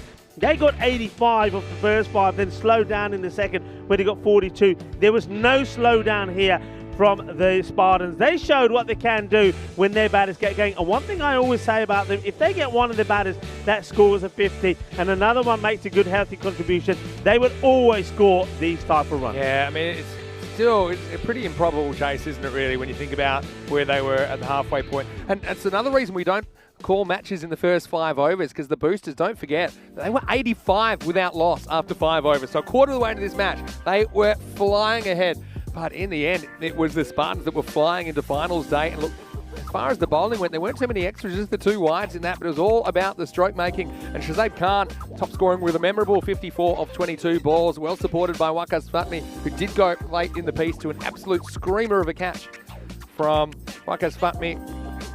And apart from that, had good support from Mohamed Asif early, and Siddiqui with a really quick 18 of 5. They just never slowed down, did they? And well, what a match, but it's a hard one to swallow for the boosters. Well, now maybe they know how the Black Caps felt with the disappointment of going down after being in a winning position on quarterfinals day. As far as the bowlers went, well, I don't know what you'd say about that. Prabha, he went for an expensive first over, did fight back 2 for 27 were his final figures. Vignesh also took a wicket, but was expensive. Thivakaran, probably the best of the bowlers, but even his second over was quite expensive. He just couldn't sustain the pace of the first over, where they only took a single off it and a couple of leg byes. But really, that partnership of 91 runs for the 3rd wicket, that's where this game was won. And in the end, they do it with 4 balls to spare. And so, once again, we hope you're enjoying quarterfinals day. We're halfway through the action. Vinny Sandu here, Mr. Maximo, Rico Full with me. And coming up, we have quarterfinal number 3. Let's have a look at the 2 teams. It's Arkan Rising Stars taking on Cologne CC. And I know that Irfan Ahmed pretty happy that he's back. And apart from that, Sasanka Sanka likely to open the batting with him. And they will be batting first because the Rising Stars have elected to bowl first. So, yeah, how do you see the next one going? I mean, Arkan Rising Stars deserve to be favourites, but as we've seen, nothing is for granted here on quarterfinals. Nothing. Friday. I mean, look at the 2 matches we've had. We've had that, I mean, one in the 80s. Absolutely, the turnaround of that was amazing. It was going one way, and Lemgo, they can't believe what happened to them. I think they're still feeling it. They're still wondering what happened there. And it all was that Nawabi scoring that 16 and 5 ball changes all around, and their captain can't see them home. What a match that was. And this one, high scoring one. I think a lot of people, I mean, the poll, 68% of you said they would do it. You were absolutely right. Yeah. And, but it's still one of those, you know they've got the firepower to do it, but you just think that with that many runs on the board and then elimination, that somewhere along the line it will go wrong. But it just proves that if you keep your calm and you play your shots, anything is possible. Yeah. So that's what they did. They kept on going. They didn't bottle it. They played their shots. Yeah, they never really went back into their shell. They continued to attack until it was working for them. And you say that the first team, Lemgo, will be shell-shocked. I think the Boost will be pretty shell-shocked because, like I said, 5 overs into that game, it just seemed a matter of how much that they were going to dispose of the Spartans by. So we'll take a quick break. We'll be back. And when we are back, it will be quarterfinal number 3 coming away in about 15 minutes. But until then, Vinny Sandu here, Mr. Maximo, Rico Full with me. Hope you're enjoying your Peacock Friday and quarterfinals Friday action will continue the other side of this break. You're watching the FanCode European Cricket Series.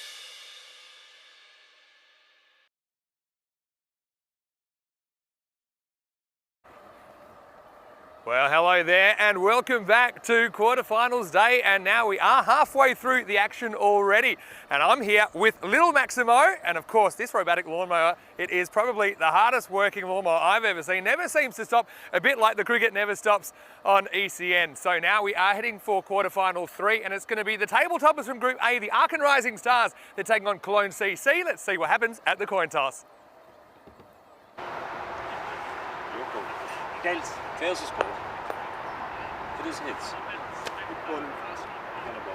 Well, did you hear that, little Maximo? The news from the toss was that the Ark and Rising Stars, they won the toss and they have elected to bowl first. So obviously they want to chase, can be a bit risky. We've seen that already today, but Ark and Rising Stars, don't forget, they were 5-3 through the group stage. And look, I think they look like a very good cricket team. Will the week off affect them though? That's the question. For Cologne CC, well, they won 3 games along the way. They seem to be good when they were good, but they just weren't good often enough. I suppose they're a bit inconsistent. That's something they'll want to work on. Well, we're going to enjoy the game for a while. Rico, I'll get over to you in the commentary. Ice Cube, the news from the toss is that the Ark and Rising Stars, they're winning the toss, and they're going to have a bowl. Over to you. We'll have some fun out here.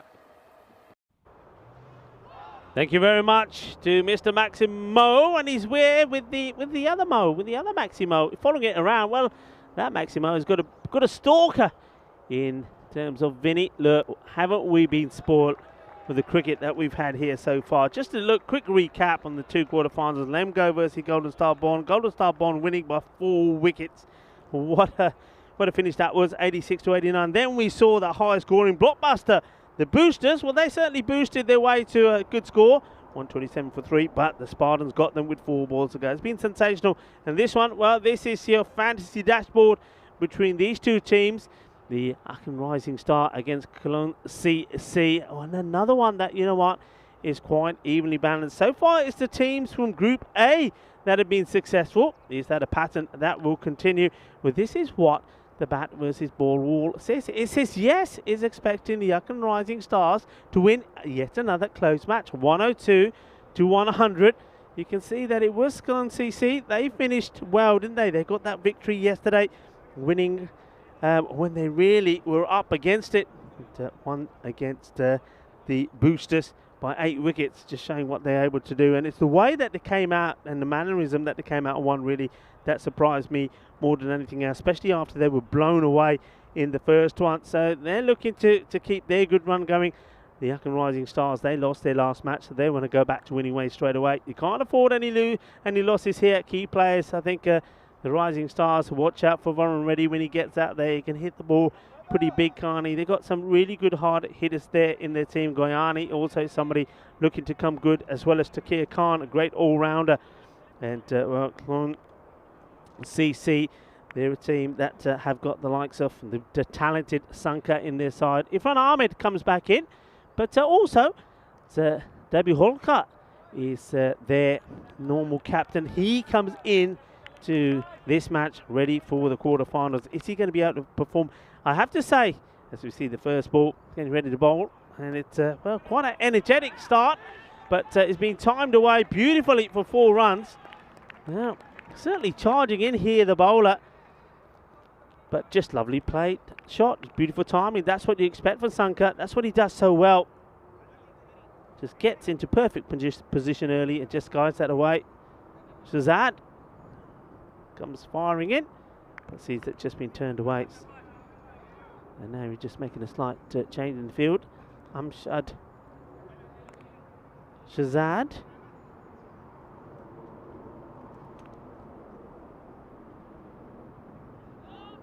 Good pace, no ball called, so this will be, I think, a foot fault. So maybe overstretching. He's got a real sort of, big no ball, and also he's very close to getting right in front of the umpire there as well.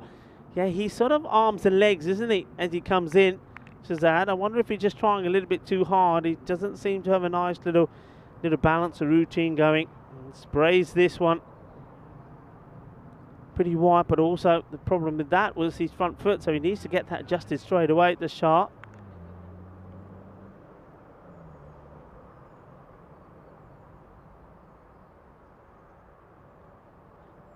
Oh wow, this is pretty pacey, isn't it? Pretty lively. And this has been called a no ball because of what? Now, is it the second one that's over Is it the second one that's over the shoulder? Well, hang on a minute. It's been called a wide. Okay. That makes sense to me. The bowler says, well, okay. Well, I still a tight call because I don't think it was quite over the head, but very, very difficult for the umpire at square leg to see that cleanly. So there's a signal for the one for the over. So though it's a wide, it's also one for the over. So can't bowl any more short stuff again. In he comes. That is pretty short, and it's been taken something surely this. But this for me is over the...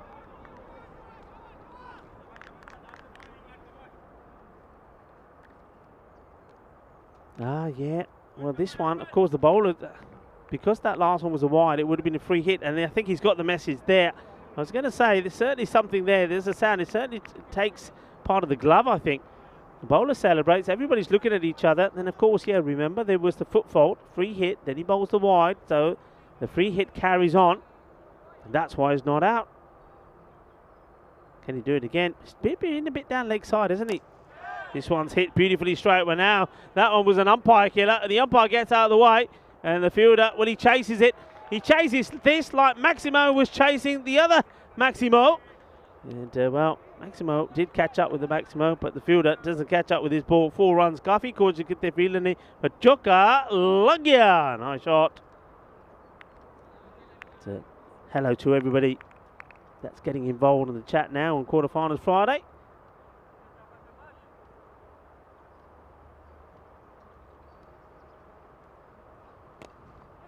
Just clips this away to the fielder. Wants to take the single. Chris Smith is on there. And Kitty as well. Helix, lovely to have you all on board.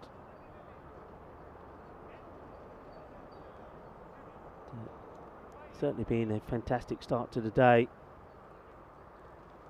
And what can this quarterfinal number 3 produce?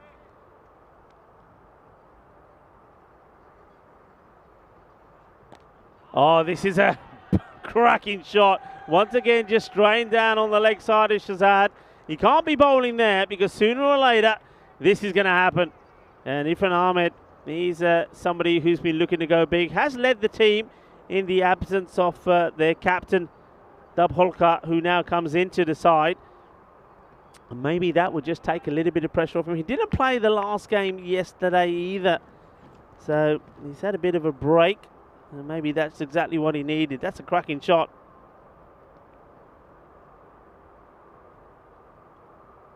Shazad once more. And this one is down the ground. And where's this going to go? He goes all the way. Balle.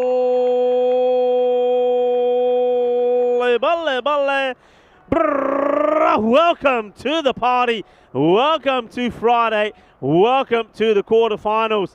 As that one is hit straight down the ground. It's something in the air today. Well, there may not be any sunshine at this Bayer Udingan cricket ground today, but there's certainly plenty of fireworks. And that's another Maximo that's hit out of here.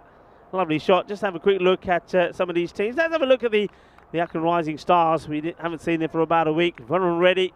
Hope he's ready to get going in this quarterfinal. 182 runs he scored. And, of course, you've got Hassan there as well. Takir Khan.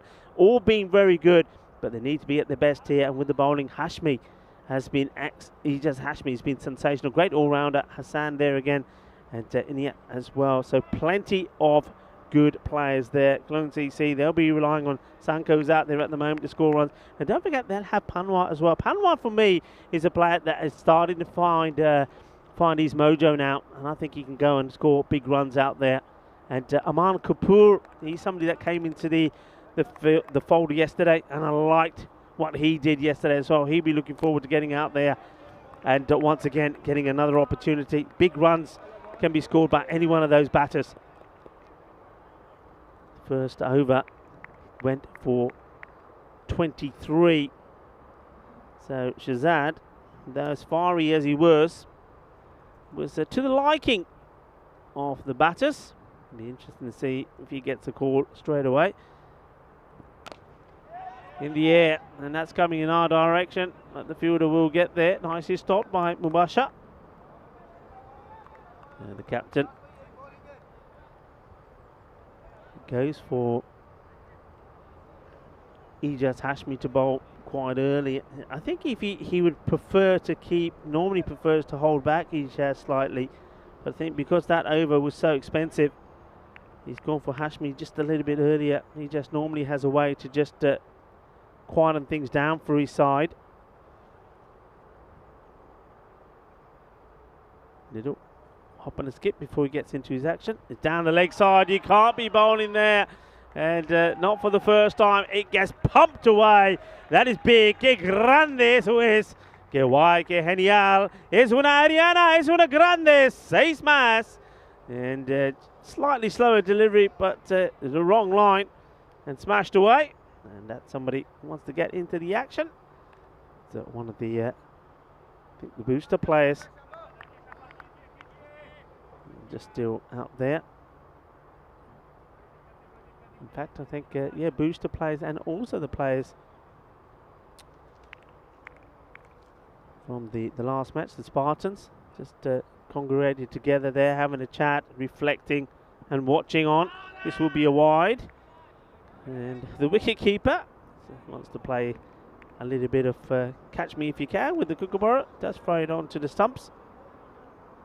But I don't think the batter has moved out of his crease here. Look, he's standing inside and both feet as that gets fired back.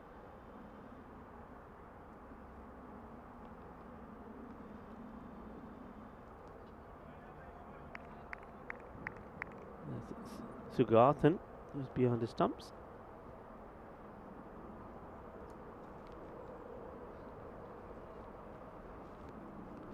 Hashmi, that's a good delivery. It looked good, and there he goes. He's pumped. He's fired up. He gets the breakthrough. What a lovely, lovely ball that is, and he can't contain his excitement. The moment it came out of his hands, it looked like a good one, and Irfan Ahmed has to go and goes to a very good delivery. It's one that it's one of those deliveries that you batters they feel obliged to try and attack it because they feel they've got to get runs in this power play. But I think you're not going to get too many big runs from this. You just got to be looking to try and just block this out maybe and take a single. But he tries to be attacking, tries to give himself a bit of space. I think he gets a bit of bat on this, but I think it was going onto the stumps anyway. And wasn't he happy about it? 1, 2, 3, así, es uno, pero necesita poquito más también. 31 for 1. Just like that, Hashmi gets exactly what his captain wanted. Mubasher gets the breakthrough. One breakthrough means that leads to another man who's coming out. So this is somebody who, up until yesterday, didn't really get going, Dani. We knew that he was going to score runs at some point, but it just never happened. They tried and tried with him. They stuck with him, kept giving him the opportunities, and he finally did come good yesterday. He made a handsome knock, and he played well with the ball as well. He got to play the match performance in that victory over the Bio Boosters. 18 of 12 deliveries, played some lovely shots, and also took 2 for 11. Is he going to be able to continue with that sort of form? In the air, has he got enough of this? No, he hasn't. That is such a good catch. So well done. And Shazad, well, things didn't go well for him with the ball, did it? When he was playing it all over the place. But that is brilliant.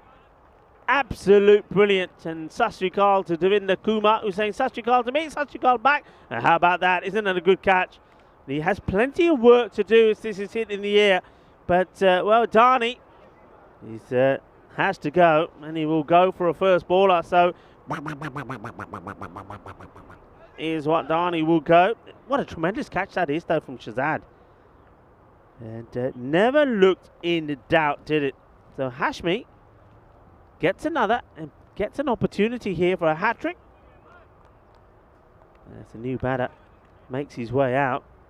And it's going to be Deshpande. So just making a few changes here, which I don't quite understand, if I'm honest. So we have a look at the Hall of Fame of the hat-tricks. I mean, why they're not going with Aman Kapoor to come out here straight away? Why they're not going for Manaf Banwat, I don't know. Well, this is what we've had. We have had a hat-trick here, of course. Remember? And, are we going to have another?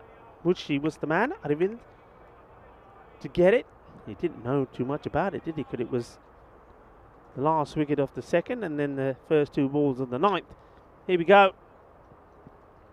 And he just leaves it, doesn't even offer a shot to Despande. So that will be the end of the over, and it's a good one. They needed a good one, didn't they? And well done to Hashmi for providing exactly what Mubashir, the captain, wanted. He picks up 2 in the over, only concedes 8 runs. So 31 is the score. 2 wickets down.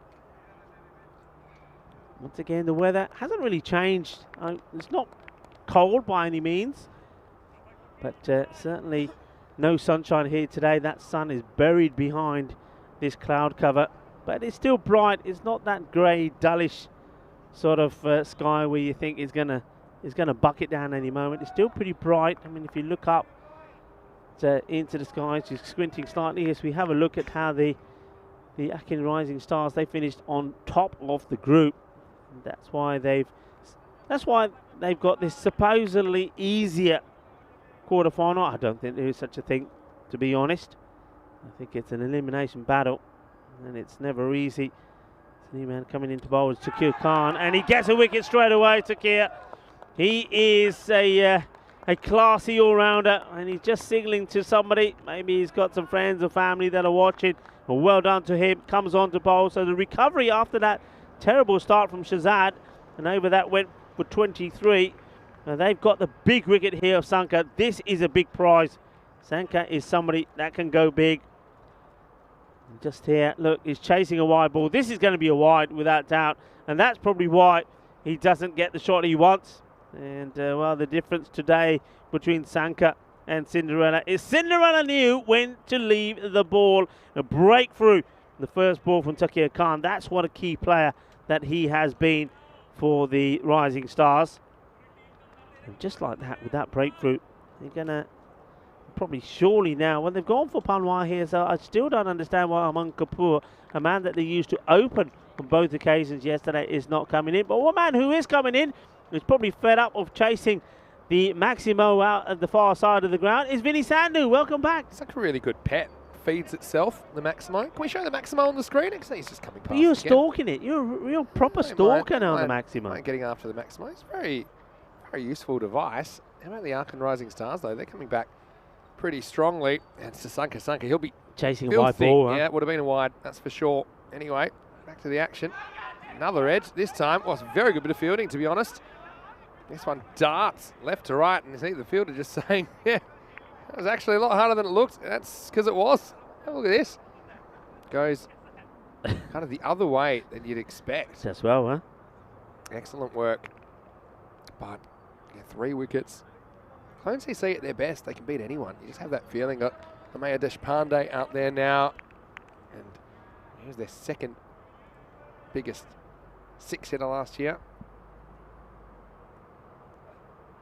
This one will be a wide, similar to the one that took the outside edge of Sanka. I mean, it's hard to blame Sanka either, because you are in a hitting mood, right? Quite often you swing and miss at those. You don't criticise the batter for swinging at the ball in those circumstances. Just was a ball that had his name on it, unfortunately. Hello to Devendra Kumar. And yes, I am back. Hello to Shrub on as well. This will just be a dot ball. Deshpande doesn't mind having a look at a couple early. Panwar, not so much. Panwar likes to bang it around pretty much from the get-go. I say thanks to everyone here at the Bio Erdogan Club for providing us lunch. I just finished a pretty nice schnitzel. Rico's just going to step out for a second to enjoy his. I'm going to enjoy the action. Yeah, Shrubon saying hello, Vinny Dog. Well, hello, Shrubon Dog. Hits and runs. Chance if he hits, and he has hit. Well, this could be out, you know. Now, Panwar's already walking. So what a piece of fielding to hit one stump. That's an incredible piece of work. Wow. Oh, talk about making things happen in pressure situations. And I think the Akin Rising Stars, well, they know this is going to come up in their favour. You see here, has to hit, does hit. Fantastic piece of work. And there's no doubt for me that is the ball that hits the stumps. And Panwar, you can see he did everything right there. He backed up and forced the fielder to hit the stumps. Yeah, there's no doubt that ball crashed into the stumps and bounces off the keeper's leg. But what a fantastic bit of work. That's Pratik Harsh. I thought it might have been Jonty Rhodes there for a second behind point, the way that he picked up that and hit one stump unbelievable work. And so he's going from bad to worse. Panwa's run out for 1. And there's 33 for 4. Yeah, it's hard. You can't really even criticise the run in that circumstance because Deshpande likes to kind of push around early. Panwa, like I said, he did everything right. He's on the front foot. He's backing up. And if that goes to the keeper, there's no way that Panwa's getting run out. He has to hit the stumps. It's exactly what he does. And Rising Stars showing they haven't gone cold in the week off, have they? They're a team that I really did enjoy watching last year when I was here. Of course, had the first week off this time, so I'm seeing them live for the first time this year, but I know very, very well what they can do. Last year they had a pretty good group stage. They were 5 and 3. They were in the same group as MSC Frankfurt last year, but unfortunately things didn't go right for them towards the end of the week. Nice looking drive, and just Tortugas over one fielder, but the outfielder will cover. Yeah, last year, Hucken Rising Stars made it to the quarterfinal stage. It was Bond Blue Stars that knocked them out. Bond Blue Stars were 3rd in the Group B last year. Rising Stars were 2nd in Group A, and Bond Blue Stars set them 111 in the quarterfinal. They couldn't get there, finishing with 98.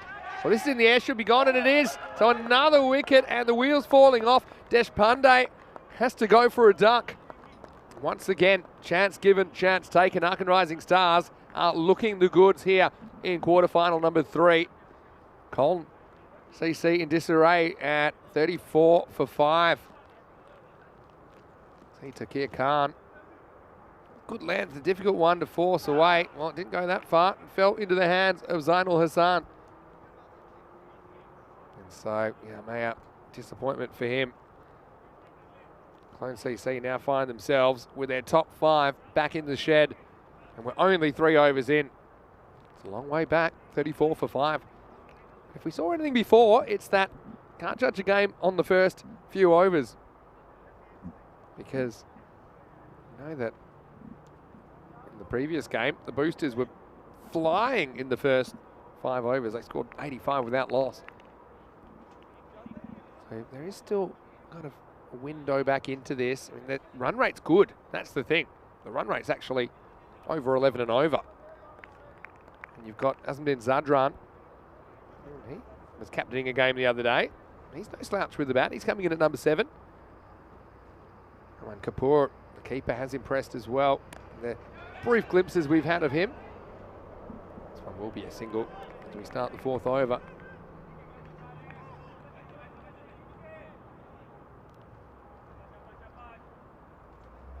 Ijaz Hashmi hoping to pick up where he left off in the 2nd over. It was a pretty good over, wasn't it? 2 wickets and 2 balls in there.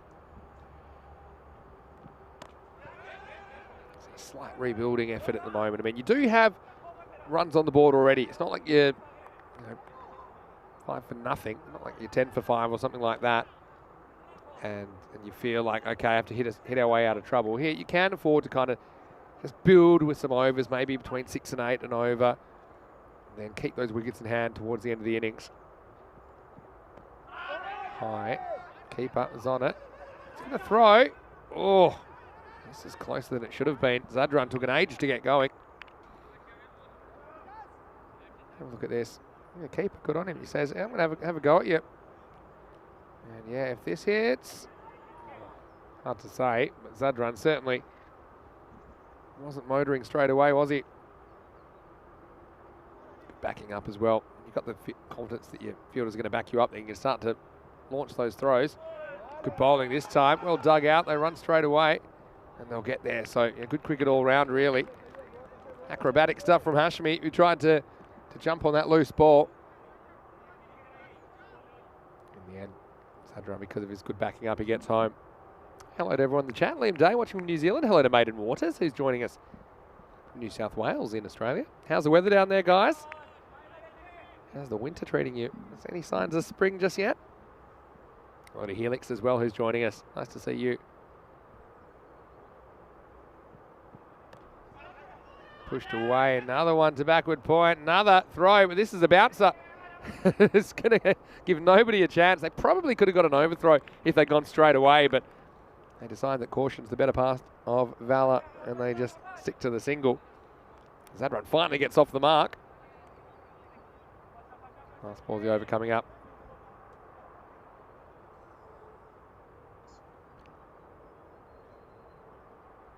Hashmi with the last ball of his spell.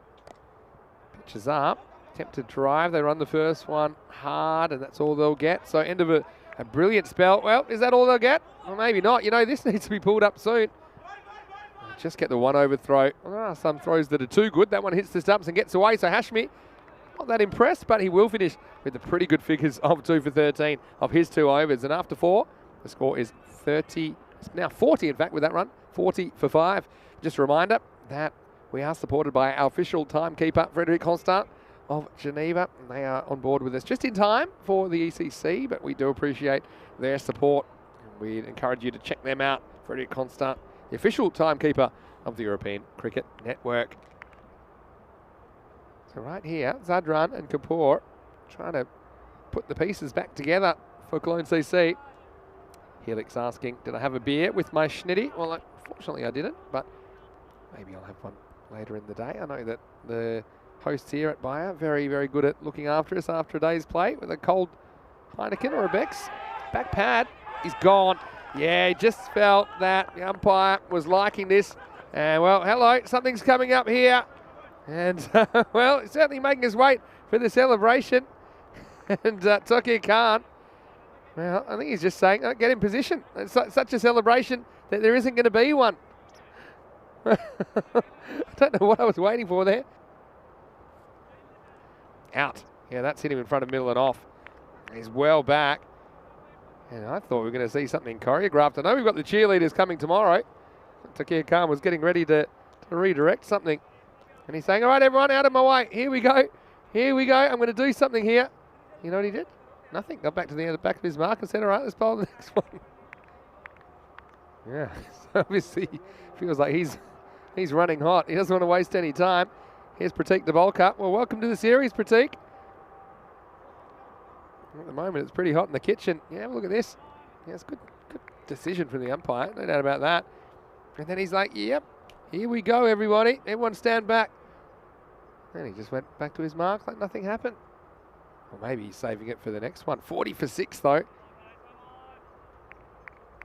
Kid Khan's on a hat-trick here as well, because he took a wicket with the last ball of his first over. Now he's picked up a wicket with the first ball in his second over. So could this be a hat-trick? Well, we'll have to be quick, because here comes the hat-trick delivery. It won't be. That was a little deflection. So 41 for 6. Well, Rico has departed to have a little bit of lunch. Meanwhile, there's been carnage out there. I mean, to lose 6 wickets, pretty much 4 overs in. At what point do you start thinking, okay, we've got to bat out the 10 overs here, but there's no point doing that if you're not getting a decent score. Good batting this time. And Kapoor, he's a guy who, when he came into the series the other day, he went straight to the top of the order, and he banged him, to be honest. I suppose with Irfan coming back in, he went to the top with Sasanka Sanka, so you can kind of understand that. But Irfan was their top scorer last year with 222 runs, but hasn't had the best series this time. This one darts back towards him. Jabalka sends back Kapoor. And so if he's not going to bat at the top, you'd think maybe you'd still keep him high-ish. At the moment, he's coming out at number 6. I think Dhani is the man in the number 3 position that's threatened all the time. It never really delivered. Went for golden this time around. Takir pitches up, goes for a single. Throw misses the keeper and then almost knocks over the fielder. He was wrong-footed backing up. Anyway, will just be a single. It was way too wide for Sagathan. The Harkin Rising Stars keeper. Chris Smith, hello to you. Saying Jimmy Anderson just missed a hat-trick yesterday against South Africa. Yeah, they're pretty rare, aren't they? Mohammed Shaheen asking, what's the score? Well, hopefully you can see it. 43 for 6. Thanks for asking, though. In the air. This is going to be a 7th, and he's going to do it easily. Well, keep the camera on him. Maybe he's going to do something this time. Well, he's just going to let the hair flow. And a simple return catch. Clone CC are in complete disarray. Takia with a 4th wicket in the quarterfinal. He'll finish with figures of 4 for 6. And after 5 overs, it is 43 for 7. And Kapoor just not able to do too much here. He has to go for just 6. So, we didn't judge the last game after 5 overs where the boosters were 85 for nothing and travelling. And at that stage, you'd say there's no way they're losing that game. You'd probably say the same thing right now about the Ark and Rising Stars, but remember, 2 teams will have to bat, and the Rising Stars haven't batted for a week. But the question is, how many will they be chasing? And at this moment, they're running out of wickets so quickly, you feel maybe they'll struggle to get 70, even 60. Looking a long way off at the moment. Fahim Jan will be on strike now. Short and hit. That'll be a 1 bounce up to the fielder out there, just a single.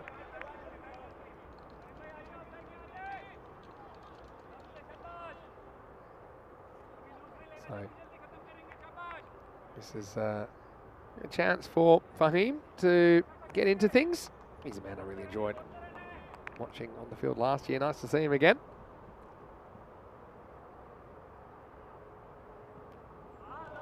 This is Sekar, who's back in the lineup as well. He'll be behind the stumps. Electing not to have Kapoor behind the stumps today. We filled in for him while he's away. But yeah, Fahim locates this one pretty well. He's a pretty good option to have come on in this situation where you're really just trying to keep the pressure on. Edge, and this is just away from the keeper, and it won't be caught by the fielder either. It'll be 4 runs. This is an interesting one. Look, the keeper, he's just a little bit late to go there. Maybe comes up a bit early. I mean, maybe he's not reaching it anyway, but you'd hope to at least get off your feet there and see. We had a similar one caught earlier in the Boosters versus Spartans game.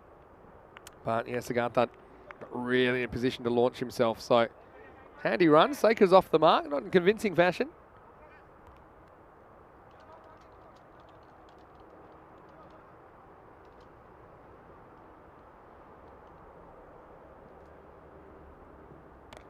This is cut away, and this could be 4 more. Well, the fielder runs to his left, runs to his right, and both times the ball was out of sight. And back-to-back boundaries now.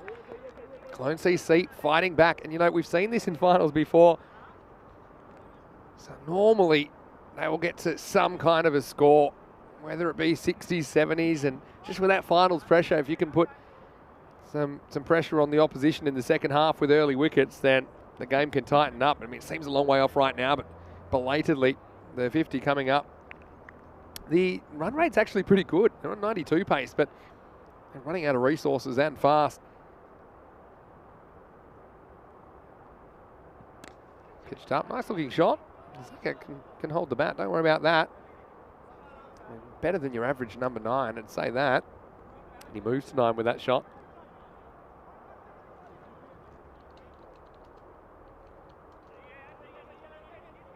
So a question in the chat from Mohammed Shaheen. He said, big fan watching from Bangladesh. Hello to you, Shaheen, hope you're well. Ooh, that small ends up, beats the inside edge, Debolka. Can't be easy to come in at this stage either. As he can't score off the last ball to 6. It's 53 for 7 after 6 overs. He was asking, am I married? Well, in real life, I'm not. Apparently in the chat, I've got a wife now. Soon it'll be Vinny's dog or something in the chat as well. I've got my wife, my ex, my fangirl. I do appreciate the support. I have a lot of fun with our audience. I say it before, and I'm always saying with Rico as well. I think we've got the best viewers in world cricket, really. There's nothing else in the world like ECN cricket. That's why so many cricket fans, and even those that aren't really traditionally cricket fans, I really like tuning in and watching it, because it's real. It's real cricket. Not that anything else isn't, but I mean, these guys are playing for their clubs, and in a couple of weeks' time, we'll see people playing for their countries. trying to perform on the big stage. New bowler, Zainul Hassan. So, yeah, he's hoping he can finish things off pretty quickly. Yeah, 1 or 2 wickets here. You've almost killed the innings, haven't you? Hello to Sharif Khan as well. Hope you are enjoying yourself. Chip down the ground. This should only be one. And a question from Shaheen as well about where we will go next.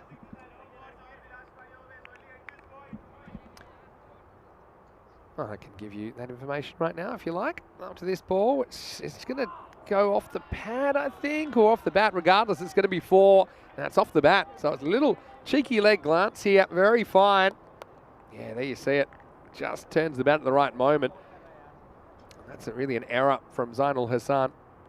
That will cost him a boundary. So fighting back, yeah, as far as where we're going next, we're going to Belgium on Monday. So we'll be there for 2 weeks. Then we'll have the 5-week break for the ECC. So the European Cricket Series will take a break. We'll have T10 International Cricket Monday to Friday, and then an EC T10 with local teams on Saturday and Sunday. And then we'll go to Croatia for the resumption of ECS cricket from the 17th of October. So that's where we're going next.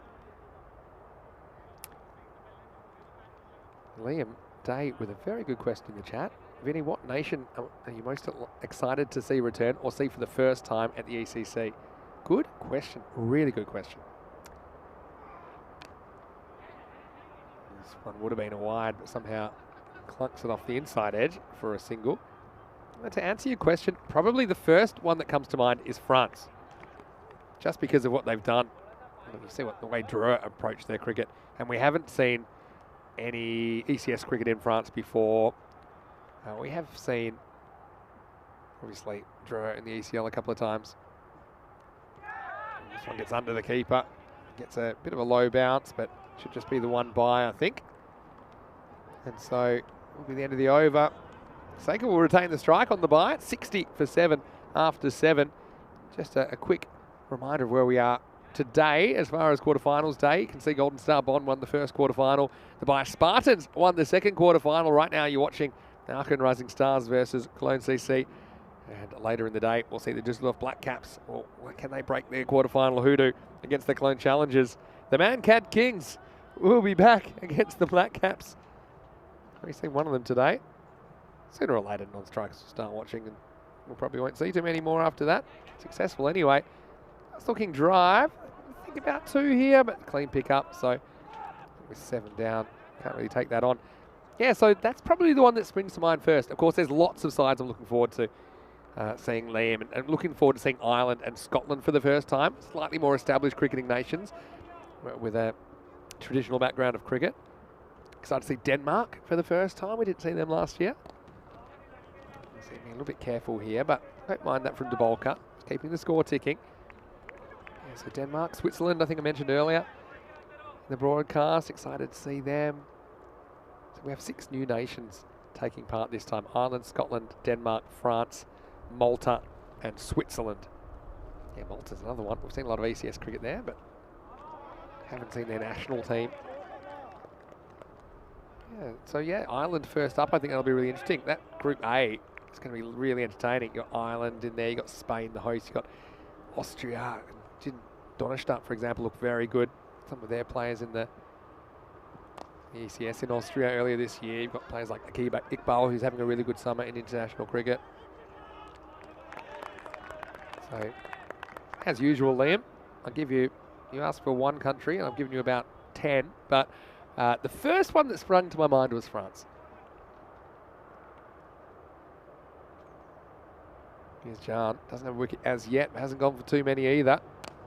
This is a straight pull, and that's actually going to beat the fielder. That's 4. Well, nice shot by De Bolka. Well, he's getting into his work now, isn't he? And they're just scraping together a total here, aren't they, Cologne CC? After those early wickets, they just kept on coming. Remember, they'd lost 7 wickets in the first half of the innings, but since then they haven't lost one in the last 3 overs or so. They're trying to put together some kind of a partnership. It's now worth 24. Last ball of the over. Again, pretty confidently knocked down the ground.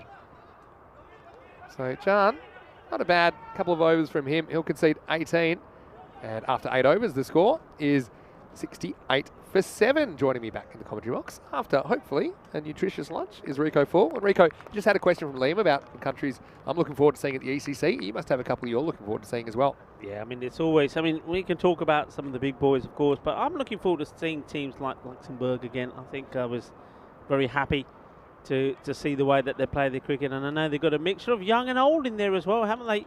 And also, we got Harpal, the dancing Singh. They're just, I think it's all, of course, you've got to be talking about the talent, the talented players, the class that's going to be involved, but also about the way teams and players gel together and the characters that you meet. And there's some really, really good characters out there as well. I think it is. I mean, it's a massive tournament. It is the Euros of cricket, but it also is a festival of cricket as well. And basically, it just helped to see European cricket grow and putting it on the map. And that's what it's all about for me. It's about everyone getting together and just showing the world just how quickly cricket in Europe, especially in some of the countries, and unlike the UK and the islands, perhaps where cricket, a lot of people wouldn't think that cricket is being played, and you're going out there and the national teams are performing to such a level, which is certainly opening the eyes of a lot of people. So yeah, that for me is the big win there. This is going to be a 4 as well. So the comeback continues. Debolka said it might be a bit rusty, but he's put together 19 so far. Important runs for Clone CC. Yeah, very important. Look, I'm liking this fight back. This is a good partnership now worth 30 plus runs. I have a lot of question marks about one, with the batting order. I think you heard me saying I couldn't understand why the likes of Kapoor wasn't coming up earlier, then also Manav Panwar. I know that you're very keen to see him particularly up the order because he bats pretty well. But at least we're seeing a fight back here. And these two that are out here, I mean, you said it yourself. Sarkar at number 9. I mean, he's not a number. I mean, in any team, he'd be batting up the order. And they're starting to put a score together. I think if they can get, into the 90s here, that's going to be a good score, Yeah, true. I mean, I'll give you my thoughts on that in a second. First, look at Zainul Hassan. Full and just turned away. Wait for the bounce. Just a single. Yeah, the other thing is, okay, you can shuffle the order and, okay, some of these guys coming in 4-5 could have been 1. But they still were batting early. They still had that opportunity to have an innings. It's not like they had the top order dawdling and we're like, well, where is so-and-so? Yeah, they all did get a chance. They lost 7 wickets in the first 5 overs. So, yeah, we're just saying settle down out there. Just the Arkan Rising Stars getting a bit impatient for this 8th wicket. And they won't get it here either. This will be 4. Nice back foot drive from Saker, who moves to 18. And you're right, better than your average number 9. And he picks that one top of the bounce and sends it over covers head for 4. What a lovely shot that is. I saw the first boundary he hit, which was beautiful. He seems to be batting with so much time. He's not rushing, is he? And he doesn't seem to be pestered at all about what the situation is. When he went out there with those 7 wickets down, he just says, well, I'm here now. I'm just going to play my game. And he's played brilliantly. What a partnership these two are putting up together. Very intelligent partnership. And this time he's going to go over cover again, but is he going to get back there? Well, he almost does. Oh, he gets a fingernail on this one. That's Varun Reddy, who I don't think he's ever moved that fast in his life. He did very well to get back there and almost turn it into a catch. I don't know if he can call this a full chance, maybe a quarter chance, Rico. Yeah, he's going to be thinking to himself, the batter, why didn't I hit this properly? If he did, he's going to get value for money. It would have been a boundary. He tries to time it and chip it, and he gets it just right. But there was the fingertips of Reddy that almost pulled off what would have been a sensational catch. Yeah, so 81 for 7 after 9 overs. Fair few questions in the chat. I'm getting to as many as I can, but keep them coming. And if I don't get to you straight away, then you can ask again. But question about Nikki Chowdhury. What's she up to at the moment? I know she's working on the 100 in England, so it was great to have Nikki as our guest back in Italy. So, yeah, we'll hope she has a great time doing that. The other thing is that Shaheen is saying that his mum and dad are big fans, so could please give a shout out, and we will. So, hello to you. His mum's name's Feroza, and his dad's name is Helal. Hello to you. I hope you're enjoying the cricket. Vinny Sandhu and Rico saying hello. Hello, Feroza. Hello. Hope you're having a great day, and hope you're enjoying the cricket coming from you here in Germany. And it is Friday, so I hope you're getting set for a great weekend. And don't forget, join us tomorrow. It is finals day tomorrow. Going to be a huge, great time if you just switched on to the ECN as well. We just discovered us because it's like our Christmas over the next 5 weeks. And we're in Cartmat starting September 12. So Ziki asking on the semi-finals tomorrow, who's playing who? Well, the Golden Star Bond, they will play the winner of the Black Caps and the Challengers in the last game of the day. Specifically, I think you're asking for that. Uh-oh. Yeah, you're not going to run there. Keeper's going to get you back. No need to really manipulate the strike here either. You don't need to sacrifice anyone. Yeah. And so the Spartans that won quarterfinal 2, they'll play the winner of this match. So it's basically 4 versus 1, as in quarterfinal 4 versus qualifier 1 winners, and qualifier 3 versus qualifier 2. Remember how they started this match, this innings? Yeah. It was 23 of the first over, which is Shazad bowling. Yeah. He had a few problems, the no ball, the wide, the free hit. So here's where the problem was. In the 4 overs, 2, 3, 4, 5, in those 4 overs, the score was 20 for 7. Yeah. Ouch. Yeah. You know, so outside that, it'd be good. This will just be a single to Olka and Seika. Haven't they done a really good job? They've done a good job, but one man, I just, you know, every time I see him out there in the pit, Takir Khan, he's just something else. He's so inspirational, gives 110%. Even there, fielding that one, he makes it easy, he attacks it, takes it cleanly. He's bowling today, has been absolutely magnificent. Nice shot. Oh, wow. Ow. Is that Varun again? Well, he likes to do things one-handedly. He almost pulled off a good catch before. Well, this one would have been a good one as well. Oh, his right hand's probably never had as much work in his life because he's had to go twice. And in the end, I think his teammate's pretty happy. It just saves the boundary. He does save 4 Imagine there. if that sticks, though. So what do we got? Last ball, 85 plus this. Shazad with the last ball. Ends up being a full toss. They've got to run hard, got to turn and go. Don't ball watch, just go again. Get too easily. I don't think there's any even chance of a third. So it'll be the old Aussie hoodoo number, 87 for 7. And how about that partnership? It ends up being worth 44 unbroken. And yeah, just basically giving Clone CC a shot. I mean, they're going to have to field and bowl out of their skins against this strong Arkan Rising Stars batting lineup, but still, they do have something defendable here in quarterfinal number 3. And as we said earlier today, anything can happen, anything will happen on quarterfinals day right here in Krefeld. Yeah, absolutely. Well, we saw, look, remember what the first quarterfinal was? It was this sort of score, 86 to 89, right? This is 87, and we know how close that went. And this one could be exactly the same. The second one was a lot higher scoring.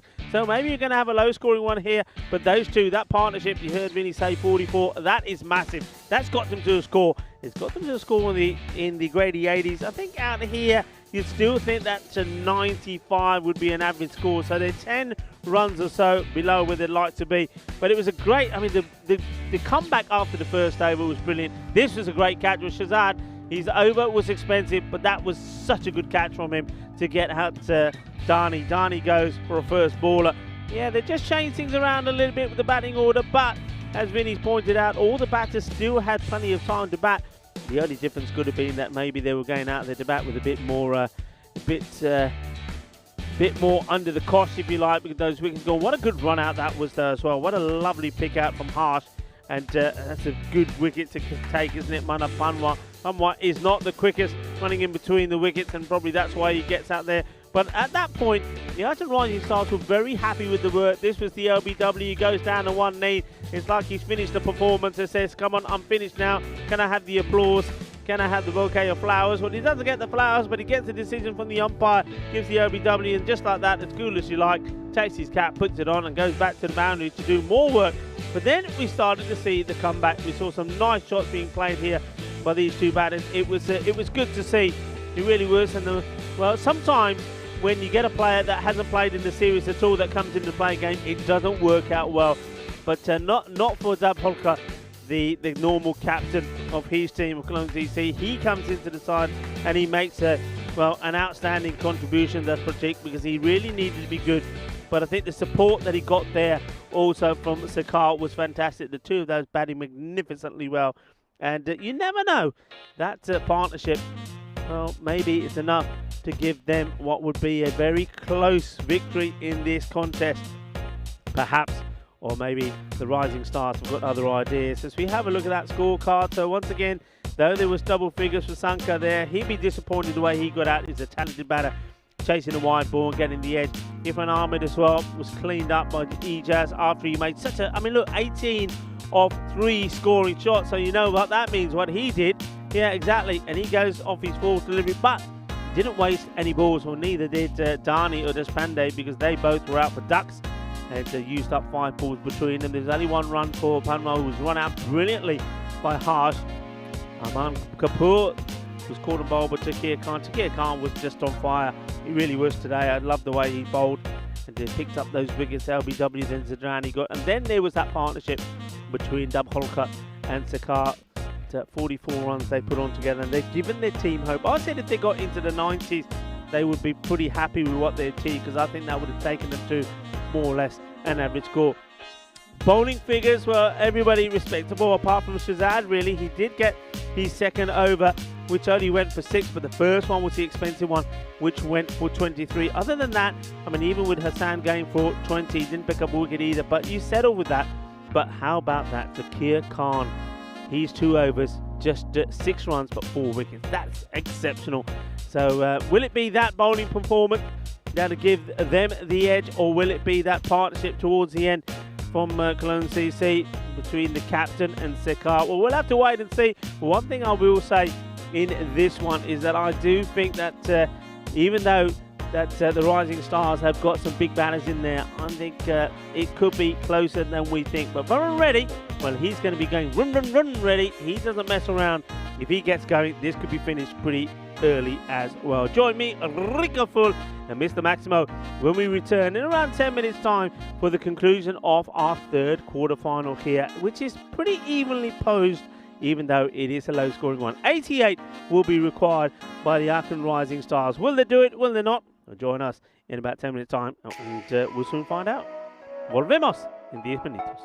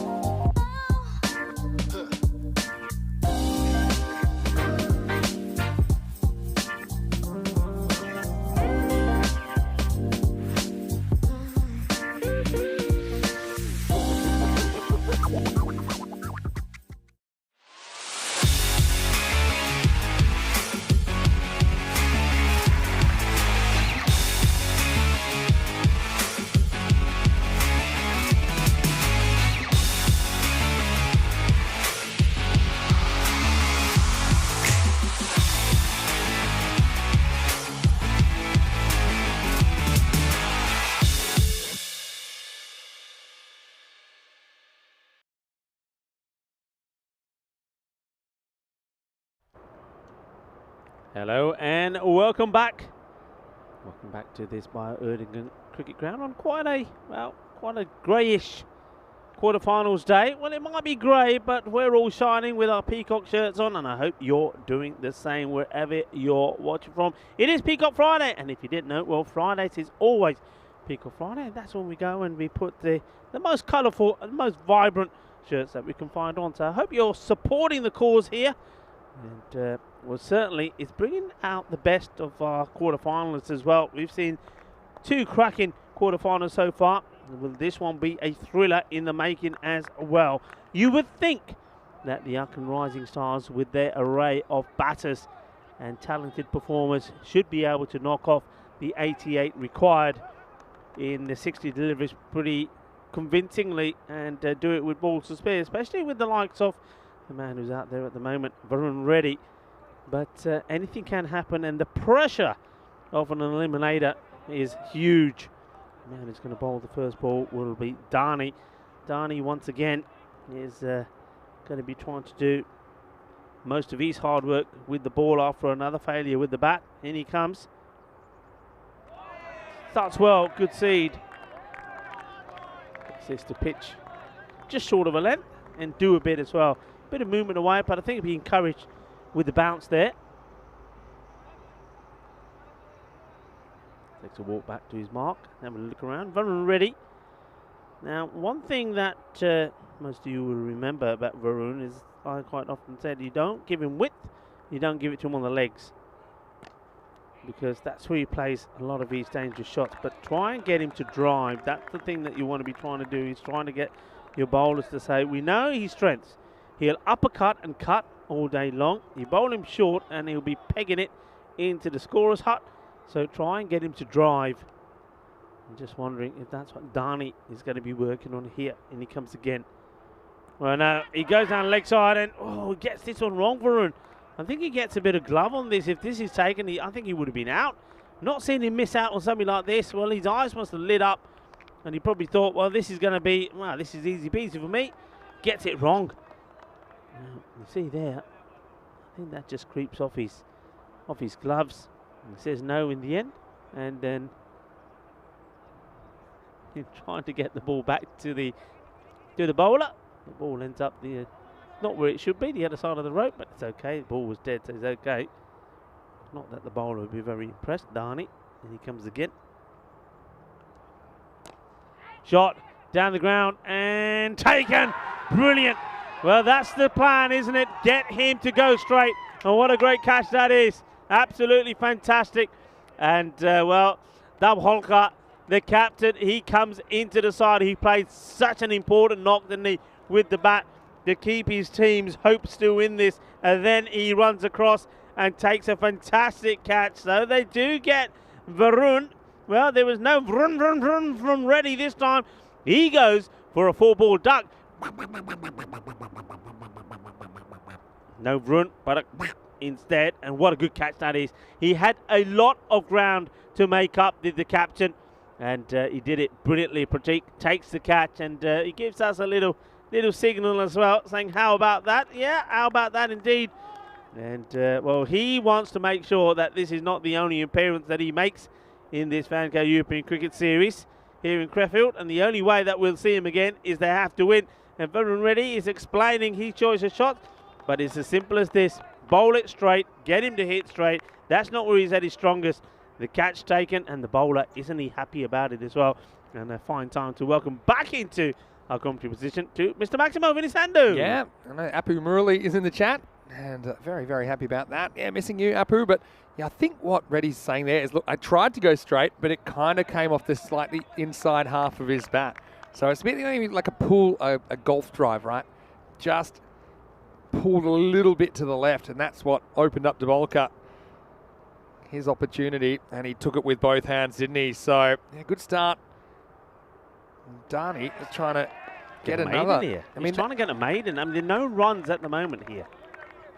Certainly very dangerous batter back in the shed. But yeah, hello to you, Murali. Hope you're well. And to Helix, to Archie, who's popped in. Hello. Hope you're well. Yeah, what a good catch. I like the way that he took it on the move, but he judged his steps perfectly. So he's in a great position to kind of glide around the long on boundary. He's on a maiden here. Maiden Waters is excited. Here we go, last ball. In the air. Taken is a double wicket, Maiden. So Maiden Waters, he's very excited, isn't she? She's jumping up and down because that's another catch. It's a double wicket, Maiden. You cannot get a better start than that in a quarter-final. And like I said, this match is far from over. It doesn't seem like a big score, but just keep thinking about that partnership that Sakar and the captain put on together. And at the moment, that could be the one that keeps this team and their hopes alive. What an over, really. Had a shocking start to this game. I mean, the first over was okay for Clone TC, but I think I mentioned they lost 7 wickets for 20 runs in the next 4 overs. And a double wicket Maiden to start off. Maiden Waters will be really, really excited about that. And 10 matches without a golden ball. We've hit double figures.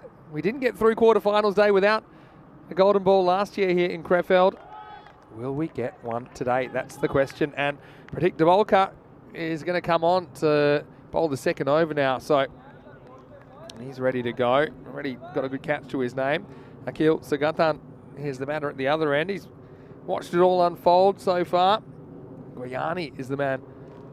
Comes out at number 4 for the Rising Stars. Hello to Chris as well in the chat. Chris Smith is there, and Andy House is there. Hello, Andy. Hope you're well. I know that you're part of our blue crew in Belgium. We're certainly looking forward to that. Look, it's early to say, but just looking at some of the shots of the ground that will be out in Belgium, we could see some really high scores. I think I mentioned that there is a house, I wouldn't say on the field, but is it small, is it?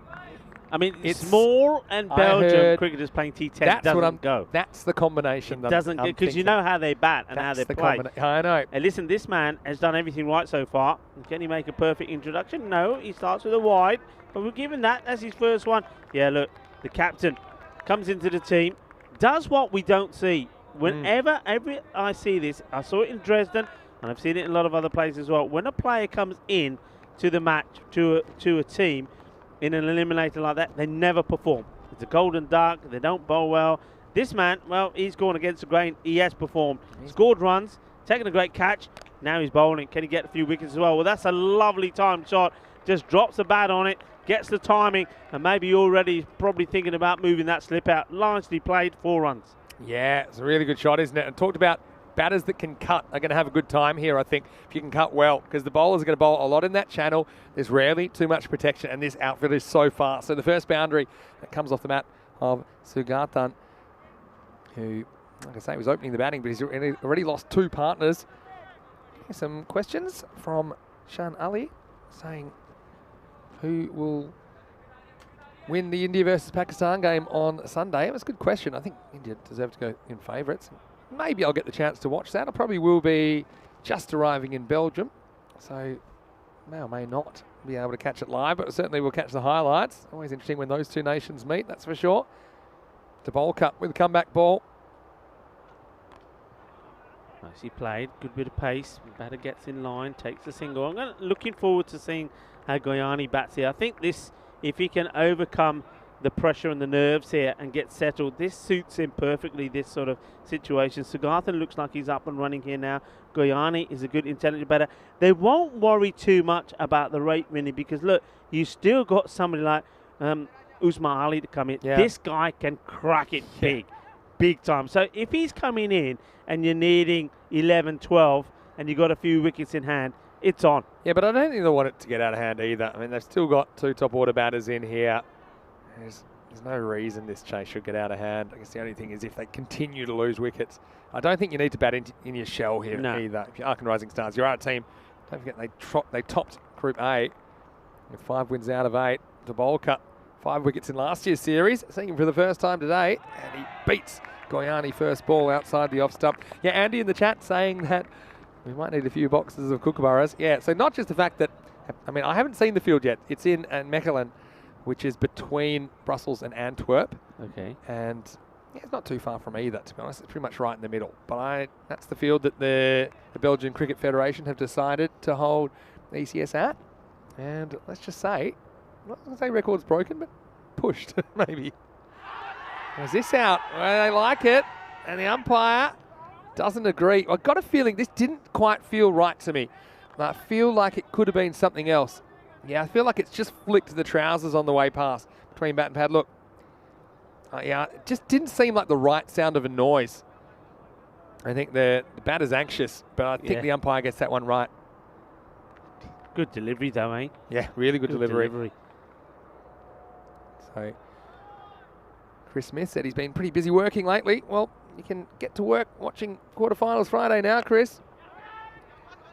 He played. Goyani will get off the mark. Look, you're not saying record's broken. I know how the Belgians play the cricket, and if you're saying that the boundaries may be a little bit shorter than 50 metres, and some places there could be records broken. I think it was either that or have the house on the field, which sounds great because you could just sit on the porch at deep mid wicket or whatever. You can and just wait for the. I've seen like special playing conditions for trees and things, and goal posts and rugby posts. Yep. Never really for a house. I don't know how that would work.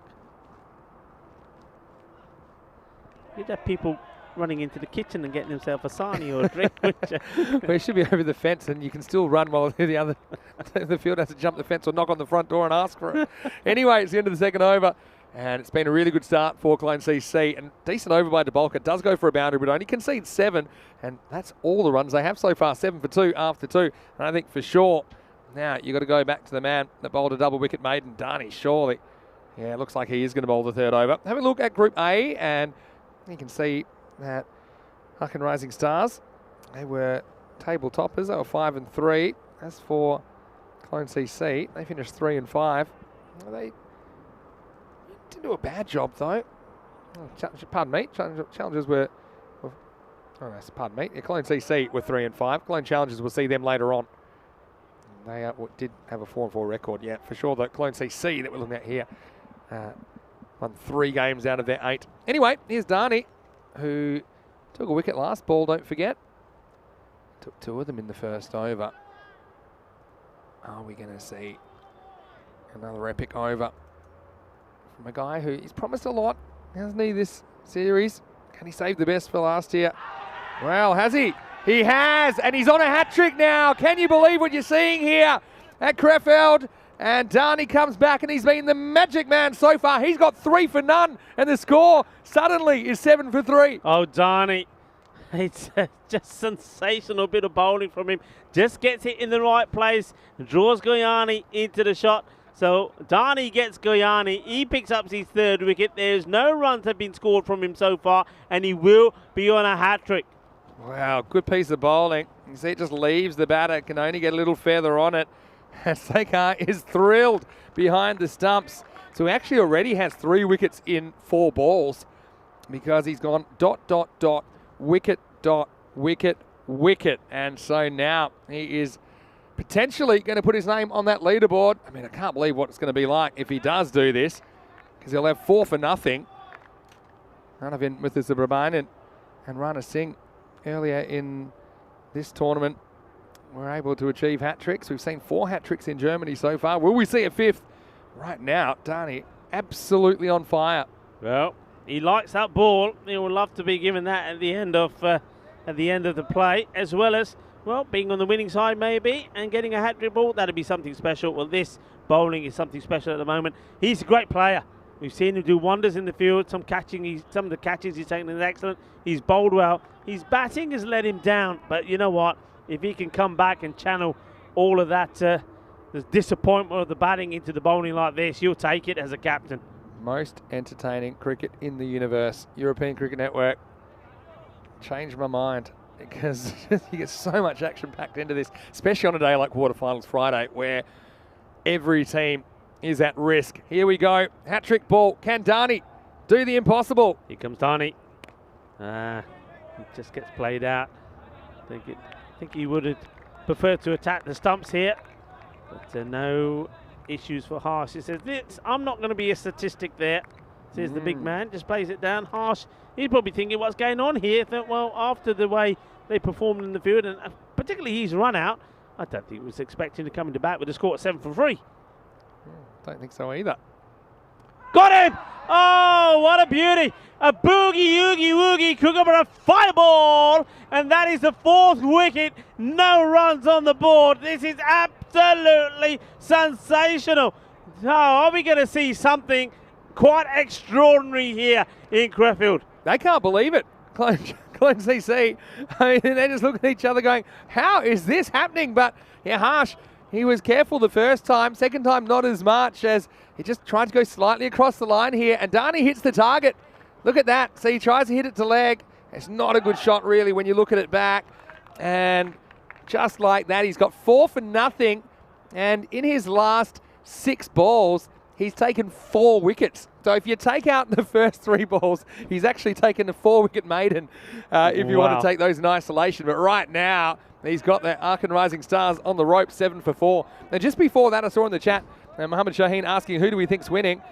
Before that, I was saying it's pretty even though they've had this start, just because I know how good the Rising Stars can be. But after that, surely it's advantage Clone CC. But funny thing is, this isn't quite as bad as the mess that they were in themselves when they were batting. Wow, what a game. This is sensational stuff. 7 on the board, 4 wickets down. This man has not conceded a run so far. And you know what? The way he's bowling at the moment, I wouldn't put it past him to pick up another hit. Fahim Jan, the new batter at number 6. Just blocks his out. So yeah, now you're pretty much sacrificing this over. I don't see them firing a shot at him, right? Yeah. So kind of at worst, you know, if you Clone CC, they're kind of 8 or 9 after this over. At best, you can grab a 5th wicket here. Yeah. Can he get a 5-wicket haul? We've seen a few of them. To Darnie. Haven't seen a 5 for none. Here we go. He tries to take him on. That's the batter. That's the Fahim Jan. That's a brave shot. And it's brave because he's not out. If he is out, looks stupid, doesn't it? Jan saying, well, the best form of defence is attack. Just imagine if he hits this straight up in the air. Gets a bit of an inside edge on it as well, doesn't he? He could have gone absolutely anywhere. Apu Murali said that Fahim's the danger man as well. He knows this team better than anybody. He's on a double maiden here. Yep. 4 for 0. Here Nice we go. ball. It's hit pretty well, and it's going to be 4 runs to finish his spell of bowling, but it's the only runs that will go onto his bowling figures. Well, he goes hit for 4, but he hit them for 4 as well, didn't he? Picks up 4 wickets. That's a remarkable spell of bowling, but what a confident shot from Jan as well. He's not going to buckle down. He's going to play shots, and remember, I mean, you got Sudigan who is out there, but you still got Usama Ali to come in as well. So even though it looks unlikely here with the score now, what's it on here? 11 on the board, 4 wickets down. They still have batting to come. Great power play, isn't it? And there was a confirmation, Clone CC. They finished 4th in Group B with 3 and 5 record. Well, did you hear that sound off the bat of Fahim? That was the sound, I think, of the Rising Stars getting back into this match, because that's the end of Darnie, who's had an absolute blinder, no doubt about it.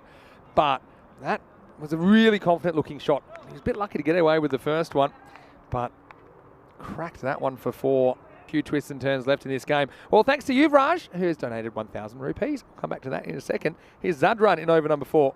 Big swing and a miss. And you can see they don't want to get bogged down here. They want to play some shots. Of course they do. That rate is at 11 here at the moment, and you just know it.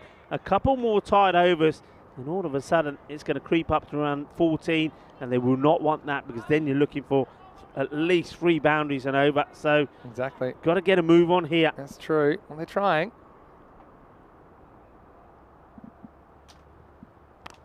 He waits for this and hits it well, and he gets it through the gap, and it will go all the way. Manos arriba, árbitro, porque eso es 6 carreras. Brrrr. Not a good ball, really. Picked up and smashed for 6. So, like I said, feel like the counter-attack's on. Jan got away with a bit of a nervy one first ball, but then cracked one for 4. Now Sagarthan gets in to the action with a big Maximo over deep square leg. Come back to that in a second. Of comment of Yuvraj. So this is going to be hit straight to third man. They go the long way. Oh, well, that's a bit of a, that would have been a team relay wicket, wouldn't it? The yeah. big throw to the bowler who throws it, I think he's without looking straight at the throwing stumps. at the stumps originally. So I don't know if Yeah, I think he was. And the bowler says, I can get that quicker than you. But I think he was home anyway. There's the good backing up by the non-striker there, Fahim Jan. This game is so quick, I can't even get to this, but Yuvraj, thank you for your 1,000 rupees. And he says, am I becoming Uganda head coach? Well, he's starting some rumours here. It means that he must have started the PNG rumour. Someone started the rumour that What Rico's... rumour? Oh, there we go. Now What you're rumour? aiming it. Yeah, okay. What rumour? Well, No rumour. I'm there next week. okay, fair enough. That's why You're you're in for Belgium. 2 weeks. Okay, well, I can't confirm or deny you, Raj, but thank you for your generosity for your 1,000 rupees. And Ashu M saying it's a real Euro scorecard, like a football scorecard, 7-4. Thank you, Yeah, true. It was. Yuvraj, for your donation, and thank you for being such a wonderful supporter of the European Cricket Network as well. It's always good to have you in on the chat as well. This is a real good seed. Look at this. Angles in, seams away. That's a real good comeback from Zadran. Wow, what a couple of games we've had. I mean, we've seen all sorts of cricket today. We've seen high-scoring ones, we've seen low-scoring ones, seen bowlers on top, seen batters on top. I think it shows this ground, this pitch is really good for both sides. Just drops the bat on this, pushes it out onto the offside, they'll take a single. Singles are good. It means that score ticks over, they rotate. And both batters have shown the ability to hit runs, but they still need to keep picking up these boundaries.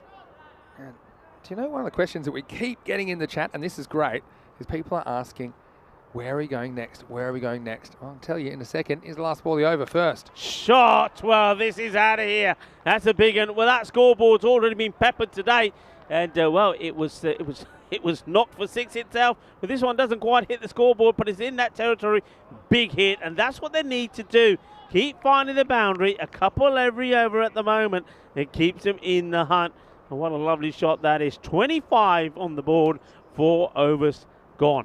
Yeah, so it's great to have your company wherever you're watching from around the world. I know we've got viewers all around the world, and we are so happy that you have decided to spend your Friday with us. And I love that I keep getting the question, where are you going next? Where are you going next? I know that Mohammed Shaheen is asking. Well, we can actually show you, of course, where we're going next. And I love that we've put this up so many times today because people keep asking. Yeah. We'll be in Belgium. I think we mentioned a few overs ago. We'll be in Belgium from Monday. Charlie's going to step in for Rico for those 2 weeks, and we're expecting really high scores there in Belgium. And then we have 5 weeks where we're in Khartoum, which is just outside Malaga in Spain, and we'll have the T10 International Series. It's one of our marquee series for the year, and we'll also have cricket on the weekends. We'll have domestic Spanish cricket. Then we'll head to Croatia after that. And after Croatia, it looks like we'll be in Malta for a couple of weeks. And I know that you love being in Malta. Love so the do I. Malta, yeah, second family there. As we go back to this match, and there's a man who's always in the action, Sharifullah Shahzad, and quite often the last few times he's been under the cosh, under the thumb, if you like Vinny and his wife, but he's looking to come back strong in this quarter-final. So, question as well in the chat from AVD. When is Corey coming back? Well, we will see Corey in the ECC to answer your question. Yeah. So, yeah, give you more information about that in a second. First, it's up to Shahzad. Let's see if we can get another wicket. Well, don't think so. Oh, yes, he can. Oh, can you believe it? That was over him for all money. Kapoor doesn't have the gloves on, but doesn't need them. And that is the 5th wicket. How unlucky are you to go to a catch like that? A moment of brilliance, and the Rising Stars, they lose a 5th. Cologne CC makes something out of nothing. It's 26 for 5. Well, what a catch this is. Well, when you've got a name like Kapoor, where you're normally in the sort of highlights, aren't you? You're normally a star of some kind, maybe a Bollywood star, but not that man. Forget the acting. He said it's all about the cricket, it's all about the catching. What a catch this is. Sensational. Well, he just makes his arms stretch and stretch and stretch, takes a catch. What a ripper. Well, the batter is thinking he's got a boundary. The fielder, Kapoor, says, oh no, you haven't. I've got you. You're gone. You're on your way. And just like that, just when they started to get a few runs together and that partnership kept going up, you see another very dejected looking batter who makes his way back. He had to time his jump absolutely perfectly to the microsecond if he was going to pull that one in. But that was a sensational catch. Kapoor, watch this again. Look how it's behind him really when he catches it. And I know the bowler, Shahzad, he was in shock as well. I think everybody was. And just when you felt that the Arkan Rising Stars were working their way into the driver's seat, well, sparkling catch. Yeah, it really does. And they almost lose another one. And now it's Shahzad who's got his tail up. Zainul Hassan, the new batter at number 7. Yeah, that really hurts. Just when they started to put something together here, something like that happens. And, well, one man who's been having all the bad luck, Shazad, probably thinks, well, that's it. Now things are about to change, and I think you're going to see an extra stride, an extra yard, an extra bit of pace from him now. He's going to be pumped up. A lovely long run. In he comes, nice, smooth, steady. This one's played down the ground, doesn't get it past the infield. A good stop there, gets a hand on it. No run, and even Shazad appreciating that. And, well, it's nice that we're getting plenty of love on the chat as well. Thank you very much to Archie. And Archie, nice donation from you as well. Because the ECN, the teams, Rico, Vinny, are worth it. Well, you're all worth it as well, guys and girls. Absolutely fantastic. And you guys are simply the best. We've got the best cricket viewers and followers, audience that we can ask for. This is a beautiful shot, straight down the ground. Has he got the legs?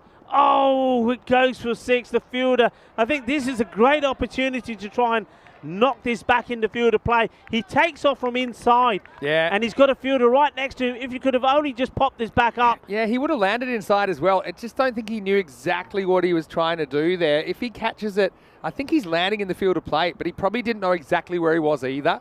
It's Darnie. You can't really criticise a man that's taken 4 for none earlier. But that's just a moment, isn't it? Hassan gets a Maximo. He could have been gone. Last ball of the first half. Just blazes out, but no run. So where are these runs going to come from? Who's going to provide? Who's going to be? Is there going to be a hero from the batting side? I mean, they don't go with the Stirino Usman Ali, which surprises me. They go with the Zainul Hassan. We've had so much action today. I've been making notes for our social media and I'm running out of paper at the moment. But it's going to be the bottom half against the bottom half, basically, I think, of the batters of both sides. And, you know, Glen CC stood up with their captain, Debolka, in particular. It was great, along with the keeper, Sakar.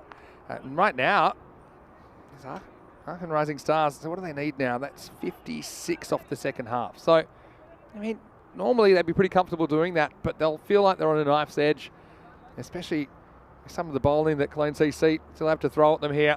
And it's Zadran coming back to bowl the 6th.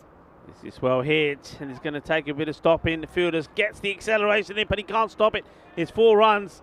And this is what they've got to keep doing there. They've got to keep going. They've got to keep believing. But basically, they've got to do what Golden Star Bond did. Yeah. I mean, you know, remember them? They looked like out of it. They really did. And then all of a sudden, somebody from nowhere, and in their case it was Nawabi, came out, hit that 16 or 5 deliveries in the 9th, and then the captain finished the job off in the 10th. Yeah. Long way from that at the moment. It seems like it. Zadran, no luck yet. Well, this one won't go to the boundary. It's 2 fielders that converge on it, backing each other up well. I want to say thank you also to Archie, very generous with his £10. I'd like to also say thanks to you, Archie. And we're so glad that you've discovered ECN. And I know lots of people are telling their family, telling their friends, telling their workplace. If you are playing cricket or you support a cricket team, let them know about ECN. And growing this community is really one of our big goals. And we're so thankful that we've got people all around the world tuning in and enjoying it. Yeah, and Archie just reminding everyone to hit the like button. Well, speaking of hitting, this has been hit out of here. That's right out of the middle of the bat. That is sweet. Sweet like a box of glove jumbo. What a lovely hit this is. Oh, in the slot. Yeah, Hassan's come out on a mission, hasn't he? And that's 2 good straight hits. The first one maybe was a bit lucky to get away with it. This time, no luck about it. And this one clears the ropes easily. He's got 12 runs. And all his runs in Maximos. Also want to say hello to Shaheen as well. Just telling us what sort of player he is. Fast bowler and right-hand opener. I'm sure you'd be pretty useful, Mohammed Shaheen. Goes for the cut this time, Yeah, and fielding. it's well picked up. Watches the bounce beautifully. Well, He's so lucky that hits the batter. yeah, I was going to say, if you could have avoided this, they may. I mean, it was well backed up, but there was a possibility of a second. Yeah, they would have got an overthrow here because the fielder doesn't really know what he's doing. He decides half to throw at the bowler, but hard enough to maybe get a run out. But yeah, because he hit the batter. It's very sportingly, they don't run.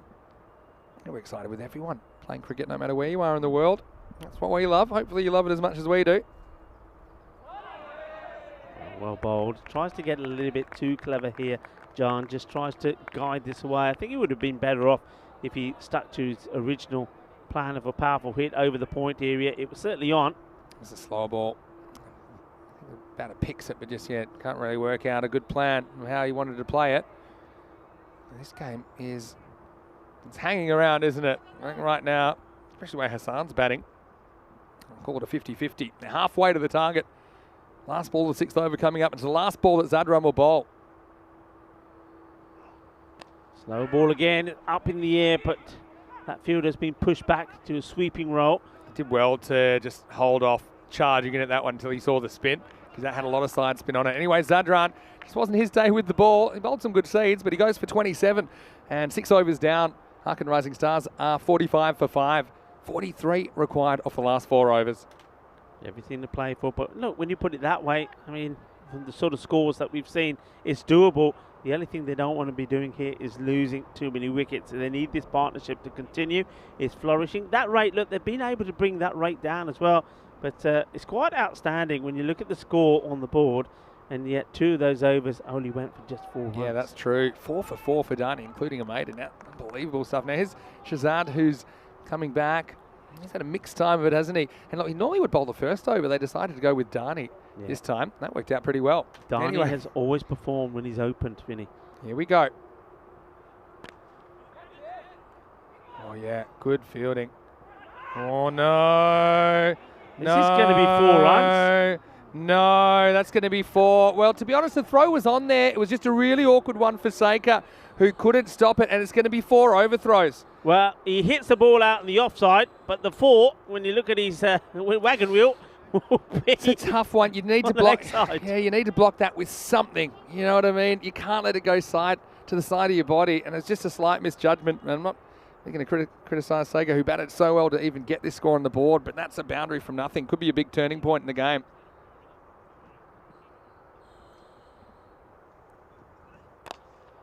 Shazad, this time should be stopped. That and hurts. It was is. such a good bit of fielding, and really, I would have thrown it too. I mean, you'd expect most throws to be stopped by the keeper.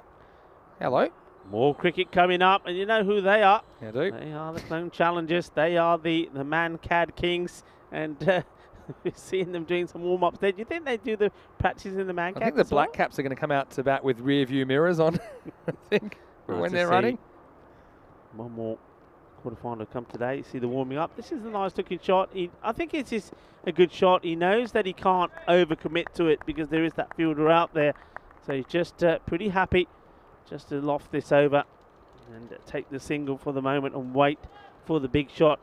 Shazad, well, he'll be pretty annoyed that 4 of those runs off his figures come off with that overthrow. But at the moment, though, things are going pretty well for him. He'd love another wicket. Yeah, still in the balance at 10.5 and over required. He hits what would have been a wide, I think, and they're not even going to get a run here. Or maybe they're expecting everyone to throw another 4, but I don't think you're going to get that one again. 50's up as well for the Arkin Rising Stars, but you can just feel the tension out there. Both sides feeling it, I think. Yeah, well, that's a strange one. Why do you not take a single there? I mean, he doesn't hit it hard into the fielder's hand. That's a run. Yeah, I'm a bit surprised they didn't take one, but Fahim Jan will be on strike again. He's played some nice shots.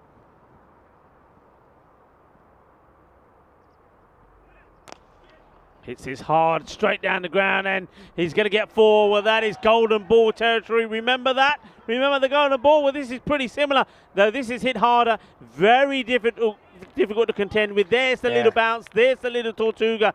And the unfortunate fielder this time is Dani. If you think that's a regulation stop at home, well, guess again. I mean, that is a bullet, and you just have no idea how high it's going to bounce. He has 2 bounces to see it, and Dani tries to do everything right and block it with his body, and he does, but just deflects it away for 4. So, yeah, a couple of boundaries that probably shouldn't have been in this over. Last ball coming up for Shahzad. Clipped away. Fielder should deal with it. Oh, well, they'll take the 2. Oh, no. Oh, he's going to... Oh, he gets home in the end. Well, this could have gone anywhere, but... I'm feeling the tension as well. I mean, we're just waiting to see a misfield every ball. But have a look here, because it is misfielded. They think about going for a second, and there's a bit of a start-stop about this. Better throw might have had Jan in a bit of trouble, but as it is, it's the end of the 7th over. 57 for 5. So, yeah, pretty much getting what they needed off that over. They get 12. including that 4 overthrows. Coming up is quarterfinal number 4. And we just saw the Challengers warming up. It'll be the Black Caps versus the Challengers in match 44. The 4th quarterfinal. The winner of this game will play Golden Star Bond in the first semi-final tomorrow morning. News from the toss is that the Challengers have won the toss and elected to bowl first. What do you think about that? Do you think that's a bit of a risky strategy considering the Black Caps lineup, or what are they thinking there? I think it is. I'm going to tell you why. Because I think when you got the likes of Ahmed Patel in your side, he likes to bat first. And I think he can change the content of the game. Such a good player. A lot of work for the fielder to do here, but he does very well. Can't touch it again. Yeah, very good stop. And so they might check this, but he's going to be fine here. It was really tough for him because he was tempted to try and hit the ball again, but he had actually landed over the boundary. Yeah.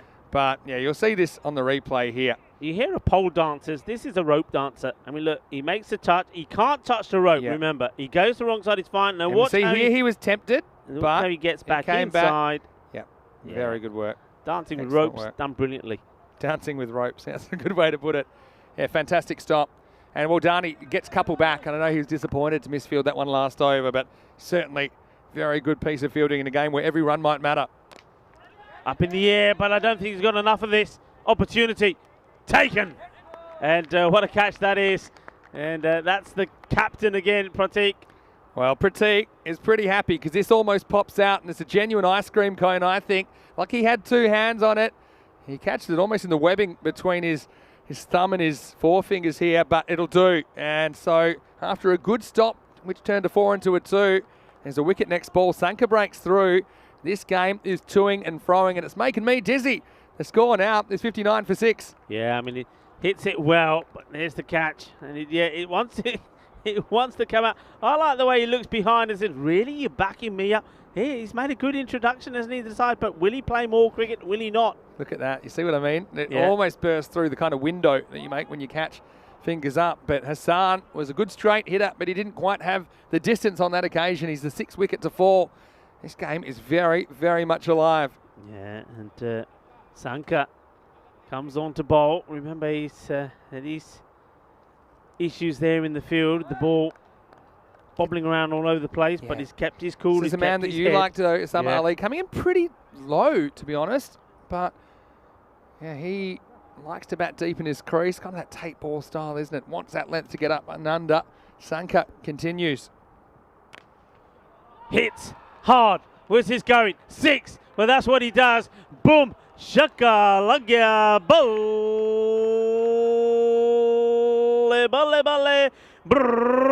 Well, he says, welcome, I'm back. And he's hitting it sweet, and he's hitting it big. Yeah, and you kind of got to be switched on if you're Sanka here because he is so deep in his crease. He's got the slot machine 777 on his back, but you got to get fuller than you normally would because he's basically stealing a metre backwards. So that length became quite a comfortable shot. Well, this is a shot to catch it. It goes up a long way. Are they going to get there? Oh, it goes down. And Dhani, well, he's been the hero with the ball, hasn't he? But now we've seen the misfield, which you can't blame him for, went for 4. Now the catch goes down. How vital could this be? It was a tough one because there's a few people that could have reached. I think Dhani had the kind of most simple route to the ball in. But you see where he ends up. He's inside the circle, ends up right by the pitch after the fumble. Had Irfan hunting that, but he was at cover, but it's a long way sideways for him. And so also DeBolka would have been a chance from long on. I think the right man calls for it, but it's just hitting the ball at pace and, yeah, just an annoying one. And Dhani's had some kind of a game. Golden Duck with the bat, 4 wickets with the ball, and a few fumbles, and some really good fielding as well. It's been the ultimate Jekyll and Hyde performance, really. Sanka will be disappointed it wasn't taken. He probably thought it's the safest pair of hands. It probably is the safest pair of hands under it. And this is just over the fielder. This is going to be 4 runs. Just clips it away. And he's asking the question. I think he's saying, isn't that too high? Well, I think you don't ask the umpires. The umpires tell you if it is. That's the way it works. Yeah, I think he's talking about the delivery here. It's the... I was going to say, it's the extra delivery from Sanka. There's a certain degree of tolerance you got there anyway. But, I mean, when it comes down to it, it's 4 runs. So it's 18 off 13 now. Sanka's just got the 1 ball left in this over. I'll leave you to have a look at that one. Gets the dot in, so he finishes with the dot. 70 on the board. Vinny, which way is this going? 70 on the board, 18 required. Yeah, so, I mean, for me, I probably think with Jan there and Osama Ali just looking dangerous, I feel like the Rising Stars are slightly ahead, but nothing a wicket or two will change. Yeah, I mean, again, we saw that catch going down. Usman Ali, I mean, if he can finish this with 3 big shots, can't he? That's the sort of player he is. Such a talented player, such a hard hitter of the ball. Is that going to be the one that makes the difference? You see the captain now coming back. He's bowling a very important over here is Pratik Dabholkar. Remember, it's the first match that he's played in. He wants to play more. He wants to play tomorrow. He wants to be in the semi-finals. But to do that, he's got to win. So here we go, over number 9. And it's going to be probably the most crucial over so far. I said this last time, didn't I? And it was pretty much right. But, yeah, 18 required. And it's the captain. It's going to be Pratik Dabholkar who is going to be bowling it. So he's taking the responsibility. Osama Ali wants to go aerial. And so this time doesn't quite get it. Looks like that'll be a single. So remember, Apu Murali in the chat said that Fahim Jan, he would be the man. He would be the hero. Well, let's see. Well, he's still there, and he's trying to take him to the victory. He will now go and strike. So this is a big moment here. Big moment. You've got 2 good hitters out there. And as we said, 3 big shots can win you this match. Yeah, how does he approach this? I mean, yeah, you still need the odd boundary here. I think he wants to go over cover. He goes leg side, hit pretty well. Fielder's there though, good clean pick up and throw. Will only allow 1. That's good defensive work because it also keeps Jan on strike. I mean, Osama Ali is also dangerous, but I also think that he's the more likely of the two to make a mistake. So that makes it 16 off 10. Every run's crucial now.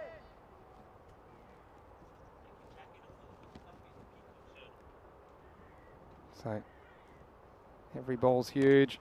This one probably just 1. Again, nice work defensively to keep it to a single. You don't mind that. Wins.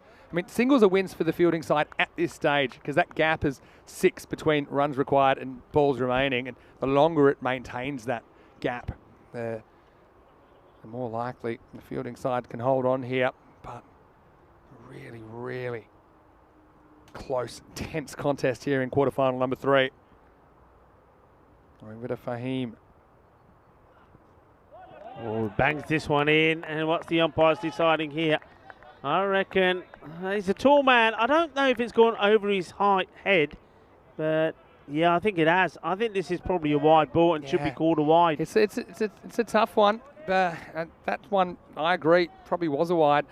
But when you charge, again, it's a tough one to call in real time. Yeah. And so, yeah, it's marginal, but it's going to go the way of Clone CC. So a dot ball. He's used up that bouncing out. Again, Fahim's not particularly impressed about it. Pitches it up, and he's going to get value for money, the batter. He waits for it, pounds it down. It's a slightly slower delivery after the quick short one. This is so important, this shot, this boundary.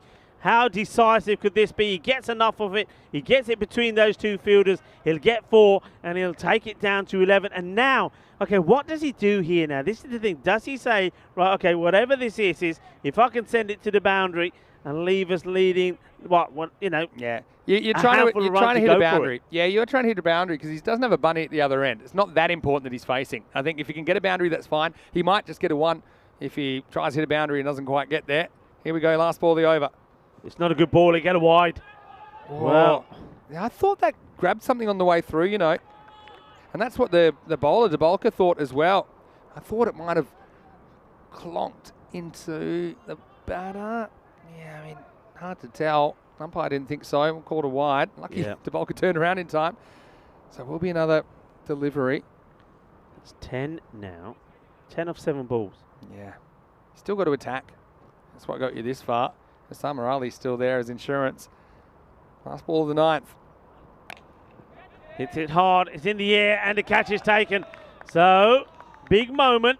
I mean, in the end, I think he decides he wants to take the gamble, go for the boundary. He doesn't.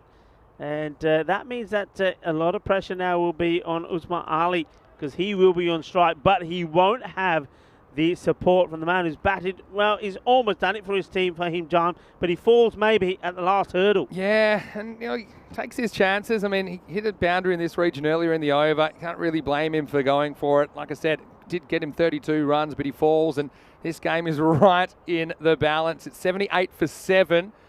The one thing is, though, because it's a change of over, Osama Ali will be on strike for the start of the 10th over. So Debolka finishes with a wicket in the end, 1 for 15 off his 2 overs. Pretty good return for him. And so, well, we had a quarterfinal that went to a golden ball last year, Rico. Do you think it's possible? Right, actually, I know it's possible. 10. Yeah. Yeah, so 9 takes us to the golden ball. Yeah, of course it's possible. To me, it's this first ball. It's what happens in this first ball because he's going to, you know what he's going to try and do. He's going to try and smash it for a big 6. Sanka's if he gets out here, yeah, okay, it's 6, then the batting team. Gets out, fielding team. How deep in his crease he is. So you got to be, I'd rather be too full than too short to Osama Ali. He's just basically going to pick everything up. Here we go, 10 to win in quarterfinal number 3. It's in the air. This should be out as well. Irfan's going to get 2 in a row, and he does. So, Cologne CC, topsy-turvy contest. They take 2 wickets in 2 balls, and that's the end of Osama Ali, who tried to go over cover, and he didn't get near enough of it. And so, nice hands. Again, the pressure was on. It was a regulation catch, but it still had to be taken. An 8th wicket falls now with 5 balls remaining. It's 78 for 8. Yeah, well, this is what I was saying. It was if it's a boundary, then it would sway into the batting team's favour, and you'd think they're going to get it. If it wasn't, it was going to be a wicket. I knew either way. So now, really, you got to back yourself here with 5 balls, 10 runs.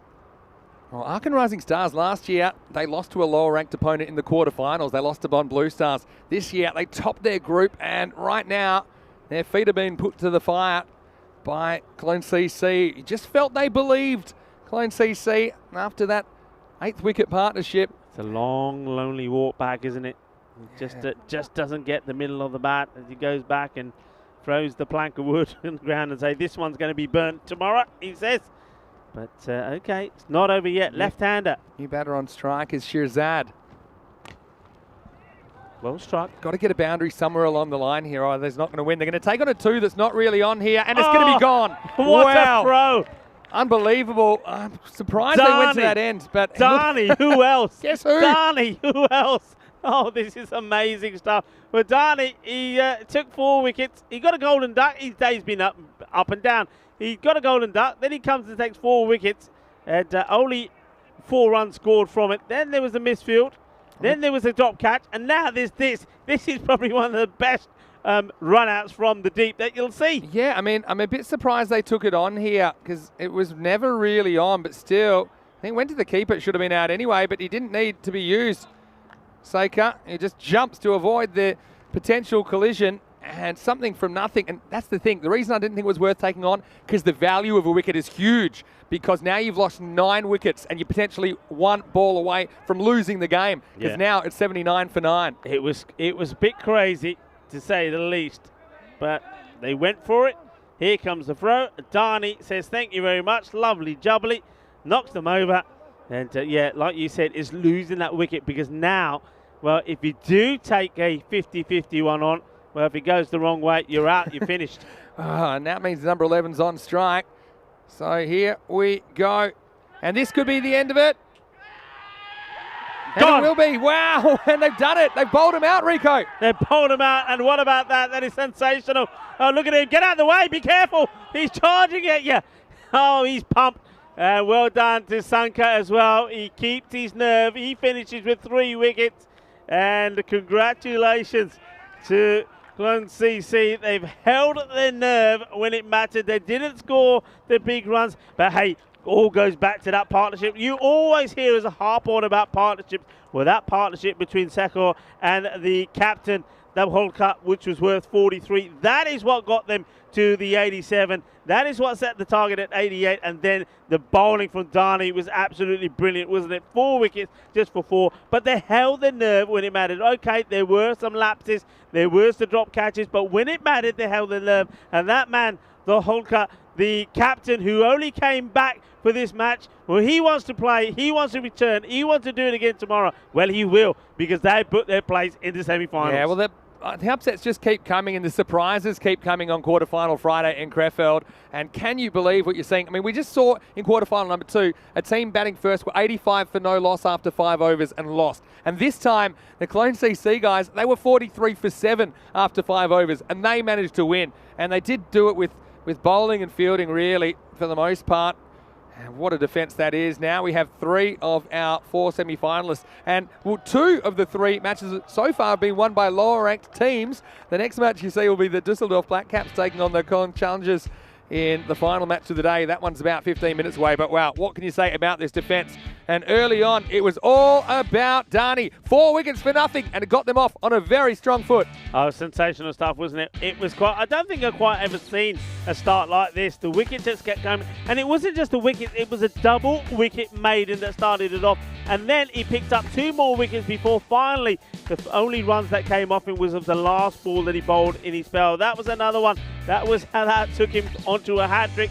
After taking 2 wickets on the last 2 balls. And then, oh, well, this was a horrible shot, wasn't it? And, well, that was just curtains for the next batter. But then they needed something. They needed a partnership. And I talked about how partnerships are so important. And that partnership from Jan and Hassan, that was so key, wasn't it? Almost was enough to get them here, get them there. But once it's all about pressure. What a good catch that was. How does he take that Shazad, who's always had things going against him? And that was an absolute brilliant catch. Yeah, I mean, look, this is a bit of luck for Hassan early on, but he looked good hitting straight, didn't he? He came in, he absolutely launched that one. But yeah, runs in the board in the final, and you saw this one. This is where you felt things were just going to go against Cologne CC with that 4 overthrows from nothing.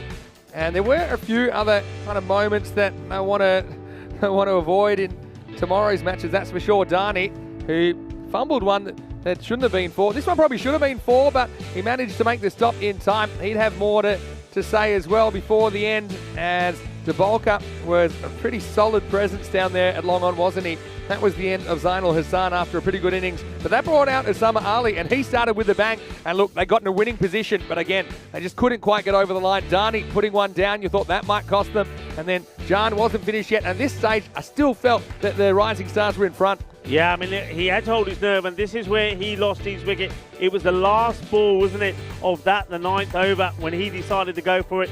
Maybe the smart move there would have been perhaps to just take the single, get yourself back on strike. But look, when you're under that pressure, you're just thinking, well, maybe it won't happen, have to go for it. And this, well, what about this? A direct hit for Dani. But Dani, he's made a habit of hitting those stumps, hasn't he? And he doesn't fail from wherever he is.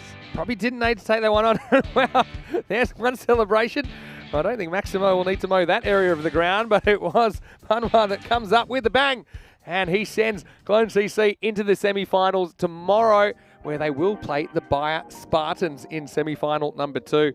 Yeah, it was a funny old innings, wasn't it? Bunch of wickets first up. In fact, at one point they were 7 for 4, then they were 26 for 5, then a 33-run partnership between Fahim Jan and Zainul Hassan in there. It got them in a winning position. Osama Ali hit a big one but couldn't do a lot more. And then just had a bit of panic setting in, I think, towards the end. You look at the run out for the 9th wicket. I mean, even if that doesn't hit the stumps, it's going to be out. I mean, the keeper should get that, and you're going to lose the 9th wicket probably for nothing. Yeah. And in the end, look, pretty disciplined bowling form. This is just the 2 wides in total. And when you don't have too many to play with, you don't want to give too many away for free. You want to take your chances. And basically, that's what Cologne CC did in quarterfinal number 3. Yeah, they had their issues, didn't they, with the bat? But once again, go back to that partnership between Sakar, the wicketkeeper, and Dubulka, the captain. That was just amazing. 43 runs. That got them to a score on the board. And then I think in the field, the start that they got was absolutely exceptional. It's one thing I said, if they were going to win this match, then they had to take at least 3 wickets in the power play. They took 4. Yeah, and 4 for 4. At one stage, he had 4 for no loss, or 4 for none, I mean. But he got hit for a 4 last ball, Dani, but great performance from him. 3 for 14. Sanka held his nerve to it as well towards the end of the innings. Dubulka, credit to him, he finished 1 for 15. Not easy to come in cold to a series, and Shazad with 1 for 19, the other successful bowler. But have a look at that. The last 4 wickets falling for just 1 run. All 4 wheels off the vehicle, Rico. And unfortunately for Aachen Rising Stars, a bit like the Dusseldorf Black Caps last year, they topped their group, but they end up going out of the quarterfinal stage, and that's the end of their ECS for a 2nd consecutive year. Well, just quickly, we're going to have a look at what's coming up in the last match of the day, and yeah, looking forward to seeing the Black Caps. Of course, they were 7-1, very impressive in their first their first 8 matches, but then Clone Challengers, well, they are a team to watch as well, aren't they? And you have to watch out when they're bowling, just put it that way. But I mean, apart from that, they do have a lot of good players, and the Black Caps, they'll get to set the target, and that's the thing. I think for the challengers to have any chance, they have to get through that top order of the Black Caps and the middle order, because they've got a lot of batters that can hurt you. But that surprises me. I'm surprised they won the toss and put the Black Caps in, because I think they've allowed the Black Caps to do what they want to do. And I honestly do feel that the challengers, they're far better when they're putting the runs on the ball. When you look at the players they've got, Ame Putale, I think when he's batting without that chase in his head, he bats so much better. Every time we've seen him chase, he gets himself out. Yeah, it's an interesting one. I actually asked the Black Caps what they want to do. They said, we wanted to bowl first as well, something about the clouds. I said, well, do you think the clouds are going to mysteriously disappear? So it's funny that I think it's a good toss to lose. I agree. I think the Black Caps, they'll have a point to prove. And they want to avoid what happened to them last year when they did finish top and get knocked out. And if you want to know how much that hurts, just ask the Ark and Rising Stars, because unfortunately that is the end of their series. Big thank you to them, though. We loved watching them, and hopefully we do see them in ECS cricket next year. We'll take a quick break. We'll be back in about 10 minutes, and when we do, it will be quarterfinal number 4 time. We'll find out the final team to reach the semi-finals. Vinny Sandu here, Mr. Maximo Rico Full with me, and we'll see you shortly for the final instalment of Quarterfinal Friday right here on the European Cricket Network.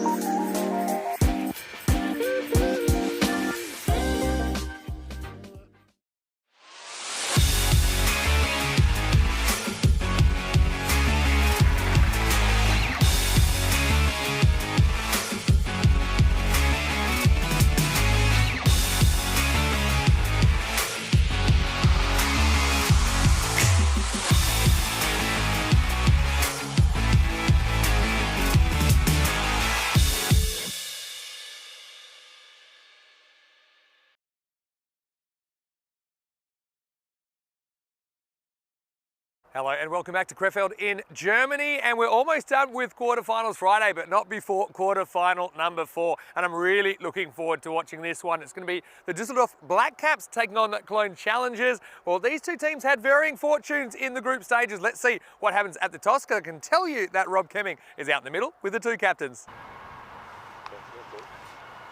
Heads is called. It is heads.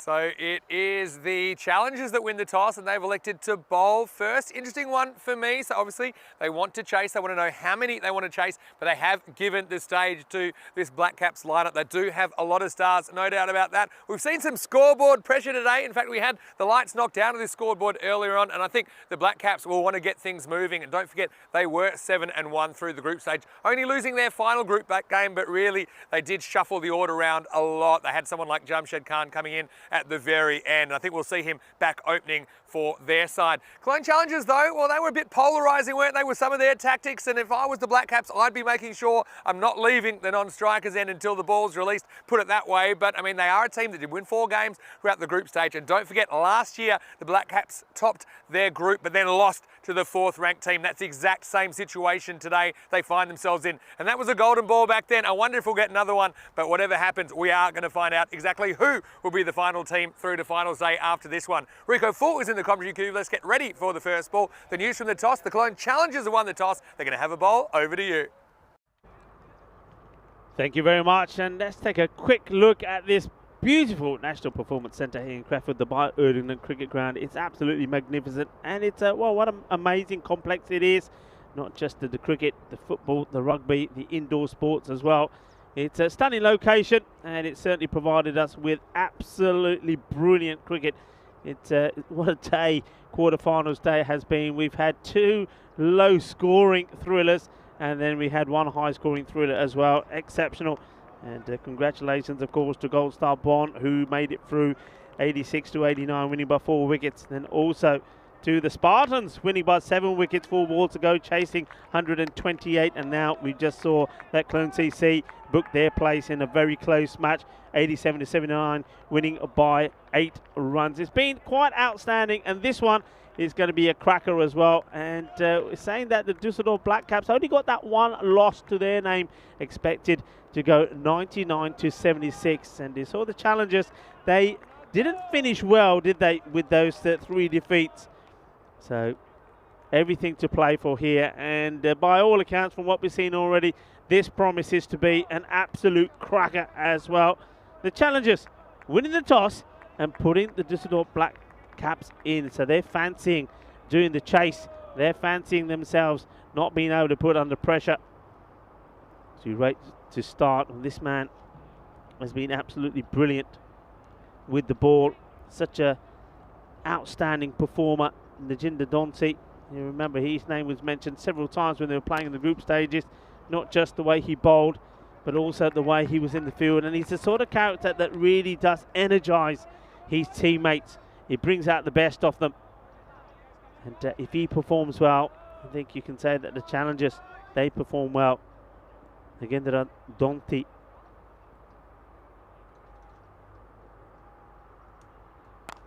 Width outside the off, put away, big gap, well struck. Doesn't try and overhit it. That's the key for me here. He picks his spot nicely and says, that'll do, thank you very much. Nice looking shot. And he's a batter that I've really, well, not just a batter actually, a player I should say, that I've really liked in this series. For me at the moment, I mean, we've seen a lot of good performers, but one name that comes to mind so much is Jamshed Khan. He's batted well, fielded well, bowled well. It's been a great performer. Scored 206 runs in this series. Well, add 4 more to that, 210. Well, is it going to be more as well? Yeah, well, all right, add 8 more. Going so well, and that's 4 more this time. Just getting it right. Once again, it's not about the power, it's all about the execution. This ball just moved away from him slightly. As a result of that, I think he doesn't quite get the desired power in the shot, but it's still enough to get it over the infielders. So 4 more. Jamshed races to 8 of just 3 deliveries. He's got the German national team captain, Van Kat, Going to see it at the non-strikers then, the left-hander, waiting patiently. This time it's through the gap. This is the best shot off the lot. This is class. This is top draw. Brilliant batting. And what a shot that is. Well, is that the shot of the day? Well, I'll tell you what, in my book, yes it is. Look at that. Perfect timing, perfect weight distribution. And the placement is not bad either. Delightfully done from a man who enjoys his cricket. So Jamshid Khan has made the perfect start, and Donthi, who's normally so reliable, well, he's gone for a few already. Oh, gets one past him, so that'll give him some encouragement, Donthi.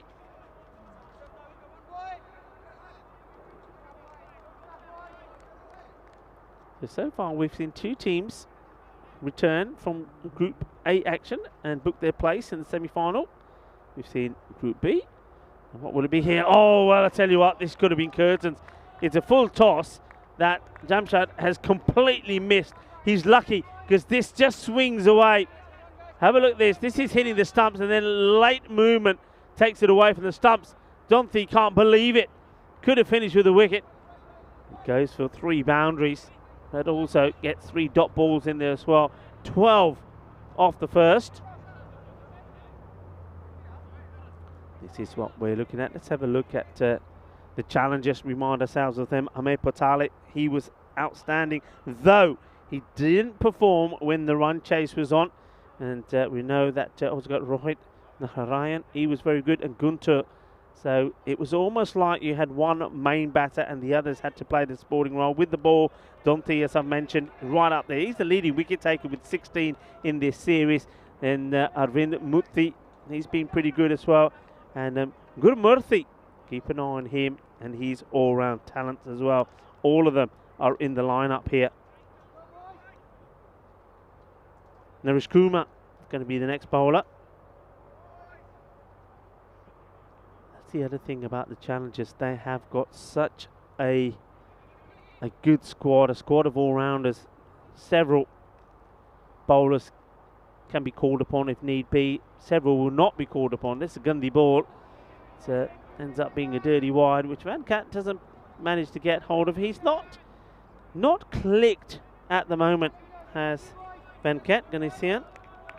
Did make a slight contribution yesterday when he finally got a few runs, but hasn't gone big. Doesn't really, not really his format maybe, but the value that he gives you when he's bowling is sensational. Yeah, the best score he's made so far is 24 of 16. That was in that victory over Lemgo. This is nicely played. Mid wicket will do the fielding. There's long on coming across to tidy it up as well. That's where Donthi is. So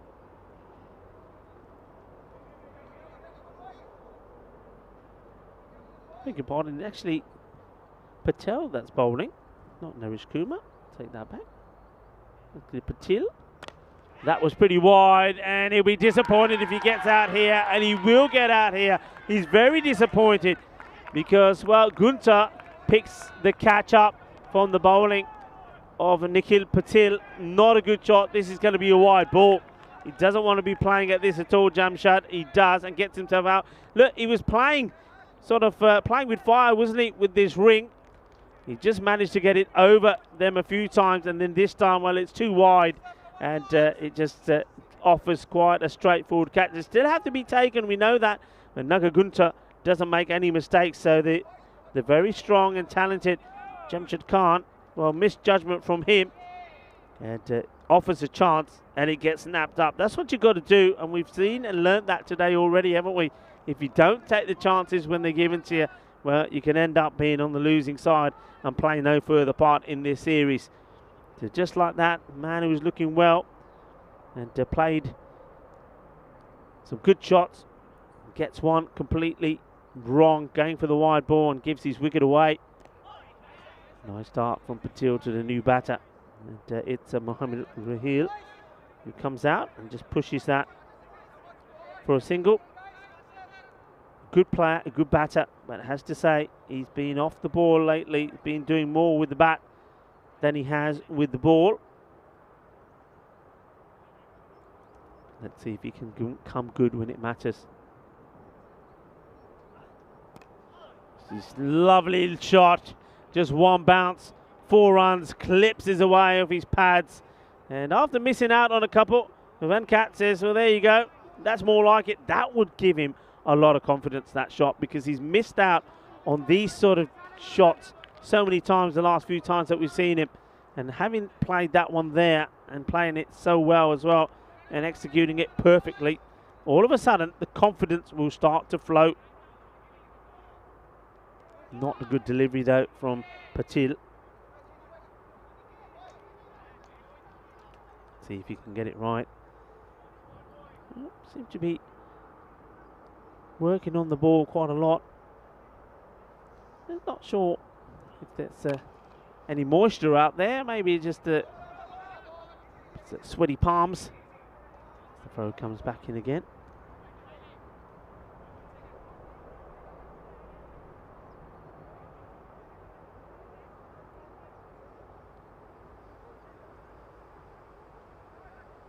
Patil now to Raheel. Well, it's interesting. Chose a shot there for Raheel. It's down the leg side. I think he had the license there to have a good old swing at this. Just prefer to just get the bat in the way and take the single. He'll go back on strike. It's the second over. Comes to an end. It's a good start, positive start. 22 for 1.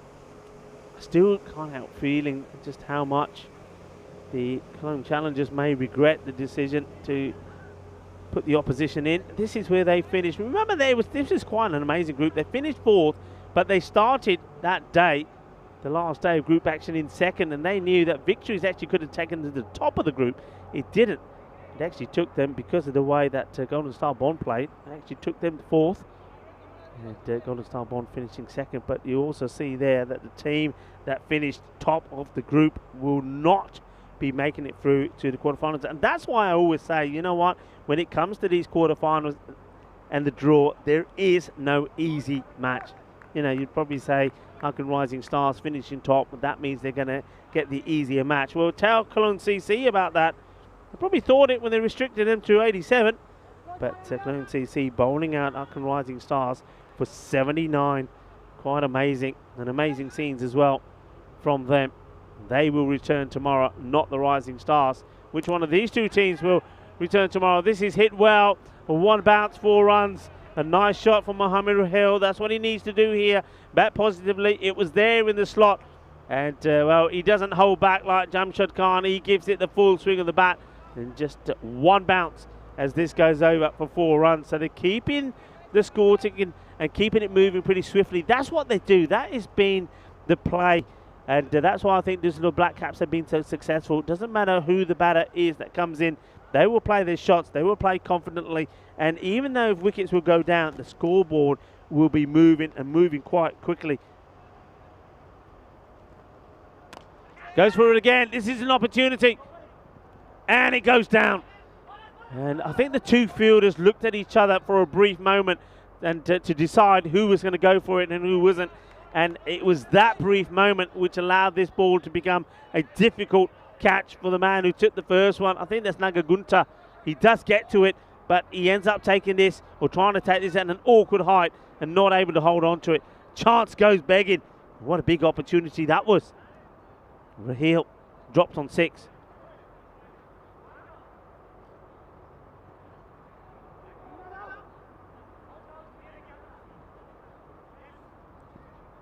Just moving the field around now to the left-hander.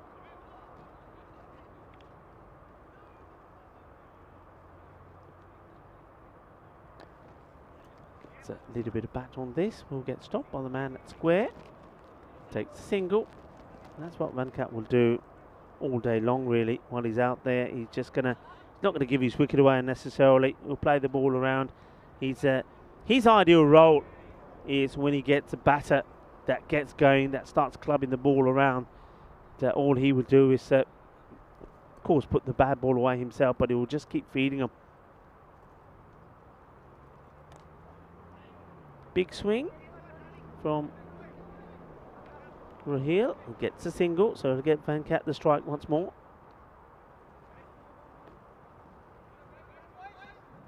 Arvind. Muthu comes back. Remember, it's the man who's got his name up there as a hat-trick taker here in Krefeld, as well as Marana. This is well hit. Should be fielded. And Donthi gets there and gets the throw in quickly. So, like a whippet as he covers the ground, gets there. And they'll have to field again as the left-hander gives the strike back to Mohamed Raheel. It's a very, very warm welcome to any of the newcomers that are coming onto the chat now. Archie is still there. Archie is saying the Black Caps are a formidable team. Yes, they have been. But, he's saying this is going to be quite difficult. And just to remind you, the Black Caps, they lost their first match and only match in the group stages yesterday.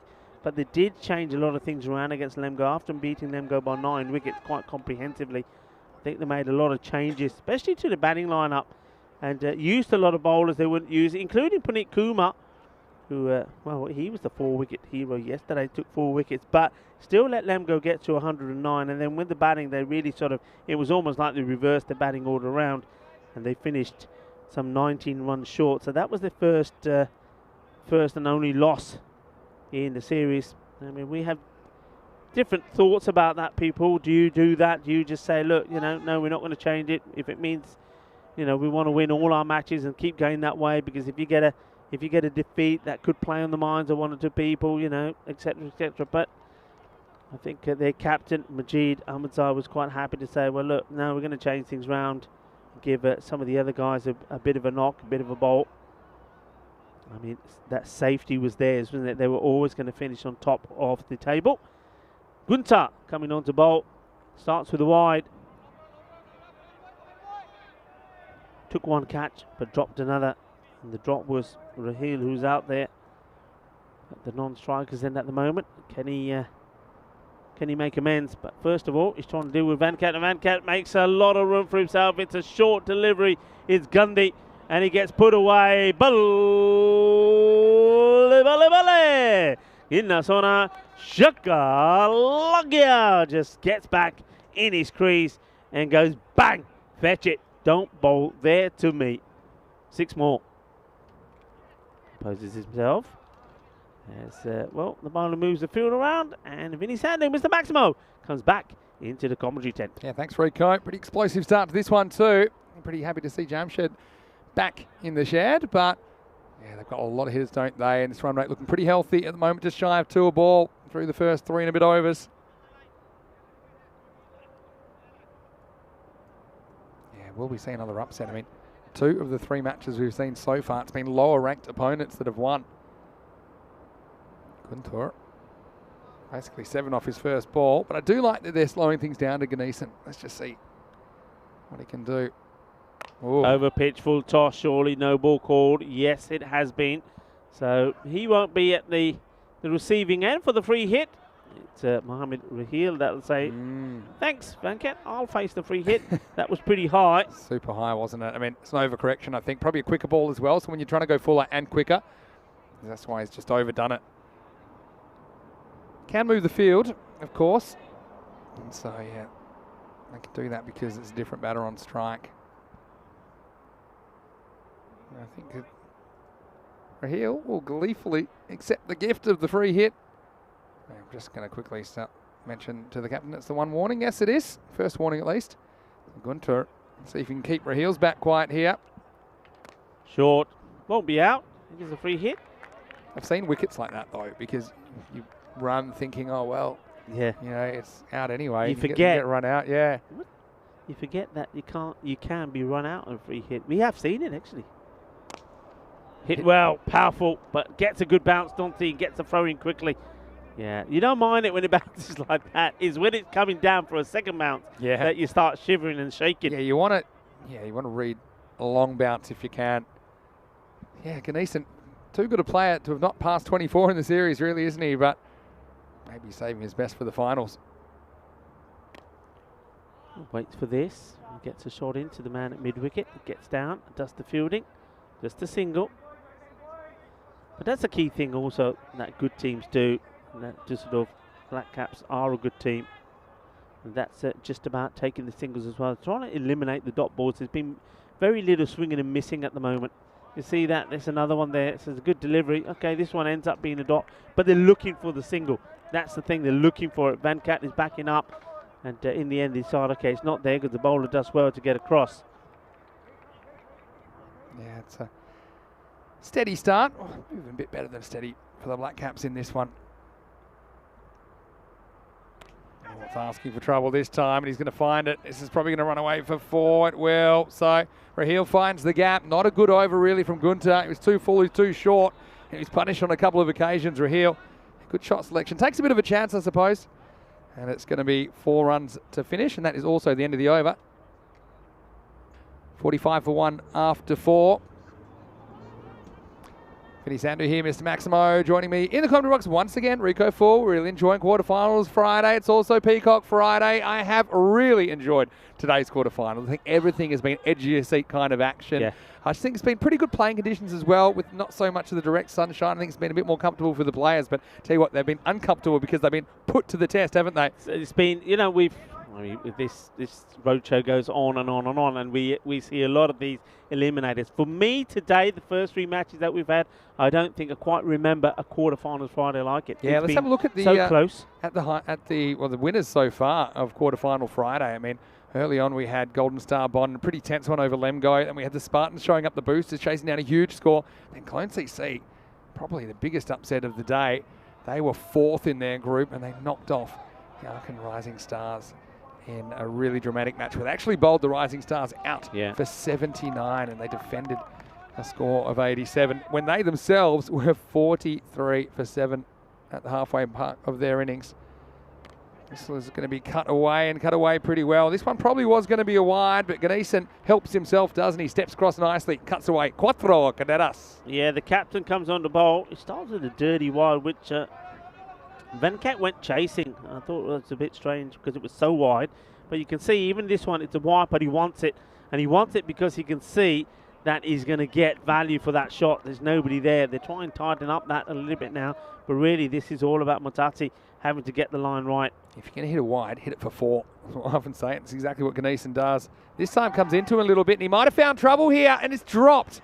Wow, that is a chance that you don't want to give. That's Srinivas Naresh Kumar, who certainly got to that. I wouldn't say it was a comfortable catch, but I think it's one that a player in that position needs to be taking. Ganesan has a life. Yeah, I mean, this you've got to take. Not only does he put the catch down, but the ball goes to the boundary as well. So Naresh Kumar, 13 on the back. Well, 13 can be unlucky, and it works for him there. And, catch goes down, and Venkat moves from 20 to 24 with a bit of luck. Yeah, ouch. You just wonder if he's going to give you another chance. Anyway, well, no. This is not great either, is it? Ganesan's been gifted 2 boundaries, and this time it's Narayanan. Oh, no, please don't do this again. This is not good. I mean, look, you think he's done everything right, doesn't he? But he slides past it, and the reason he gets a slide in is to make sure he's got something behind his hands. But then he slides past it. There's nothing there. So we see a drop catch, which goes for 4, and that's 8 valuable runs from nowhere. This is cut away as well. This will be a single. Well, I've just seen, I think Simon, there's STS in the chat, said it's high from the medic, watching from the benches opposite of you. Well, hello. If you're over there, we're giving you a wave right now, myself and Rico. You can wave back. Seems a long way. There he is. There he is. He's just on a bit of a delay there. What do you think? Just Simon, give us a thumbs up. Would you like to come over to the commentary box in a little bit? Maybe in the second half of the game? Yeah, I think that'd be quite nice, wouldn't it? Not afraid to have a guest. Oh, wow, we've got some guests tomorrow, by the way, Rico. Yeah, this is well bowled. Slower delivery. Just kept the pace of it. It sort of out-foxes Mohamed Raheel, but plenty of reasons to get something on it. Plenty of reasons to tune into the European Cricket Network, right? But tomorrow we are going to have a cheerleading exhibition. Really? Just after the second semi-final. Okay. So towards the end of the second semi-final, we might be able to get one of the girls or guys in here to have a chat with us, and then we're going to see what they can do. Apparently they are absolutely amazing. in the air this time, and it's going to be into a pocket of space, and this one's probably going to run away to the fence as well. So Gneeson, he's making hay while the sun's shining, figuratively speaking at least. He moves into the 30s, and at the halfway point, the score is 64-1. So remember, the Düsseldorf Black Caps, they won't want to watch this, but last year they were knocked out in a golden ball, and it was this situation. They topped the group, and they took on the Bayer Boosters in the quarterfinal. It was quarterfinal number 2. Here's what happened when the scores were tied. You see Vasek Curran, he hit it away. They needed to, of course, with the golden ball, and it was Ahmed Zai who wasn't able to gather the return. So that's heartbreak for them. Of course, Boosters, they were pretty happy about it, but I mean, that's still got to be fresh in their mind, doesn't it? It was a bit greener then, wasn't it? Yeah, it wasn't just green. It was pretty muddy, actually, off the field. And wet. Yeah, it was a really wet series. Is looking pretty lush. It's not looking so green here because of the heat wave that we've had across Europe and here Germany. And remember, I was at Dresden as well. We've had hardly any rain. It's quite amazing, actually. Down the leg side, I think he would have been far better off just stepping inside this. As you say, if you're not going to knock it for 4 or 6, leave it alone and get the wide. It's 3-run Gurumurthy who's going to bolt. Now he's crafty. He's pretty crafty. Put it that way. I was watching him the first week, of course. I was on my vacation, but of course I was lurking a fair bit. Always interested to see exactly how all of our teams are going. And now he's going to have to bowl at Gneeson. So they're continuing this kind of slow ball attack against Venkat. As he makes up his mind, he wants to paddle, and he'll get 1.5 here. I don't think he'll get 2, so he just is happy with the 1. He gets a premeditated shot. I suppose with the fielder back there, I don't know if that's a smart option because you're probably not going to hit it for 4 at the pace it's coming. He trips himself over actually with his own bat when he plays it, because he plays it and then knows he's got to run. Gurumurthy.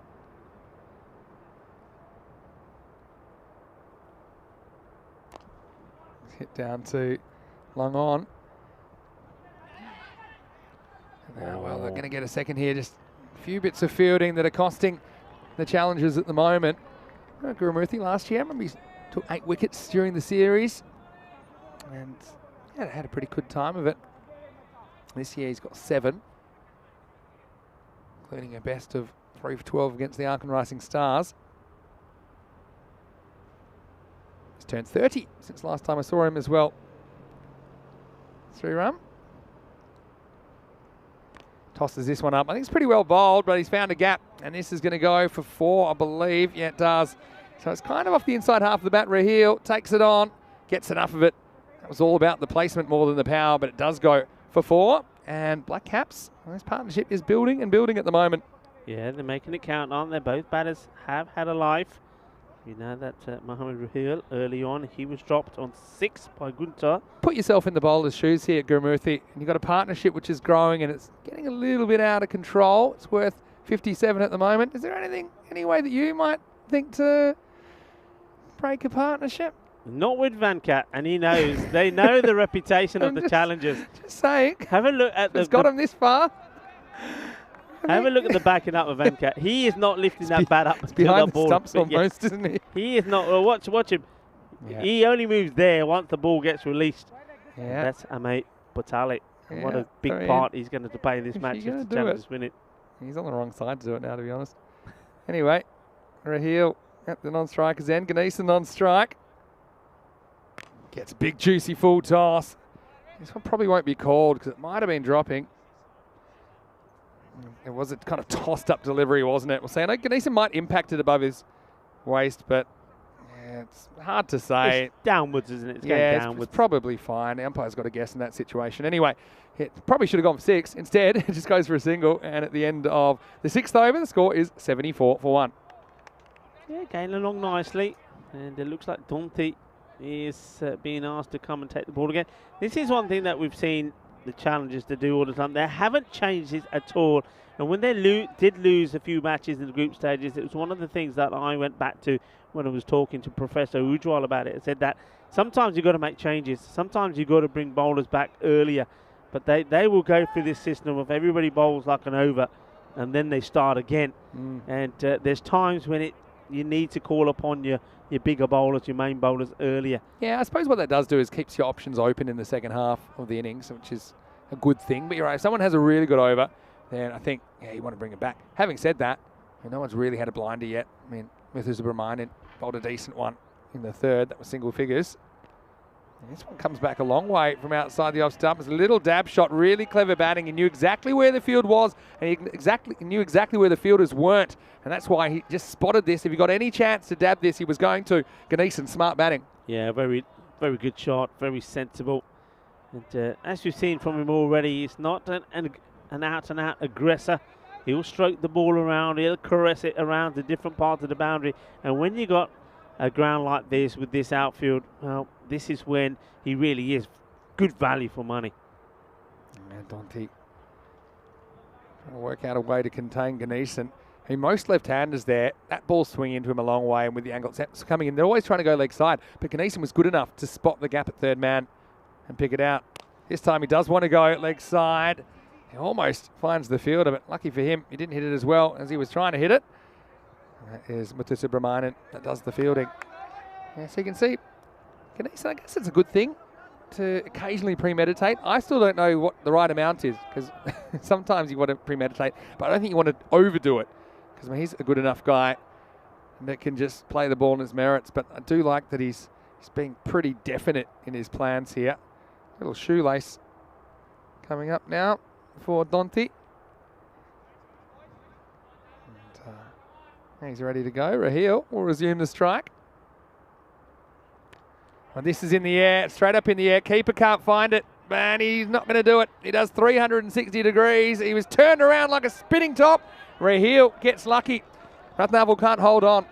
Yeah, this is an unfortunate one. Ratnavel, he's another one. He does the 360, doesn't he? Trying to find this one, and then in the end, he's trying to take it in an awkward position over his shoulder. Watch this. He finds it here, and then, well, it just doesn't want to stick. Yeah, just got himself in a muddle, didn't he? And had to turn around and keep turning. Almost got dizzy, I think, there. It's pretty well bowled this time. There's Ganesan reaching his highest score of the series so far. He's up to 41, but has given a couple of chances. Third of the innings to go. And yeah, we might go and have a chat to Simon in the break and see if he wants to come over for an over or two. Why not? Why not, indeed, yeah. First, I'll have to see if he's got his peacock shirt on. And if not, we'll have to lend him one. Then we might let him in. Ouch. Under the foot. Anyway, Raheel. Dante. One more ball. Hasn't been the worst of them, has he? He's gone for 19 with the ball to spare. Assad saying, yeah, the fielding hasn't been too crash hot. Well, I'd have to agree with you on this occasion. Last ball of the over. Goes leg side. How far? Just far enough. Maximo. Raheel. First he found his foot. Now he finds the green pastures the other side of the rope as he just goes with this one. It was angling in. Took a chance. Took it off the stumps. But he hits it pretty sweetly. And that's also the end of the over. The score at the end of it is 85 for 1 with 3 overs remaining. Coming up tomorrow, Rico, semi-finals, of course, to start finals day. And we know that Golden Star Bond will play in semi-final number 1. They'll play the winner of this match. And then Clone CC, we already know that they will play the Bias Spartans. So 2 of the lower-ranked teams are going to take part in semi-final number 2. Then, of course, the losers, they'll play the bronze final. The winners, they'll play for the trophy in match 48. What do you think? Yeah, can't wait. I think I'm liking, I should say, these lineups already. Golden Star Bond, I mean, you just wouldn't back against them. And the other thing about them is, of course, don't forget they've got the key players back tomorrow. When I was talking to their captain, he did say to me that the likes of Govinda Singh and Dabarji should be playing tomorrow. And if they are, that will really strengthen them. Yeah, true. There's no easy games tomorrow. Here's Matati. Ganesan again. I think that's a premeditated shot. Have a look at this. Ganesan's practicing the shot a few times, and I think the keeper's saying, well, if you like, I'll give you another shot at it. Because look, he's practicing, and then the keeper, I think he's trying to be sneaky. Or maybe it's just a bad throw. Or it wasn't the funny thing is how the ball just stays there. It's almost like it has his own little zone. He hit it the second time. Yeah, he did. No look hit. Ganesan on 41, eyeing off a half century here. And this time he does go leg side. Good fielding by Gurumurthy. Just decides to take that one on the bounce. And so he's going over to a ball Ganesan without too much fuss at the moment, Yeah. isn't he? I mean, Raheel as well, pretty good strike rate, 20 out of 18. Just continues to grow this partnership. Well, Simon is over there in the spectator area saying he doesn't have a peacock shirt unless checkered counts. I think checkered can count. It's kind of interesting. We've got some paint, don't we? It's played out to the man at point who gets this horribly wrong. Are we going to have to start having a spare peacock shirt on hand in case we get a guest commentator on Fridays? We'll just have to have one in the cabinet behind us. Break the glass if we need it. No, Simon, we'd love to have you over for a couple of overs. And you can see a bit of behind the scenes. Always excited when we get people taking an interest. Beautiful day for cricket as well. Even with the cloud cover, it's been pretty pleasant, hasn't it? Hasn't been too chilly. Still think I'm surprised I haven't seen I think the batters know. The trademark challenges. Just watch. He's Look, not he's going watching. anywhere. Oh, this is a full shot. Yeah. Oh, I reckon this is high. But, I mean, we'll have a look at it on the replay. Just when you see such a comfortable horizontal bat shot, yeah, that's high, isn't it? Yeah. Well, he's a tall guy, Ganesan. Yeah, maybe not. He does step back. No, he's long in his crease. I reckon that is. If he's in his normal batting stance, that's over the waist. Remember, we're saying waist or above, yeah, right? Waist or above. He's, I think the bowler's got lucky here. Yeah, Maximo time anyway for Ganesan. Looks unfussed, doesn't he, as he moves to 48. Yeah, and the thing is, like you say, he's hardly broken a sweat, and that's why we keep saying that on this pitch, there is. I mean, we've seen batters like, Sanka is a good example. I mean, we see Vancat is a good one here as well. If you get batters that are prepared to strike the ball around, then runs will come. You don't have to get panicked, and that's exactly what he's doing here. He's not getting flustered. He's just playing shots on merit. Now it charges, but kind of loses his timing. We'll just get one, move to 49. I think this is where you're going to see both the batters are just going to say, right, whatever comes our way, we want boundaries, because they've got the don't forget they've got the captain. He would love to go out there now, Majid Ahmadai, and smack a few big ones. Yeah, I agree with that. And you got Oscar Ahmed as well, someone like that. Plenty of batting to spare. They've just, I won't say they hit the skids, but they haven't blasted them out of the game just yet, the Black Caps. And this is exactly what Raheel tries to do and gets a little edge, and that is heading to the boundary. Won't quite get there though. Oh, and maybe saw Maximo going past over there. Maybe they need to mow that area because that just held up a little bit, didn't it? So Raheel will get a couple, and that's the end of the 8th over. Matati finishes with none for 30. 8 overs down, it's 98 for 1. Yeah, it's interesting because it's the sort of score, like when you think it's the 1 wicket down, I mean, you just get the feeling that it should be more because of the batting they've got to come. I just think whether the batters, I mean, they've taken singles, but they haven't gone back-to-back with big hits. And that's one thing that could just be the downfall here, because I think the Cole Challengers will be quite happy with the way this is going. If this ends up less than 120, they'll be happy with that. We've already seen a chase today of, what was it, 128, quarterfinal number 2. Mm-hmm. We've seen surprises all day, really, haven't we? We've seen edge of your seat action. Muramurthy has the 9th. Yeah, maybe that's why we're not seeing anything. Well, first, let's have a look at this, because I didn't think this was going for 4, but Ganesan is going to bring up his half century.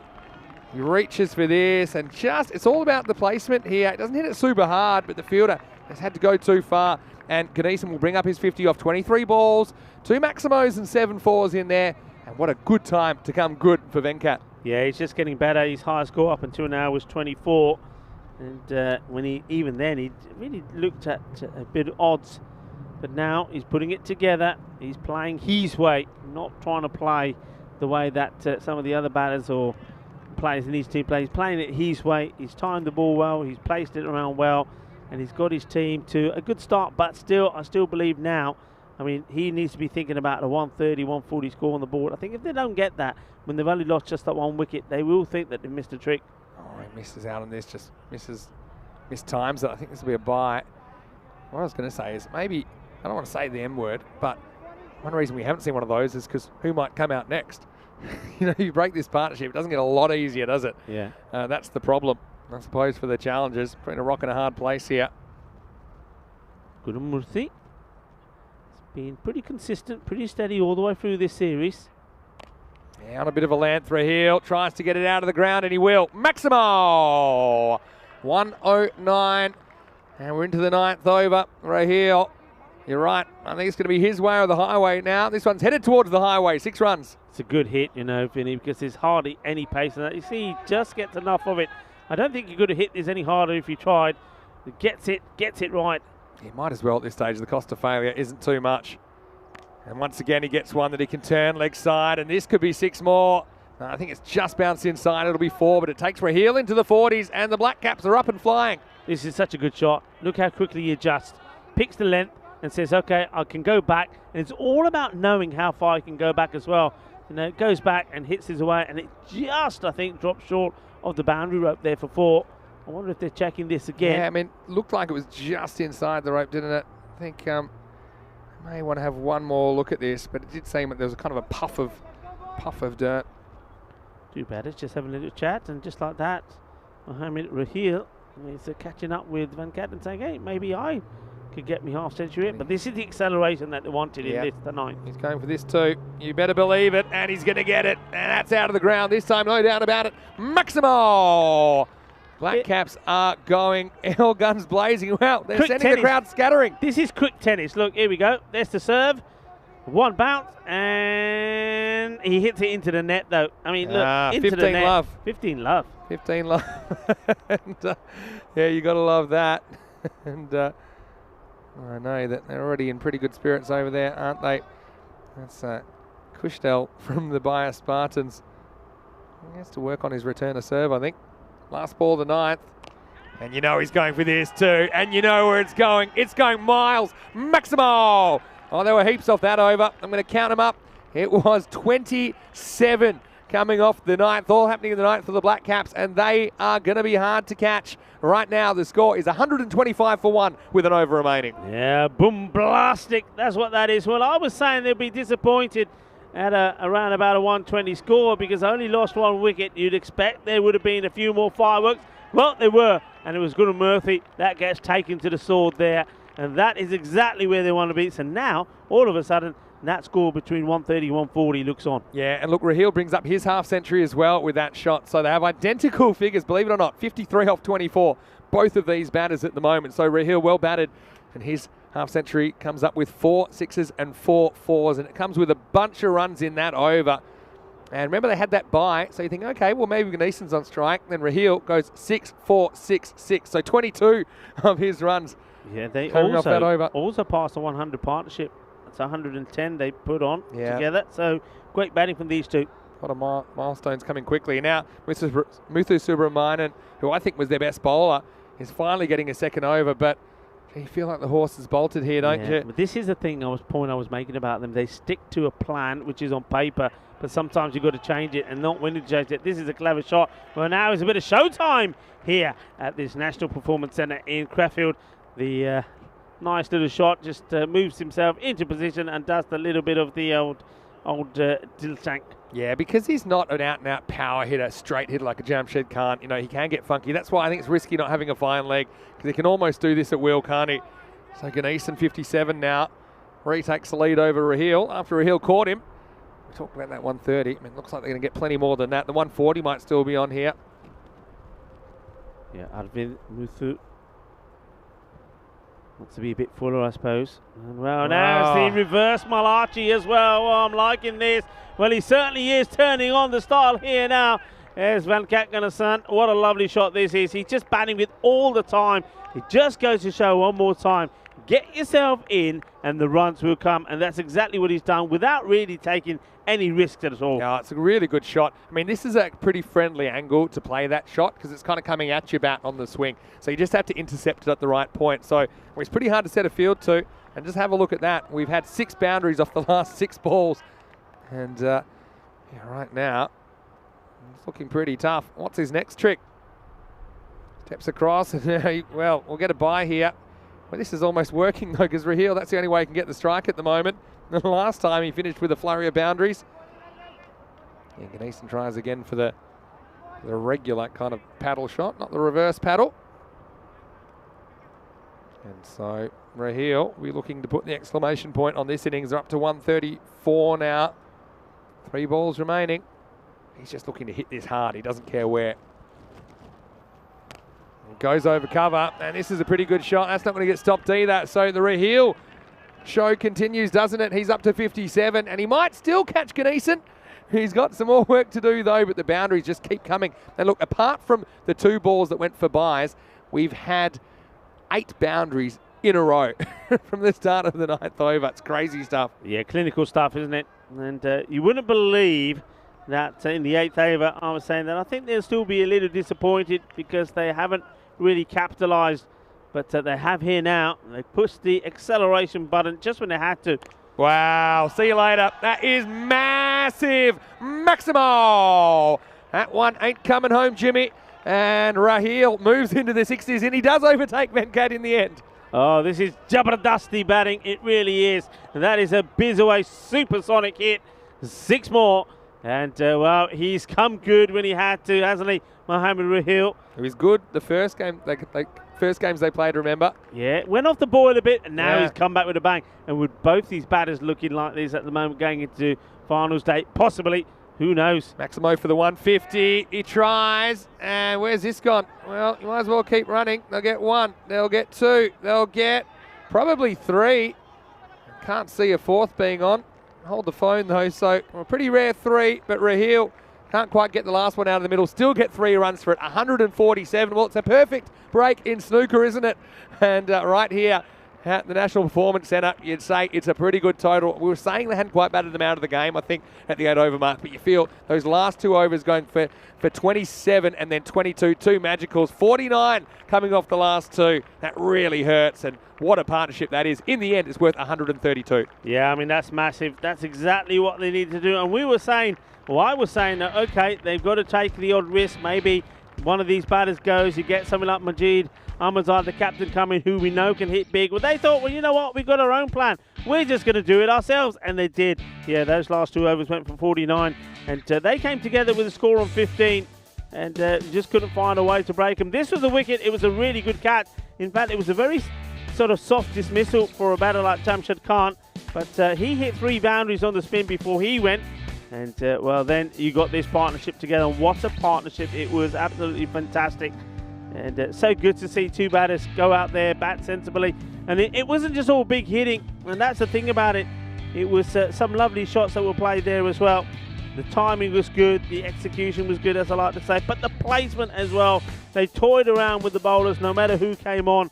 And they saved the best for last. And this is all about get yourself in. Get the partnership going, and once you've done that, then when you need to press that button, when you need to hit the turbo button, you do, and you get the runs. But there were chances, and we're seeing some of those, weren't we? There were some. Mohamed Raheel was dropped 6 by Gunsar, then he was dropped on 21 as well by Rathnaville. We saw there the wicketkeeper, FanCode himself, was dropped on 20. If you don't take your chances against good players, against class players, then they will punish you, and that's exactly what happened here. There's a little bit of the crick tennis we like to see, and there with the applause. You can see plenty of good players batted up to come in as well, but they weren't required because the acceleration came in the 9th. We say it all happens in the 9th, well it does, and 27 came off that over from Gurumurthy, and then it was quite an expensive one as well in the last one. 49 runs of the last 2 overs, and just like that, 147 on the board. And well batted to Mohamed Raheel, 66 of 27 deliveries, and Venkat Ganesan, 61 of 27, and there you see it reflected on the scorecard after they were given a blistering start from Jamshid Khan, who got the quick fire 12 off the 7 balls that he faced. 147 on the board. Look at some of the bowling figures. Well, if you've got small children, maybe look away now, because some of those are going to hurt you. 30 and 35. Well, Motati, he went for 30, 35 Gurumurthy. Those 2 guys have been pretty reliable with the ball, but not this time. 29 does Arvind Murthy go for. He also doesn't pick up wicket. The only wicket gains to Patil. And amazingly, and this is the thing you don't understand, Patil only bowled the 1 over. And yeah, sometimes you've got to just say, well, okay, you may have a plan on paper, but you've got to change it around, and they weren't able to change it around. He only bowled the 2nd over, and they never came back. So I'm not sure what the thinking was there, but this is the summary of this final quarter-final, the 4th one. It is match number 44 of this FanCode European Cricket Series here in Krefeld, Germany, and it's looking good for the Düsseldorf Black Caps. They lost their only match yesterday, but they did change things up a little bit, and sometimes you think, well, is that going to work in your favour or not? Well, they said, well, don't worry, Rico. We know exactly what we're doing. We'll be back tomorrow on Fight. Well, they were 147 on the board, but we're only at the halfway point, and well, Clone Challengers, well, they've got some good players in their side as well. Something like Amir Potale, if he can go big. Gunter is good out there as well. Gurumurthy as well. Naresh Kumar. Plenty of batting they've got, but they're going to be under pressure straight away because the Black Cap, they've got some serious bowling to come as well. And I think maybe the slower bowlers are going to be key here. Well, join me, Rico Full and Mr. Maximo, when we return for the conclusion of the day and the conclusion of the quarterfinals. We'll know after this match exactly what the semi-final final lineup looks like tomorrow. So join me, Rico Full and Mr. Maximo, as we come back in 10 minutes time. Volvemos en 10 minutos. Hasta pronto.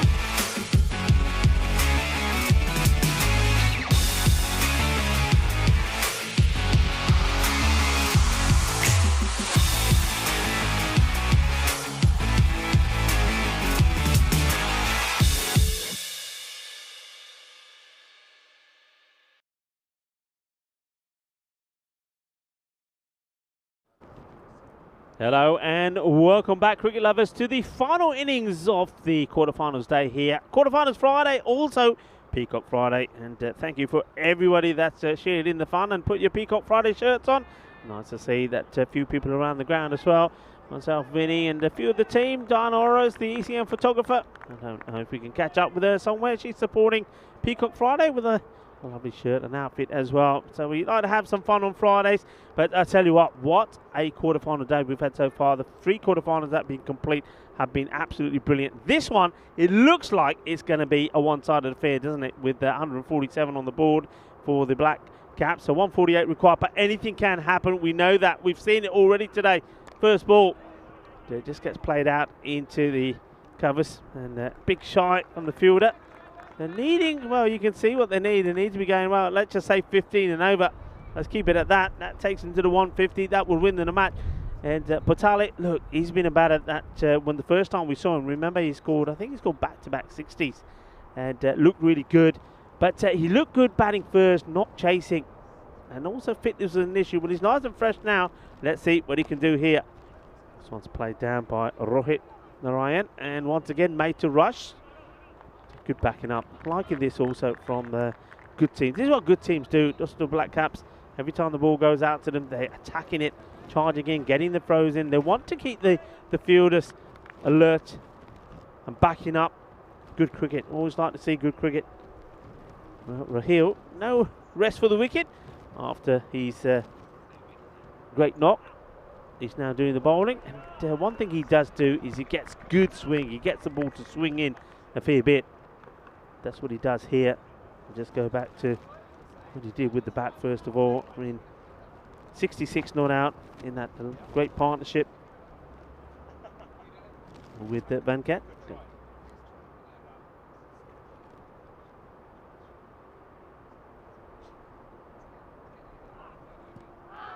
Into the pad. It's not going to be out. I mean, he's hits him outside the line anyway, and the ball is moving. Going to be naturally moving in as well. So, picture of Puneet Kumar. Well, he's earned his place in the team after his 4 wickets yesterday. So, they couldn't keep him out the side. I'm pretty sure that we're going to see him in action again, especially with this big score. Oh, that's the beauty. That's the wicket-taking delivery. And there's been occasions when that has moved viciously in and takes the wicket. Potale, he knows that he's got to be a little bit more aggressive than he normally is or prefers to be. Only 2 off the over so far, and well, 2 it is at the moment, and that just won't do, will it? They need around 15, so you can see why he's looking for the big shot. Well bowled, it's not going to happen. Yorker length delivery, and that's the thing I think a lot of teams could take note of. That if you bowl up there in the block hole, very few attacking shots are going to be played off here. So first over complete, and it is 2 on the board. Well bowled there from Mohammad Raheel. And a fine time as we have a look at the matches without golden balls. Well, he's not wearing his golden shoes today.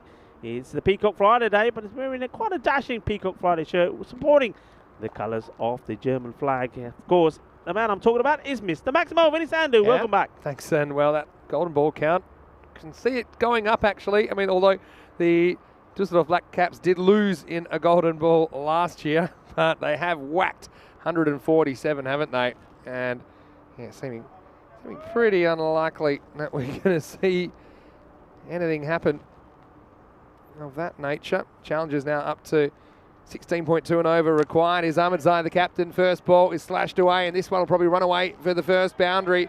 So Narayan trying to get something happening for the Challengers. They have the biggest challenge you can imagine in their futuristic orange and blue uniforms. He slashes that one over. Now, I am here, and Rico is just sitting up for a second because we have a special guest commentator. You might know him as STS124 from the chat, but we have big Black Cap supporter and German cricket enthusiast Simon Lacour with us. Simon, welcome to the commentary box. Well, thank you, Vinny, and good afternoon to you all. I'm really happy when I see native European cricket supporters that have had a bit of a schooling in the game. Here's Ahmedzai. And so, yeah, I'm going to give... running away for a single there. Yeah, so I'm going to ask you a couple of things. Firstly, what got you into the European Cricket Network cricket in the first place? that happened just to be random as a suggestion of YouTube, to be honest. Watching a few of the other clips of English cricket, and then it popped up, and I sort of got stuck with it. I'm so happy that you did get stuck with it. And so many of our viewers say that as well. Wait for this ball from Ahmed Zai first, who is going to bowl to Batali. Hasn't had a great start, 1 off 5. New bowler to face, though. And he hits this straight up in the air. It should be caught by Raheel. And it does. Yeah, well, no doubt about it. Raheel has had a good time. He almost kills Ahmed Zai by throwing it up. Ahmed Zai wasn't watching, but they're all smiles. And so that will be the first wicket. And yeah, I feel like it could be a tough time for the challengers. They lose their first. It's 7 for 1. So tell us, what got you into cricket in the first place? Because you're originally from Germany. You're born in Germany, right? I'm born in Germany, but I spent my last 4 years of school and my university time in the UK. Spent 4 years in the boarding school in Bruton in Somerset. That's where I was introduced to cricket. And during the first season, then I had the privilege, as my cricket skills were still building at that point, to be invited to be the scorer for the school's first 11 cricket team. Right. And so what sort of a scorer were you? Were you neat? Were you kind of a neat scorer? fairly neat, yeah. I used to really like scoring, and these days it's all computerized. You actually won't find a scorebook anywhere here. That's the way it's going, even at lots of levels of cricket, right? And that's kind of good in a way, because that information can be transported on the internet straight away, so you can see the scores. But I still miss the kind of pen and paper scoring. Some people do it for fun, you know. Yeah. Well, I was given a laptop just to help with getting the scores up to date, but I certainly did learn the old-fashioned pen and paper way. Yeah, that's a good way to get schooled in the game. Anyway, new batter out there is Gunter. He's coming out at number 3, and he gets a full toss down the leg side first up. And now, if you are in the chat, why don't you say hello to Simon? Because Simon's in here, and yeah, you might know him as STS124 from the chat. And there's Peacock Friday. That's Diana. And I've got to say, you talk down your shirt, but I think you've got a pretty interesting shirt on as well. We might see it in a second. Diana's getting into Peacock Friday, as was our match referee, Rob Kemming. Are you a fan of Peacock Friday, Simon? Absolutely. Certainly a fan of various styles of dress for Friday. That certainly eases it up. And oh, what a shot. Yeah, that one's going to go miles. So Ahmed Zai gets it slightly wrong. And it's a Maximo. It is a Maximo. Well, you've been doing your homework, no doubt about it. Gunter pounces on this one, and they need plenty more of this. 6 runs. And so, yeah, you are a bit of a Black Caps fan, you were telling me. Is that right? Yep. I sort of, again, by chance stumbled across a fixture of the Black Caps in Dusseldorf about 7 years back in April. So from a while ago, again, pre-ECN days, you've been on the Black Caps. Yep. Well, I haven't been following that much recently, but certainly a very few memorable afternoons in the spring of 2015 watching them compete in the Bundesliga. Yeah, easy team to like, aren't they? As that one we called leg by. Must have just flicked the pad on the way through. Look at that. Yeah, little flick of the pad. Not handled cleanly by Niraj Patel, who shies. I think he was going to be home. Yeah, it's just Ahmed Zai just checking. Hey, FYI. Hey, I've got a few more questions to ask you as well. And I believe that you do very important work in your day job. Well, not just a day job, I'm supposing. You do it all hours of the day. What do you do for a living? Well, I'm a paramedic with the Malteser service in Bochum in Germany. Right, and so I'm sure that's a very interesting job, right? Very tiring job, very interesting job. Very important job is what I'd say as well. Yep. So last ball of the over coming up, and it's a swing and a miss, so it'll be the end of the second over. Well, much better one, but probably still not quite good enough for the challengers. They're 15 for 1 after 2 overs. It's Vinny Sandhu here, Mr. Maximo Rico stepped out for a second. I'm joined by Simon Lacour. Well, can you believe you're in the commentary box, Simon? And look, I'm so glad that you're here. So what do you think ECN has done for cricket in Germany then, and especially for your viewing experience? Well, I've certainly got a lot of my family members interested, especially with the ECN, with the short format, the T10, which has proven very popular amongst my friends, because I've been able to explain them what cricket really is about, with a lot of happening in very short time. Yeah, and a lot of opportunity to learn the basics of cricket. Yeah, I think it's a really good introduction, and a lot of people then may go on to longer formats that they're interested in. Maybe not. I mean, it doesn't really matter if they're interested in cricket. I think that's just a good thing. Raheel's back for his second over, and there's a bit of a reckless throw from Niraj Patel. Now, I've got one more favour I'm going to ask you. Yes. Now, I would love to have more language skills than I do, particularly with European languages. Right. German isn't my strong suit. Do you think you could take us through the rest of this over from Mohammed Raheel in German? Ja, dann machen wir doch mal auf Deutsch weiter. Auch nochmal guten Tag und willkommen hier aus dem Krefeld Cricket Center. zum Viertelfinale zwischen den Cologne Challengers und den Düsseldorf Black Caps. Die Cologne Challengers haben als erstes gebowlt und müssen jetzt ein Ziel von 148 Runs erreichen zum Sieg. Bis jetzt ist es noch ein bisschen wackelig und da war noch viel Arbeit für die Challengers, für Naranayan und Guntur. Guntur jetzt am Strikers End. Die Düsseldorf Black Caps natürlich als Favoriten letztes Jahr sehr überraschend im Viertelfinale nach einer perfekten Gruppe ausgeschieden. Und Guntur schlägt da gerade einmal weg und der läuft einmal für 4 Runs. 4 Runs für den Herrn Guntur. Und davon werden sie noch viel, viel brauchen, um noch in irgendeiner Weise in diesem Match eine Chance zu haben. Bis jetzt das Bowling von den Düsseldorf Black Caps von Rahil äußerst eng und äußerst diszipliniert. Bis jetzt 7 Runs, zwar noch keine Wickets, aber mit nur 7 Runs nach etwa 1,5 Overn ist das sehr diszipliniert. Und hier kommt der nächste Wurf und der ist wieder ziemlich genau im Sweet Spot. Da kann Naranayan jetzt, der mittlerweile on Strike ist, nicht viel tun. Naranayan jetzt mit 10 Runs von seinen 5 Bällen, Guntur mit 7 von 4, mit noch 2 Bälle jetzt in diesem Over. Und dann müssen wir jetzt ein bisschen auf jeden Fall das Tempo anziehen, wenn die Challengers hier noch eine Chance haben wollen. Oh, der geht gut, der könnte und ist gefangen. Gefangen von Venkat Ganesan. Wir erinnern uns aus dem ersten Innings an ihn, Ganesan und Rohill, die fast im Alleingang die 148 Runs zusammenbekommen haben. Somit sind jetzt die Cologne Challengers bei 20 Runs mit 2 verlorenen Wickets. Einen Ball haben wir gleich noch in diesem Over, aber der jetzt reinkommende Batsman wird einiges an Arbeit haben, jetzt hier wirklich das Tempo anzuziehen. Cologne Challengers damit schon jetzt deutlich unter Druck an diesem Punkt. So, rein kommt jetzt Naule Aravind und kommt direkt an Strikers End und werden schauen müssen, während wir hier nochmal die Wiederholung sehen. Ein sauberer Fang von Ganesan. Und so erwarten wir jetzt den letzten Ball von Rohill in diesem Over.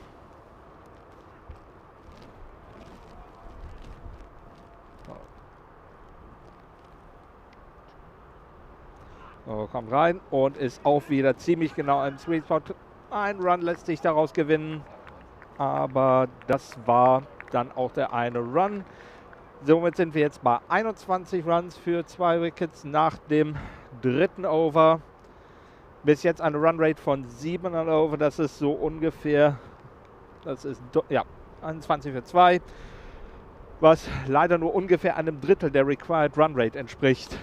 Wunderbar, das war fantastisch, Albert Simon. Sehr gut. Thank you. Very, very good work. And you had a bit to deal with in that over. You seem like Absolutely. an absolute natural. I tell you what, if we ever need German language commentary, it's something we're working towards at times, especially during the ECC and ECL, things like this. I think you'll be first on my list. Really nice job. Fair enough. And Thank so, you.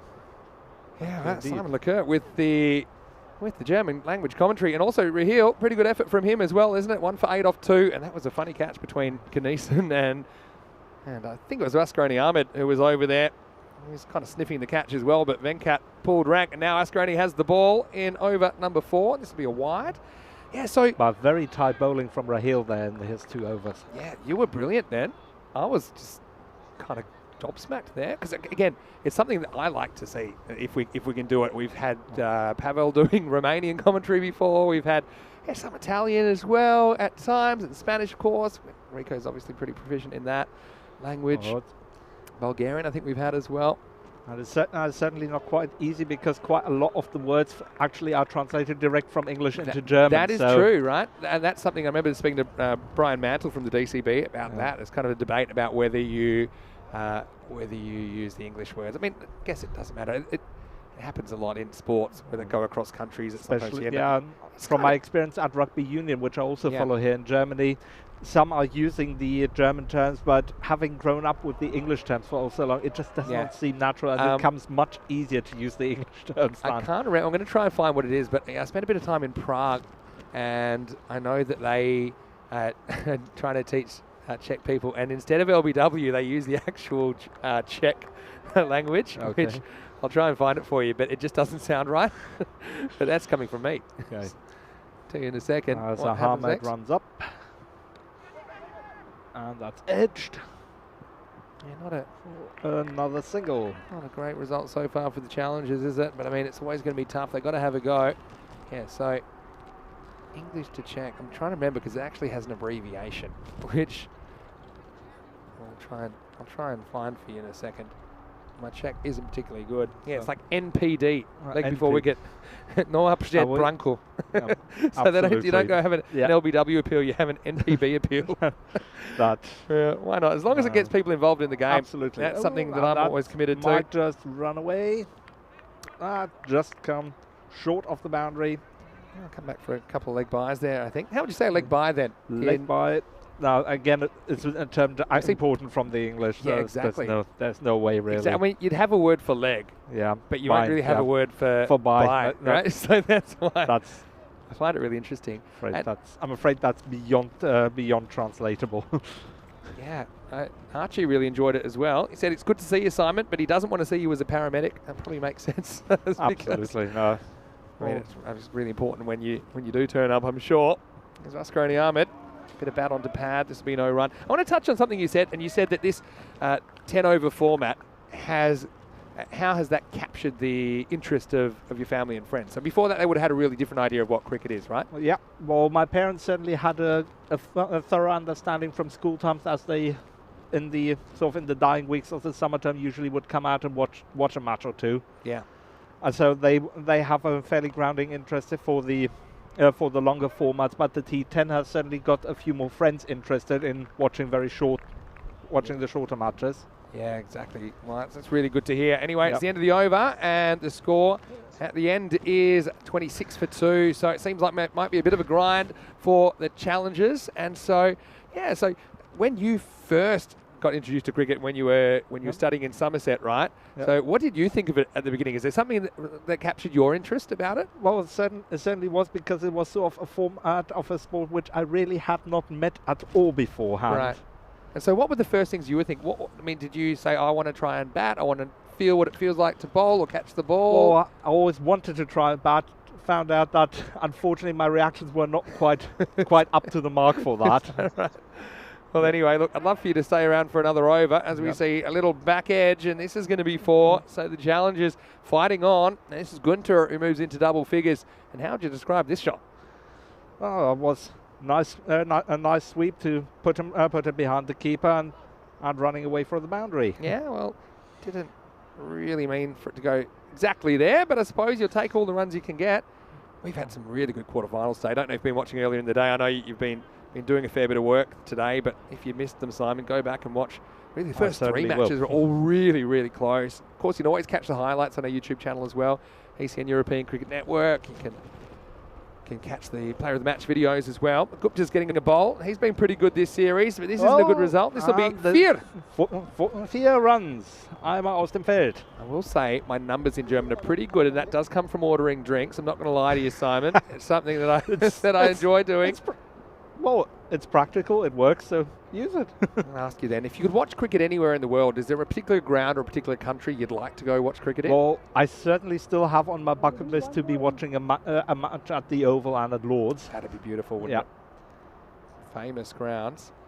But to be honest, I'm quite happy, and I spent watching some I think Pakistani Sunday League in the north of London in Harrow a couple of years back, where we just, again, I found it on the internet. We just turned up and could be gone. Could be gone. If he takes this behind the stumps, I think he's out here. So see, Patel decides to come up to the stumps. And we'll have a look at this. Gupta, he looks embarrassed because he thinks he's too fast to get a stumping off, but he's not really. So we'll have a look at it on the replay. Let's have a look. He charges. There's nothing wrong with the take, and he is... Oh, that's so close. That's very close. I think he's in, you know. Yeah, I he think might he's just be in. safe. That bail's on, not there. I think he's down. If that bat's on the line, and that's not on the line though, it looks behind the line. It's behind the line. I think that's an incredible job by Gunter. He must have known he missed it quickly because he turned around pretty quickly, and I think it's not out. Well, Got to admit, I had a different opinion when I saw it live, right? Yep. That's the difference again between the slow-mo and the live speed playthrough.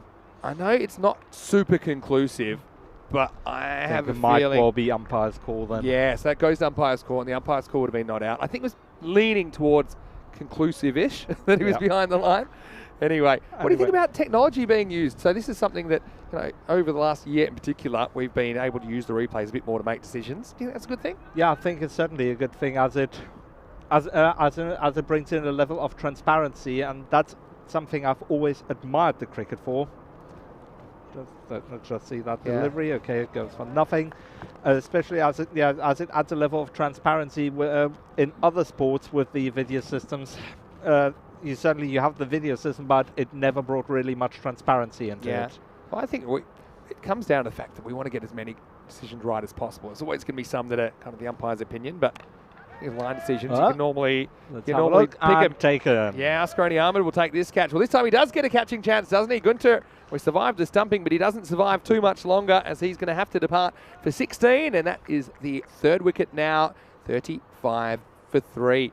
But look, going back to the technology, it's still not perfect. Obviously, we don't have the resources of some bigger organisations, but I think the fact that we can get so many right, I also think it rewards the fielding side, because when it's left to the umpire, there are a lot of close run-outs that don't get given because there's an element of doubt. But I think you've got to reward the fielders for getting the out, and now they do get those rewards with the technology being able to assist. Yeah, that I certainly agree with. Not really much more to add on that.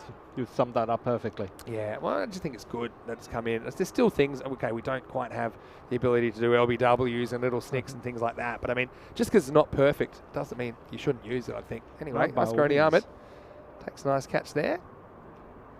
So what would it take to get you back playing cricket then? Because I know are you officially retired forever, Simon, or what? Not officially retired forever, but there's no local club in my area in Billabek. I'm living a bit too far north of the area. Right. Well, that's something I admire about a lot of these players, especially for European cricket series, and even for Bundesliga and other matches here in Germany. They do have to travel long distances on occasion. Obviously, it's not a professional pursuit. So you've got to admire the players. That's something that sometimes the spectators around the world don't realise exactly the sacrifices these guys make. As we get to the end of the over, Gupta will finish that one, having conceded 10. Does get a wicket though. The score is 36 for 3 after 5. Yeah, so and some of these guys, they've got jobs, they've got night jobs. Some of them are up all night and they grab a couple of hours sleep and come to play ECS cricket. I know you're one guy that does shift work, right? So you've got to admire these guys, and that's something that I don't think is completely obvious unless you know the ins and outs of European cricket. As a matter of fact, I came out of a 24-hour shift this morning, Wow. went on with our young paramedic trainees to the local swimming pool to practice a little bit of water rescue, and then headed on over to here. Wow, that's incredible. Yeah, I mean, that's fantastic that you're able to do that. I mean, that takes a lot of energy. The Ambitious asking what time it is in Germany. It's 3:45 in the afternoon. Wazza says he thinks the camera crew do a great job, and I totally agree with that, as we could have another wicket. That's gone. Yeah, Gurumurthy's the man who's going to have to go now. Askarani Ahmed, he'll chip in with a wicket with his first ball in the 6th over. And so, things going from bad to worse really for the challengers. 36 for 4. And Archie also saying great coverage. Credit to all the camera crew. Agree. Thanks to we've got Martins. I might actually show you in the truck after. We've got Martins in there. We've got Dennis and got Andrew as well from Spring Productions with us. They do a great job. And those guys, they had never seen cricket before they started covering cricket. And now that shows you how good they are. All our crew from Spring Productions in just a couple of years, coming up to speed. But if you have any questions for Simon, I've got him here for a couple more overs. So why don't you throw some questions in the chat. It is #random questions time because it is the 4th game of the day. See a little nick there. No worries for Patel. Gurumurthy has to go. Sad ending to his ECS, it seems. And here we go with new batter out there. Is Donti. He gets a pretty good one first up as well. That was very tight. So tell me, what kind of a cricketer were you? I know you played a bit in the third team, you said, at university. Well, I was a bit of sort of a mixed player. Yeah. Certainly, let's say, I'd say I was probably more of a. My teacher used to call me an Easter egg because my deliveries were fairly unpredictable from shocking to dead slow centre, and the one wicket I did take was one of dead slow centre, which the batsman just totally underestimated, and it sort of Well, that's the spirit. snuck past. I like it that you got a wicket though. Sometimes we used to call, no disrespect to anyone, because everyone is important in a cricket team. But in England, there's a term with TFCs, which is thanks for Cummings. It's people that bat about 9 and don't bowl. So I don't know if that rings true. Yeah, but I'm just really excited that you got the cricket bug. Got a question for you from Wazza, and I think this is right on the money, Wazza. Your question. Wait for this ball from Askrani Ahmed. On the inside edge. Sneak away with one. He wants to know, what is your favourite food, Simon? My favourite food, certainly, my favourite food would be sandwiches, as a matter of fact. Is that right? Yeah, certainly picked up the British tradition over. Here I was thinking you're going to say something like some sort of Wurst or something. No, to be honest, I've certainly developed a liking for the British kitchen with some of my family actually also over in the UK. My uncle lives in London now for the best part of 40 years now. Oh, is that right? Yeah. Sandwiches. Do you have a particular favourite sandwich? Uh-oh, trouble. Trouble. Oh, and now they might get it, you know. That's one way to get it too. Or will you get it? No. Right, this is chaos, really. No. Yeah, they were undecided, weren't they, about the second run, whether it was on. You see here, this will be a little bit of a fast motion. Nice work in the trot. And then, he was in, he was out, he was going to be out. Not really any clear communication. I just remember at one point my captain was screaming at me to stay put. Do you have, I was going to say, is there a particular memorable moment that you've ever had on the group field? I'll wait for this ball from Askrani Ahmed first. Will be deflected away, most likely a single throw anyway. Well, it won't be an easy stop, but Gupta does stop it. End of the 6th over, 41 for 4. Yeah, do you have a particular memorable moment, either yourself or a game you were scoring or something like that? Well, certainly that one wicket I took. Yeah. But so it was caught out, was it, that one? Yeah. Actually, no. That was a straight ball. And the ball was just so slow. The batsman totally missed it, and somehow it just nicked the bails. Just did it. I mean, as you've seen, accuracy is really, really important, probably more than pace. You can see all four bowlers you so far have taken a wicket. But that's something that I think new players, they should realise. A good spinner, for example, a finger spinner, that's one thing that you can kind of teach. It's something a bit easier than wrist spin, for example. And we've seen, for example, players. We had a player at the ECL from Greece who had taught himself to bowl. And actually had pretty good success against some seasoned cricketers. It's all about accuracy, and then once you've got that accuracy, you can start working on a quicker ball, maybe a slightly slower ball or a variation. So, yeah, I think all those take up cricket, don't be discouraged. I think that's probably something that most people with a bit of practice can be useful at. Here's Puneet Kumar, who was brilliant yesterday. This is a shocker first up, and it's going to be 5 wides. Yeah, he took 4 for yesterday. He doesn't often get a bowl for the Black Caps, but they're thinking, now's a great time to get him on.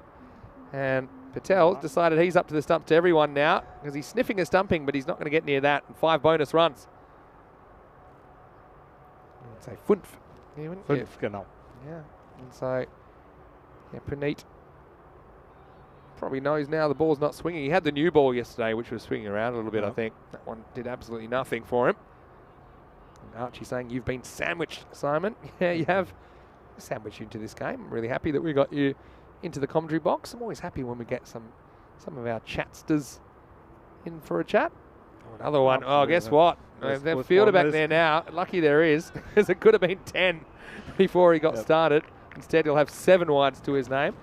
How about you? I mean, you're in the chat sometimes. Are you more of a lurker, though? You can be honest with me. Yeah, honestly, I'm more of a lurker. Sometimes it literally the stream is on at work, so while I'm preparing the ambulance, doing something in the stores, so I don't have so I'm not always at the screen right at the second. So just keeping. Oh, what do you call that? It's a Maximo. Yeah, that's right. Arvin goes bang, and he whacks his hand on the ground. Oh, what a shot! Yeah, Kumar's had a rough time so far. I'll tell you why. His first ball's gone for 13. And is the proud owner of have an economy rate of 78 runs and over at the moment, if we cut to that graphic. But I was going to say that Neville's in the chat saying that Neville was saying his daughter played for regional Newcastle on the weekends. They travelled hundreds of kilometres to play cricket. Well, that's wonderful, Neville. I know Australia's a big country. A lot of people travel to play there as well. Absolutely. I suppose the difference maybe between Australia and Germany is when you travel thousands of kilometres in Australia to play a game, and people go, yeah, because it's cricket. Of course you do. In Germany, they'll say, what? Yeah. Why? You For play, what? Yeah, exactly. And What are you playing? Isn't cricket? Isn't that the game with the ball where you hit it with a mallet through the gates? And Yeah, no, yeah, that's croquet. A lot of people think it's croquet. Yeah. You know, the other one that people always think it is, I'll tell you in a second. Here's Paneet trying to get back on track. This is straighter. Oh, a little bit of a hesitation. He'll get there. Niraj throws anyway. Niraj is greedy for dismissals here, I can just tell. But the other one that people always think it is polo. You know, on horses? Yep. So people, I say, I'm here for cricket. And they say, oh, yeah, you must be a good horse rider then. And I was like, well, not really. But, yeah, but I mean, we're hoping that all changes. And it already is. I mean, all the players are telling us all the time how much they're enjoying it. And sneaks this one in, Praneet. Yeah, so they're saying, every year when we come back, they're saying, we're so glad the ECN's going so well and that it's growing. And that's really nice to have that feedback for the players. Because I think the players, I think we're indebted to them for their sacrifices. Absolutely. You know, obviously, juggling jobs and obviously travelling some distances to play. And Paneet's back.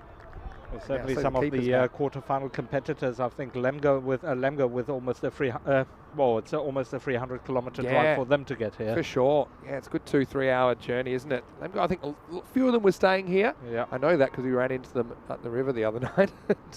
But yeah, they were a great team. First time we've seen them in the ECS. Last ball of the over. And this is going to be bunted down the ground. Oh, you've done well because Rico's gone missing now because we're just going to have you in for a bit. But you're so popular, I don't mind you saying. So coming up tomorrow, and we can almost lock in the Black Caps, I think, in semi-final number 1. So they'll take on Golden Star Bond in the first semi-final. And then Clone CC versus Bayer Spartans. I mean, both those teams were the lower-ranked teams today, and they won their semi-finals. Arkan Rising Stars were the big surprise today. They finished top, but went down to Clone CC in a really entertaining, low-scoring thriller in quarterfinal 3. I just caught the last few balls of that match. Yeah, so you would have caught the end of that. Of course, we've got the bronze final, so each team will play 2 matches tomorrow. Of course, the one they want to play is match 48, the final, where we'll give away the trophy. Absolutely. How about you? Do you think you have a favourite out of those? I know you're a Black Caps supporter, but put your neutral cap on here, Simon. Putting my neutral cap on, well, it really depends if the Black Caps can keep up that disciplined game they have been playing today, then I see them with a chance, but it's such a short format that it can be anybody's, really. Anything can happen, right? And you're exactly right. I think you would have seen enough cricket now on ECN to know that nothing's for granted. I mean, just take today. We've had 2 of the 4 games won by lower-ranking teams. We've seen a remarkable couple of games. So in quarterfinal number 2, the Boosters batted first, and they were 85 without losing a wicket after 5 overs. They ended up losing the game. In the quarterfinal number 3, Clone CC, they were 43 for 7 at the halfway point after 5 overs. They still end up winning the game. So it just shows you that there's a lot of twists and turns in this form of the game. 8th over, and it's the birthday boy from yesterday, Kashif Shahab. He gets another one past the bat. Yeah, so and that's probably the thing, since I've been doing T10 cricket, which is about just over 3 years now, the thing that surprised me the most was that there were so many twists and turns for such a short game. I thought it's such a short game. I mean, how much can possibly happen, right? But it's incredible how many times the game can to and fro.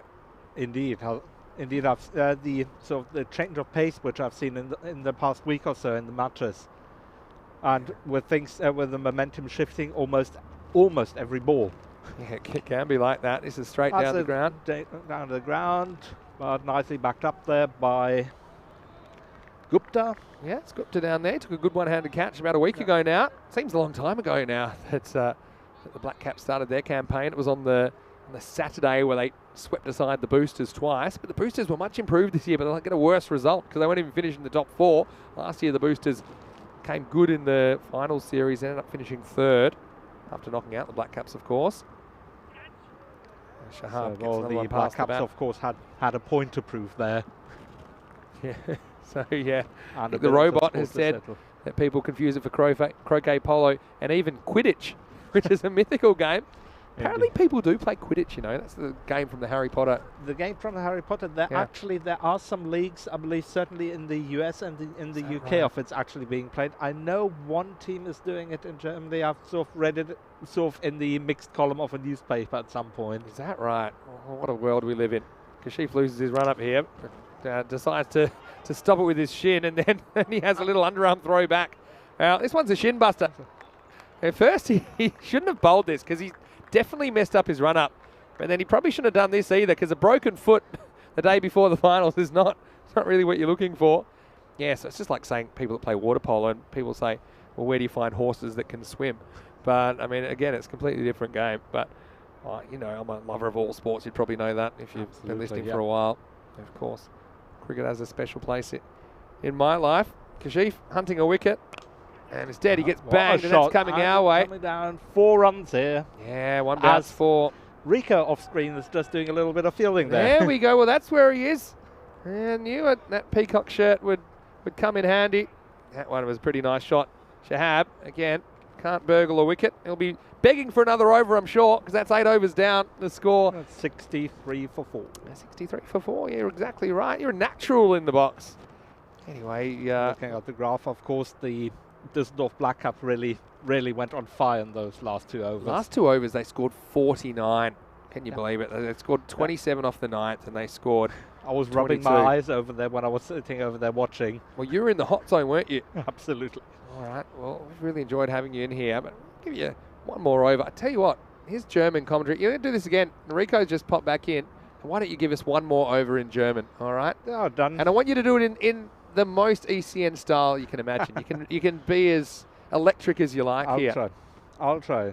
So, gehen wir nun ins 9. Over. Die Köln Challengers stehen bei 63 für 4. Und wie es jetzt aussieht, ist dieses Match jetzt so ziemlich auch schon am Ende angekommen, da die Düsseldorf Black Caps die Köln Challengers sehr klein gehalten haben. Aber nochmal ein sehr, sehr schöner Schlag hier wird aber von der Nummer 2 von Shahab der gehindert. Und das ist Dante jetzt on strike mit 6 Runs von 7 Bällen. Und mit ihm draußen steht im Moment Aravind, kommt jetzt on strike mit 16 von 15 Bällen. Bekommt jetzt eine Delivery von Khan. Oh, der geht einmal hoch. Wird hier unten an der Außenfeldlinie gestoppt. Und geht nochmal für einen Single.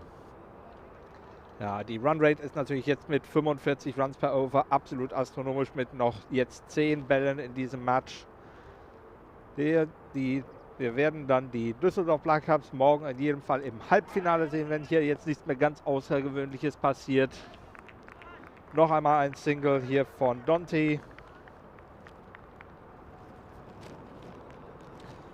Auch eigentlich schön geschlagen und Patel hatte da noch fast die Hand dran. Bisschen ein frecher Ball, aber es läuft auf jeden Fall rund hier für die Düsseldorf Black Caps. Khan coming up. Oh, was für ein Schlag. Und der geht für 4 noch einmal dahin und bringt somit die Jungs von Köln zumindest schon mal auf die 70 Runs. Ich denke, ein sehr gutes Ziel wird für sie sein, wenn sie zumindest innerhalb der Hälfte des Targets kommen, was ihnen von den Düsseldorf Black Caps vorgesetzt wurde. Mit Düsseldorf Black Caps haben ja ein Target von 147 vorgespielt. Und Aravind jetzt damit auf 20 Runs.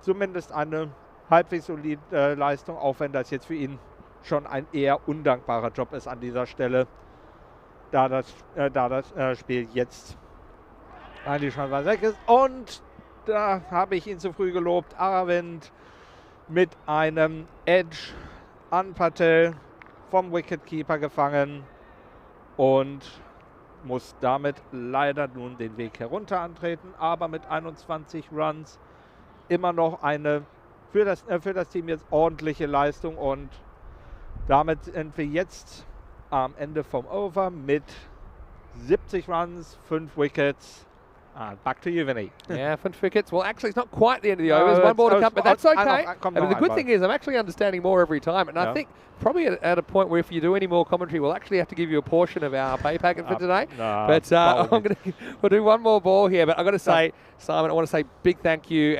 Really heartened when I see cricket lovers in Germany. I think you've got a great story. I appreciate your commitment to the cause, and the fact that I'm really happy that ECN can bring you cricket. Obviously, you love watching it, to bring you cricket from your home country, that you don't have to travel, because you said it's a long way to a cricket club in your part of the country. But we're really appreciative that you travelled here today, and hopefully you enjoy the finals day tomorrow as well. So we're having... Who's that one? Yeah, so that's Jamshed Khan who's put a bowl. It's Srinivas Naresh Kumar who's the batter who's coming out. Naresh Kumar. Also Khan zu Naresh Kumar, dem neuen Batsman. Und kein Run. Jetzt sind wir aber wirklich mit diesem 8. Over durch, oder im 9. Over, bei 70 Runs für 5 Wickets. 5 wickets, yeah, well, I haven't seen a 5 wicket haul yet, have we? But we almost had one earlier. We had 4, I know that, to the Cologne CC earlier. Look, I want to say a big thank you, and it's been really a pleasure to see you in the commentary box today. Enjoy the finals day. And, Absolutely. well, hopefully your Black Caps get up, hey? Simon Lacour has been a fantastic addition in this innings, and hopefully we see you in the chat again soon, of course. And hopefully you keep enjoying European cricket. And right here, we've really enjoyed it. I certainly enjoyed it, and thank you again to Rico and Vinny for allowing me to the privilege to commentate here, part of this quarterfinal match. Well, the pleasure is all ours. Thank you very much, Simon. And hopefully we see you in the chat soon. Let us know what you thought in the chat for Simon as we head into the last over of the day. And Jamshed Khan will clean this one up. Let's see who gets the last over. And they are going back to Shahab. I think he was asking very nicely if he could get another over, because he didn't get one. And the birthday boy had a bit of a rough one yesterday, if I'm honest.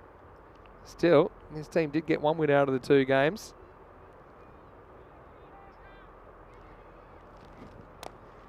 This will just be turned away to the leg side for 1.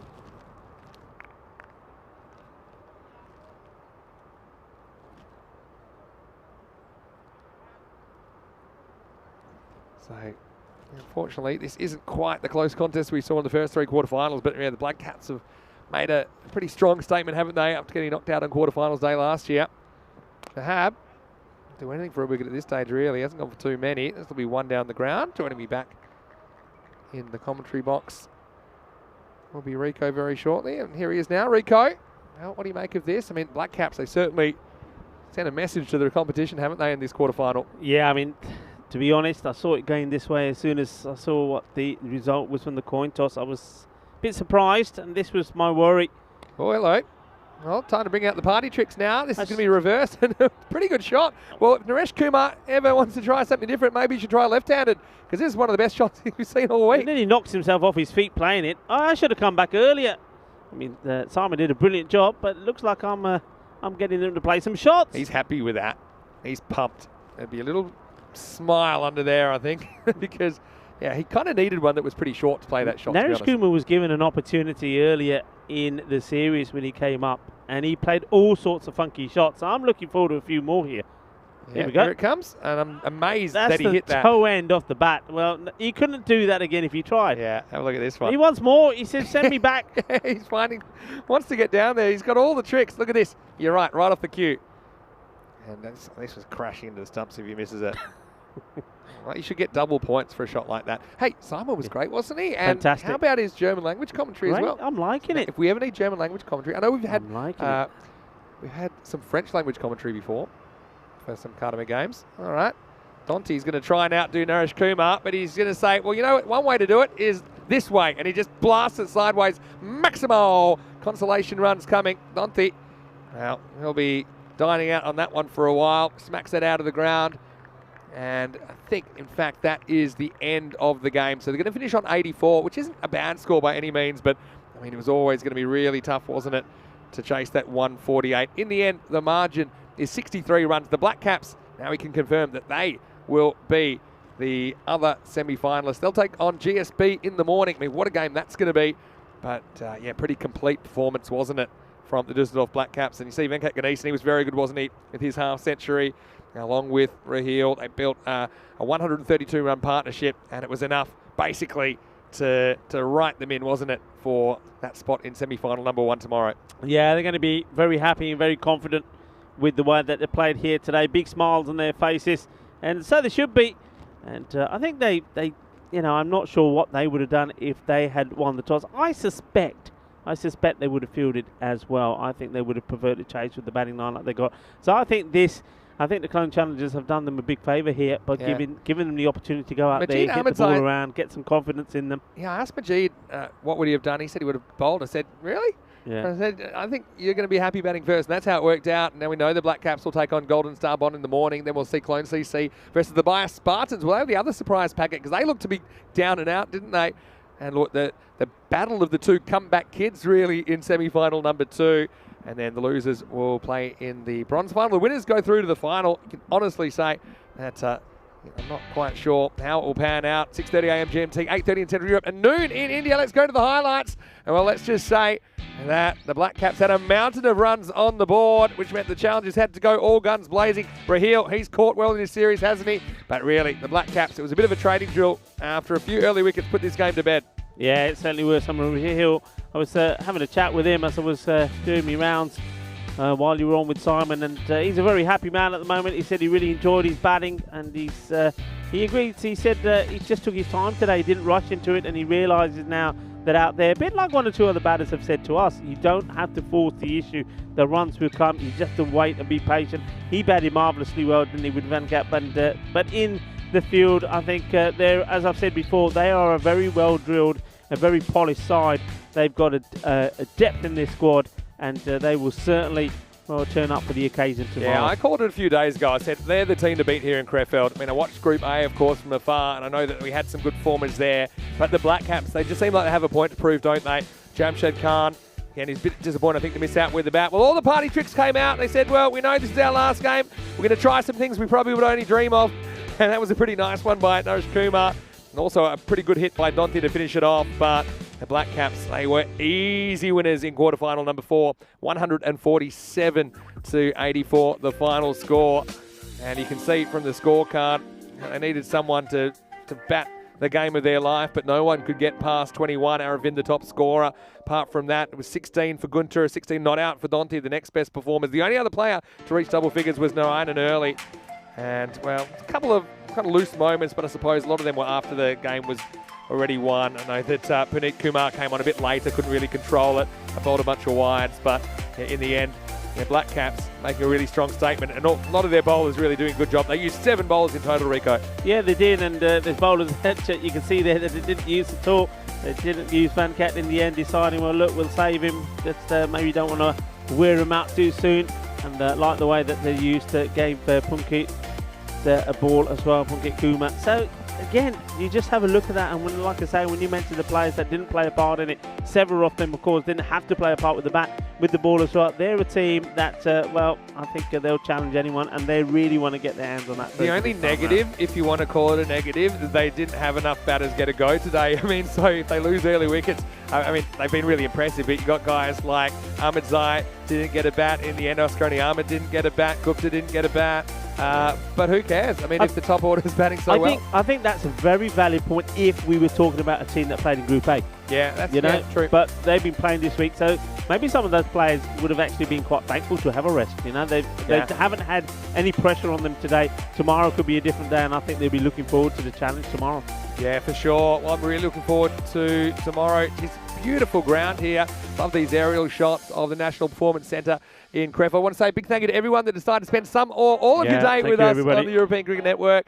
It's great to have your company. It's been a very memorable Peacock Friday. I told you I went a bit German themed. You went fruit and flamingo themed, which I think is also fine. Whatever you did with your Peacock Friday, I hope you enjoyed it. We had 3 really close contests. Well, Simon's still hanging around here. I want to tell Simon some of the comments in the chat. And, well, we've got Kumar Sangakkara saying it's nice to watch European cricket. Well, hello to you, Kumar. It's great to have you. But with respect to Simon, Archie said, thank you for the commentary and your efforts as a paramedic. And great job. Please keep on keeping on. Danush said the interaction was so pure and wholesome. Lily said, thanks, Simon. Excellent contribution. And Luke said, some people are just naturals at commentary, and Simon certainly sounds like one of those. That's Neville, so nice. Neville thinks he needs to send his resume. Well, we don't want him in the commentary box. You know why? He's out there saving lives. I think that he's doing much more important work than we are. But thanks for those positive comments. And Simon, I know we're really excited to give you that opportunity. Great day. Well, if you thought today was Fantastic exciting, tomorrow it's going to go up a notch again, because all of these teams left, the 4 teams, they're only 2 matches away from that trophy. Yeah, and any one of them can do it. Any one of them can do it. I'm looking forward to see how Golden Star go about taking on the Black Caps tomorrow. I think they'll have a plan in mind. But like I say, they're going to be boosted. They've got 2 very good quality top batters coming back in this side. And I think what they've done today and the way they won today, that will really, really give them so much confidence. Yeah, I mean, we might actually just reflect quickly on what happened today on quarterfinals Friday, because, of course, 8 teams started the day. Only 4 would survive to finals day.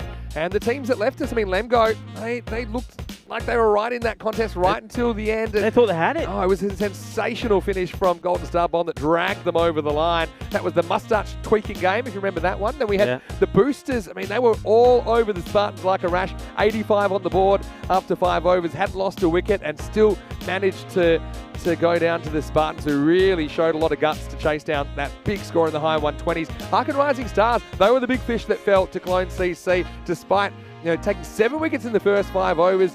Cologne CC recovered thanks to their captain Debalka, who came and played a good hand, as well as Sekar, to drag them up into the 80s, and the Rising Stars getting bowled out and just kind of the pressure getting to them in the end. Well, the only one that kind of went to script, I suppose, were the Black Caps. They made light work of the Cologne Challengers, and yeah, for me, they're still probably the team to beat tomorrow, although they do have that real tricky game, tricky to say the least, against Golden Stars. Yeah, I mean, they've been good all the way through the group stages, and in all honesty, I think yesterday they made a lot of changes just to give other players an opportunity. I'm not saying that they weren't that worried about not finishing 8 out of 8, but they know they'd already qualified. They know that there was no danger there, and I think that also played dividends, because I think the captain was able to call upon 1 or 2 players today, which having not had that game yesterday, that he probably wouldn't have been able to do. But they're confident. They're playing good cricket. The morale in the team is good. They're smiling.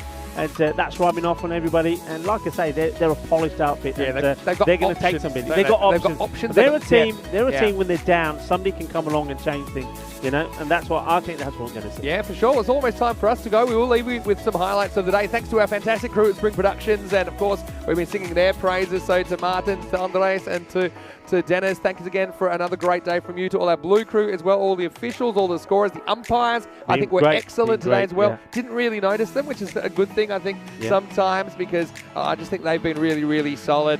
And of course to Sir Rob Kemming as well, who got in the spirit of Pick Up Friday. Loving that this morning. We were loving it. Look, you can go to our website, EuropeanCricket.com. That's the place to get all the fixtures, including the fixtures for Belgium coming up and the ECC.